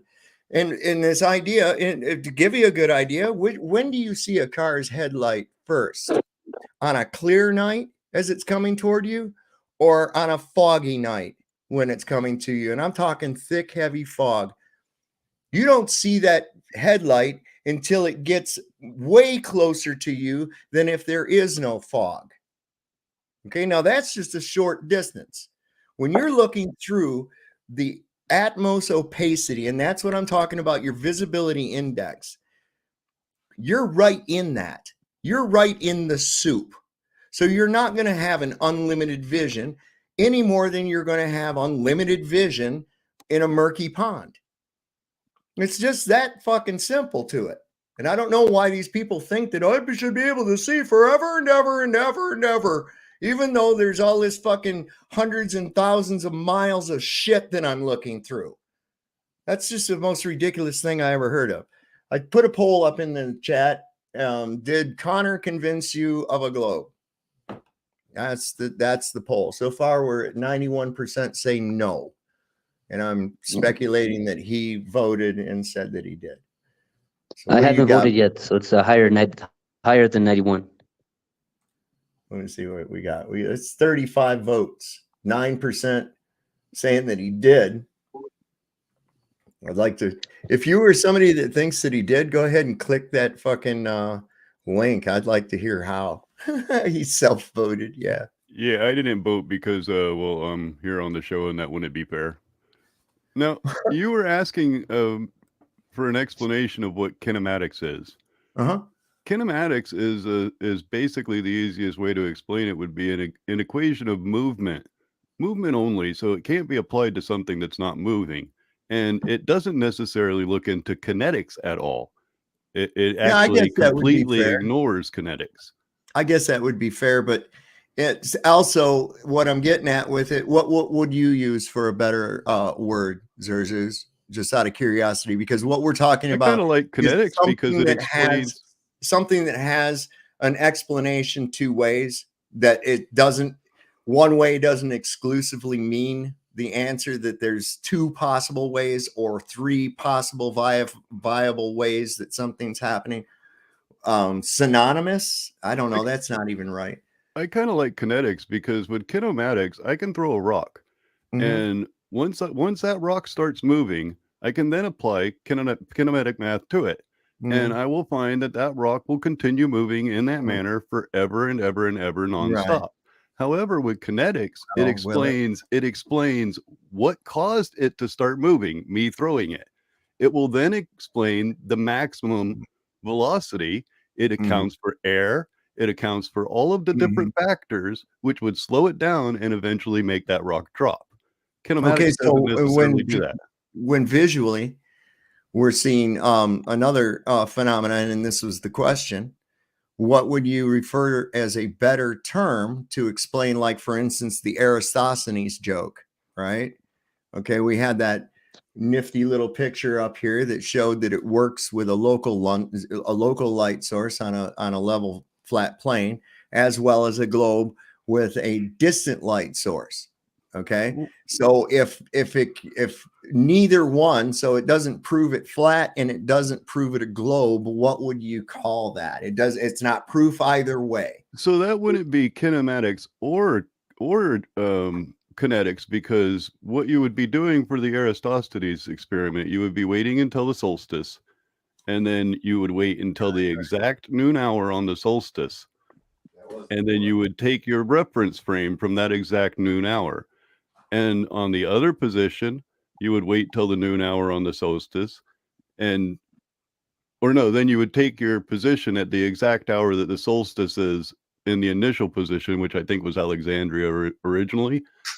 And you're not really necessarily determining movement, you're more determining geometry. So then what would be, again, back to the original question, what would be an appropriate syntax to describe something along those lines that is not proof of either thing, either way? Geometry. In other words, well, it's not really like, for instance, if I have a word that means the same thing as something else, right, I can say that that's a synonym, right? If I know that something is the opposite of it, I have an antonym, right? So this, of course, is what do we have when two different conditions can yield the same result? That's what the question is. What kind of a word should we use in place of that? And I'm on board with you, Zerzuz. I'm on board. I'm just looking for what would be what word would we use to say, look, it works this way and it works this way. It's not proof of either one. Now that's kind of a wordy way to say it. Any help from the fucking chat or anything else like that? But anyway, the point's being made. Dr. J, what do you got going on, brother? You haven't said shit in a while. Yeah, no, I don't I'm not an expert. I consider myself a little bit convertible in this issue or whatever, and so I'm looking forward to when I have time to do the experiment. So I I'm think that'll totally be fun. digging that rainbow experiment. I can't wait Yeah, till that would be you pretty. get that You know, done. I Now, think somebody did it already. well, I'm Oh, pretty I'm sure. sure it's been done 100 times, but I want to do it myself just to Yeah. see. You know. I I would like like that. to see you do it too, Dr. J, because I think that you would be very unbiased and honest in the results and the observations. I really do. I have to be really skeptical of the things that come from quote unquote globetards, and I'll tell you why. So many times I have found them lying, fudging video, just being intellectually dishonest, straw manning someone's position as to what they're saying, skewing it and everything. Bottom line is, I don't trust them. I really don't, because they have a track record of deceit. And of course, in my opinion, actually, I believe it to be a fact that their position is that of defending a deception.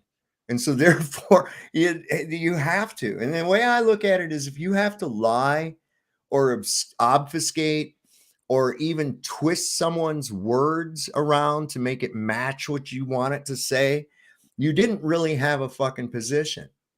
You've had to resort to trickery in order to make it seem as though your position is correct. And a truth does not need that. Yeah, and to be honest, when I do it, you know, I'll try to take pictures and videos and show what I do and the best I can. But I don't even really expect to change anyone's mind either way. I know that no Right. matter what I show, people are going to say it's wrong or whatever. Well, I don't care. it'll answer I'm a doing it for question me. in your mind. It'll Yeah, answer a question in your mind. I mean, right. You're going to be the Exactly. one right there. Or it might turn out that it's inconclusive. Either way, that you make a rainbow or whatever is not going to make the earth flat or a globe. It's not going to make the scientifically impossible possible. We can speculate as to the reason of the shape of a rainbow, and it seems to hold and make sense. However, do we really know? Absolutely not, that it's because of the firmament. We can't. I mean, the only thing I would say to point to that would be, when you see a double rainbow, the one above the other is, the colors are all inverted like a reflection. So that's kind of interesting. But outside of that, it's still not going to change the scientific impossibilities of what's claimed by the heliocentric model. And those, of course, are right there at the basics. They're the ones that they ran by you, and you didn't bother questioning them because you were like a kid. You didn't have any critical thinking skills. You weren't really used to it. And plus, the people that told you, they're educators. They don't know different, because that's how they learn the shit too. So they gloss right past all those. And those basics are that convexity, the behavior of water, as well as this gas pressure system. That's a biggie, man. Now, how do I know there's containment? Because there must be. We already know you cannot demonstrate gravity causing a downward acceleration of air. We know that a gas can only have weight when in a volume, and the only way to have a volume of gas is with containment. We've shown that when we manipulate the independent variable of the medium, the dependent variable of the object will change. When we put something in a vacuum chamber and remove the medium, the object gets heavier. What happened to all the weight of that air in there? Shouldn't it have gotten lighter? If the air was pushing down on the object, why would it get heavier when you take away the very air that's pushing down on it? That doesn't make any sense. And then I find that if I increase the density of the medium, I can change the weight of the object, because it's nothing more than relative to the medium in which it resides. That's why I use the example of a gallon of water weigh approximately 8.5 pounds. Okay, that's what we quantify. We quantify it that way because this is the medium we exist in. That's what's important to us. If we were aquatic creatures living on the ocean floor, our physics would be completely different than what our concept of them are today. But that being said, if an 8.5 pound gallon of water weighs that much outside here, what does it weigh in water? It doesn't weigh anything. Why? Because of the fact, even if I leave it in the jug, you know, we discount that jug, it doesn't weigh anything. It doesn't rise, it doesn't float, it doesn't do anything. It stays neutral within the medium because it has achieved relative density. Now, the entire amount of water is in a state of disequilibrium because it too is contained and it's trying to level out and spread, but it's stopped because of the basin that it's in. Similar, but not exactly to how a gas pressure system works. So we've shown successfully that gravity doesn't affect gas pressure at all. And they always want to talk about a pressure gradient. Well, there's your key word, pressure. There's your key word. I have no clue what any of that has to do with a rainbow, but I'm really digging this rainbow experiment. And I don't really think that I'm talking, sir. I don't really think that a spray bottle is actually adequate for the experiment. I would have to say maybe, you know, a 4-foot wide area of misting water that you're able to maintain. And then, you know, a light source that you can put behind it, which is not going to exceed that mist of water so that you can see the rainbow for much longer periods of time. The same as you do, you know, out here in the open. Now, the claim was originally from, I think it was Gary, that the firmament was the shape of the rainbow. And that's why I chose the square garage, because it will actually decide whether or not the domed firmament would be the cause of the bow itself. If you're in a square garage and you come out with a bowed light, then it eliminates the whole firmament idea entirely. It doesn't eliminate the firmament. Right. It eliminates the idea that the rainbow shape cause. is caused by the firmament. Right. That's what it eliminates. See, the thing is, like I said earlier, though, and the reason I went on to those other things is because exactly what I said. You said exactly what I said about the rainbow experiment. It's very interesting, and it could lead to an idea more, a strengthened idea that perhaps it is the firmament that causes the arc of a rainbow. But the thing is, we know that it must exist. What is its shape? Fuck, I don't know. What is it made of? I don't know. Right? But if I was, like I've used the example before, if I'm eating a steak, a beef steak, do I have to see the cow or know the color of the cow or where it was raised in order to know that that steak came from a cow? No, I don't. Well, in Not this at all. manner, I don't know would be an obfuscation because it's making the principle behind the entire experiment unknowable or undefinable, which it clearly does have definition in its initial statement, which was made by Gary. So That's it does Gary's have claim. definable parameters. I don't know would make it an obfuscation because I don't know. It makes it where it can't be determined. Well, some things are undetermined. But it would be They determined. really are. No, there's things that are just beyond our reach. All that would be determined is that it is not the shape of whatever's covering you that is causing it, but rather the shape of the screen in which it's being projected. In other words, the water itself. So that would there's another factor that we have to look into. I don't know. It's Greg's claim. So Greg can defend it or espouse it or whatever else.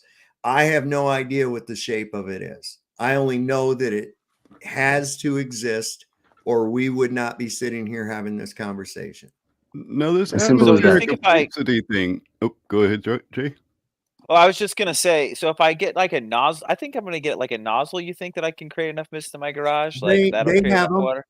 Yeah, you should be able to, but you want to have it very fine. You want to make sure it's a Very fine fine? mist so that you can create a rainbow. Because the larger the droplets, the less likelihood you will actually be able to create the rainbow. Go down or to rain Home flat, Depot. whichever one What it state is. are you in? What state are you in, Dr. J? I'm in I'm Kansas. in Oregon. You got Home Depot. Absolutely. So go down there to the there in their irrigation and watering and in the garden section and everything, you can find mister valves, right? So people like out in California, in Southern California, what they do is they put these things out, a little water line that goes around like a cabana or whatever, and That it would be a just good way. sprays a mist. They got these little nozzles that go into the side of the tube, and it sprays because it's under pressure. These little mister valves make just this mist that you don't get wet, but you keep cool when it's really hot. So you can get those little valves. They're probably about 50 cents a piece. And in that case, you can actually make it as wide as your garage if you wished. Yeah. You know what I mean? Yeah. You could set up a series of them on a piece of PVC, Yep. put water under pressure through the PVC pipe, and that would do it too. I set up a really cool irrigation system when I lived in California. It was really cool because we had to set up something so that we could water the marijuana plants. I mean, we had like 800 plants, so we had to really set this thing up. And then where I lived at, it got really hot. I was like right at the edge of the Mojave Desert at the foot of the Sierra Mountains. So it gets hotter than a fuck. And it would get too hot for the plants. So we came up with this brilliant idea.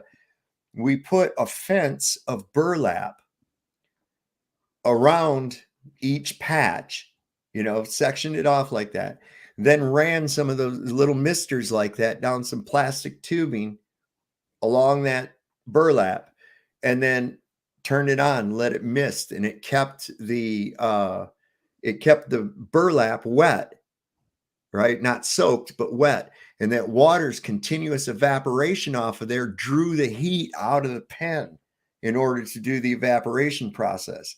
And it kept the plants cool. It saved them from getting burned up in the hot sun, man. So it's pretty cool. But anyway, my point being, those little misters, yeah, you can get those for all different shapes of spray, radius of it, size, all kinds of shit. Trip, did you have something, brother? No. I was just listening. But one thing, gentlemen, I will say that I don't know how these people believe in something that cannot be proven. And I can't believe I've stayed up this late. I gotta get to sleep. Yeah, I hear you, brother. I'm going to cut it off here in a minute myself. As a pleasure as always, gentlemen. I hope you guys have a wonderful evening, the people in the chat, and I'll see you next time. Yeah. Now, as far as atmospheric opacity, I think I can probably devise another experiment. I don't know if I can come up with an agreement on what the outcome of the experiment would be. We'd have to maybe set that up at a later time. But would you say that a jet could fly pretty easily at 35,000 feet? That a what can fly at 35,000 feet? A jet? Yeah, easy. That's average cruising altitude of an airliner anyway. So, yeah. And would you say that if the jet was directly above you at 35,000 feet, you should be able to see it? Mm-hmm. Let's say if it was a nice clear day. Mm-hmm. And if the sun was also in the sky at the exact same time as a jet, Mm-hmm. you would be able to see the sun as far as I am concerned. Mm-hmm. Now, 35,000 feet, do you know how high that is? Yeah. It's roughly 6 miles, right? Yeah. Okay, so if we took a day where the visibility was roughly, I don't know, 3 miles, half the distance, and then we looked up at that jet, we would not be able to see that jet anymore, correct? No, probably not. And if it was an absolutely clear day, but yet the atmospheric opacity was visibility down to 3 miles, wouldn't you think that we'd be able to see the sun? No, not necessarily. It depends on where the location of the sun, the angle, and how noon, much above you. At noon, how much. above Oh, you. it's above you? Yeah. Like Well, where the jet is. Oh, up above where the jet's at. Yeah, I would reckon you would. But yet that you that can't brings see the me jet to at 3 miles. what's that? But yet you just described that you wouldn't be able to see the jet at 3 miles if the atmospheric opacity was 3 mile visibility and the jet Well, was is 6 the miles jet high. a jet's not emitting light, and a jet is nowhere near the size of a sun. So then that would also explain that off in the distance on the horizon, it's also negated because the sun emits light. What? The sun emits light. Yeah, there's a lot of high altitude photographs of the sun in different positions, leaving a hot spot right under it, under the Earth. Well, basically what I'm saying is if the atmospheric opacity was to a point where you could only see 3 miles in distance, but yet it was a clear day, which is possible, a lot of moisture in the air or whatnot, you would still be able to see the sunset because the clouds aren't blocking the sun. That's right. I'm not talking about clouds. Well, supposedly the That's not what sun. visibility is about. Visibility is not about clouds. Right. I'm trying to understand how the sun would be highly affected by the atmospheric opacity. Okay. Because if the atmospheric opacity is 3 miles and the sun is much further than 3 miles, then you should be able to see it at sunset, but yet you are. Headlight beam in the fog. Well, you can't see a headlight beam in the fog at 3 Yeah, you miles can. if the Yeah, you can. atmospheric No, you opacity is can't. But 3 once it gets within a certain range, it will start appearing to you. Yeah. And if it goes away from you, it'll start disappearing from you, not due to distance. Because if the fog wasn't there, you could see it a long way further off. But the fact that the fog is there, that it's actually refracting the light, diffusing it. Okay. So it's diffusing the light.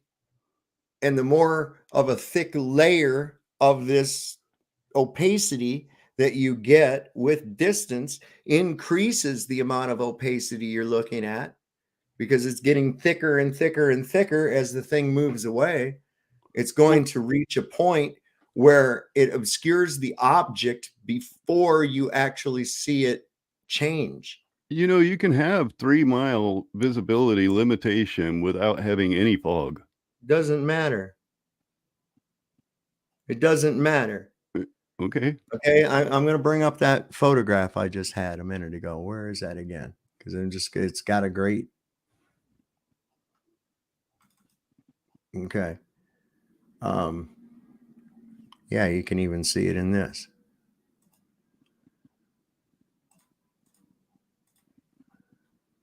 Now, you see this, how we don't see, and it's not just because of clouds. Do you see how that's got that like line there? Do you know what that line actually is? That's because of your angle of view, all right? And because of your field of view, you're looking up to this distance right here, and then that's as far as you're going to be able to see before it just starts leveling out, and you're looking through a real thick layer of this shit. Now that layer continues on right here. It continues on right here all the way to the front where you're at. But the reality of it is because you're seeing through, as you go in distance, a thicker and thicker and thicker amount of that shit. The same thing is when you're on the ground, okay? When you are looking, say, 20 miles, okay? You're looking through 20 miles of the most opaque aspect of our entire Atmos system because you're on the ground, especially when there's a lot of water or looking out over water, because there's a lot of moisture. Duh. I feel dumb saying this, right above the water. There is a high moisture index above the water due to evaporation that's taking place all the time. This gives you not only problems with refraction, but it's harder to see through than it is.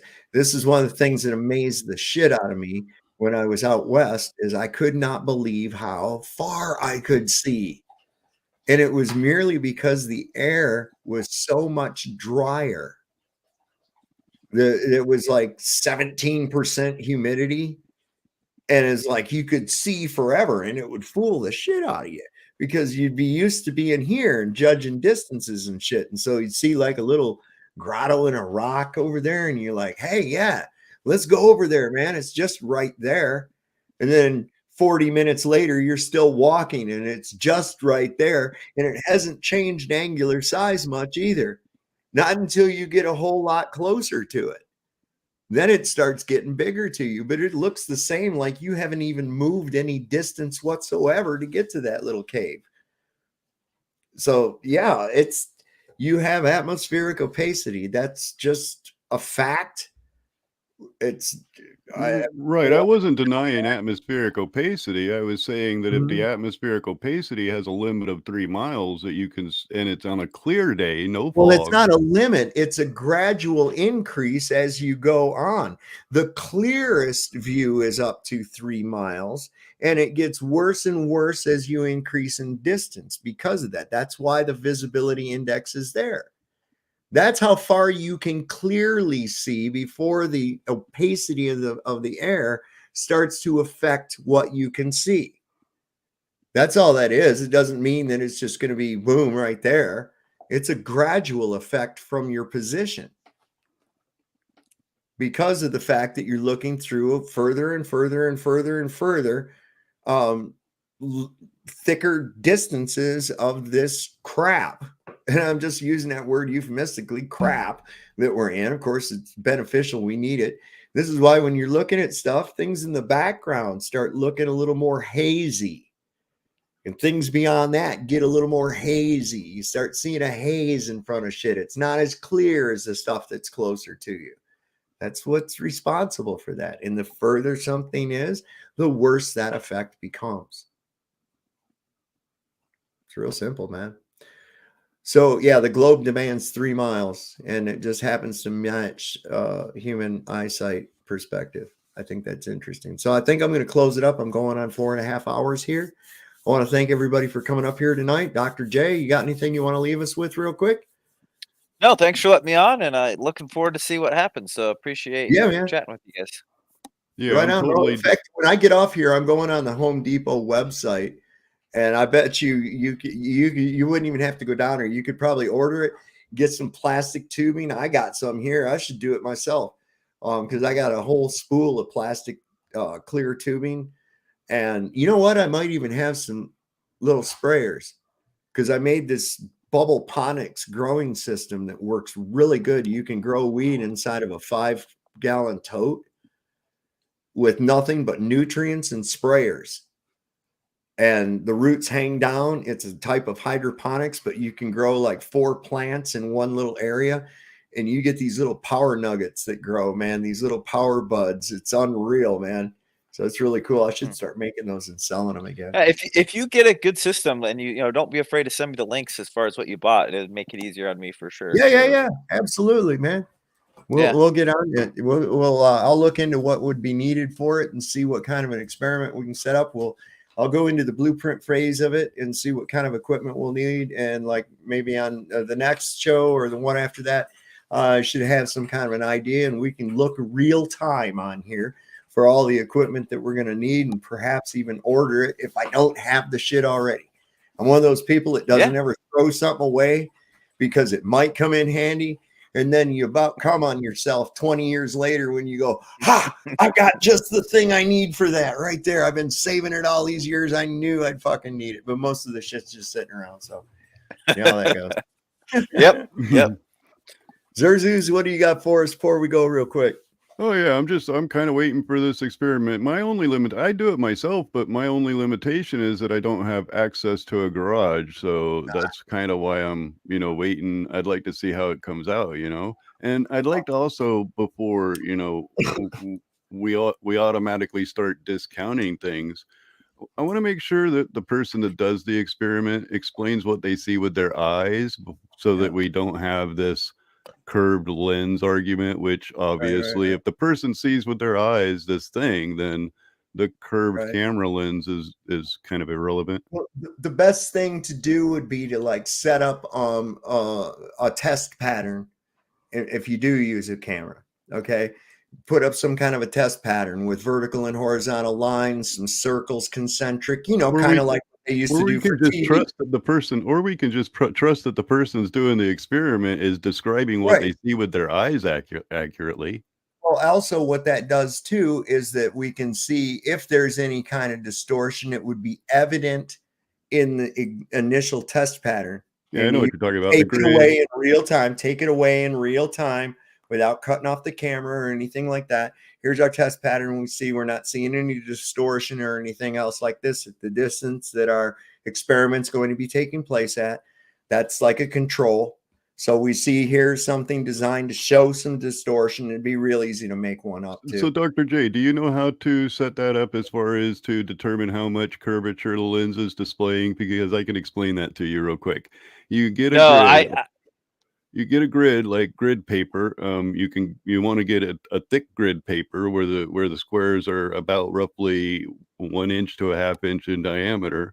Get the camera up extremely close to it, to where it's taking up the entire field, and the lines along that grid will ripple or bow depending on where the distortion in the camera is. That's what I just said, man. Oh, is it? Sorry. Yeah. Maybe we should do a stream or something where we kind of set it up and whiteboard it and write it down and kind of, that way we're all like on the same page and making sure Use that 2 what cameras. I'm doing is right. Iron Horse says use 2 cameras. That'd be cool too. Okay. Yeah, do that. All right. Well, we should just set it up together. Yeah, that'd be fun. Man. It sounds like some good ideas. I'll come up with something. It should be easy to make an apparatus that would do what we want it to do. Yeah, not a problem. So with all that being said, I'd like to thank everybody for coming on, everybody that showed up in the chat and in the view, and all of you out there watching it the next day at work. Good luck to you. Have a nice day.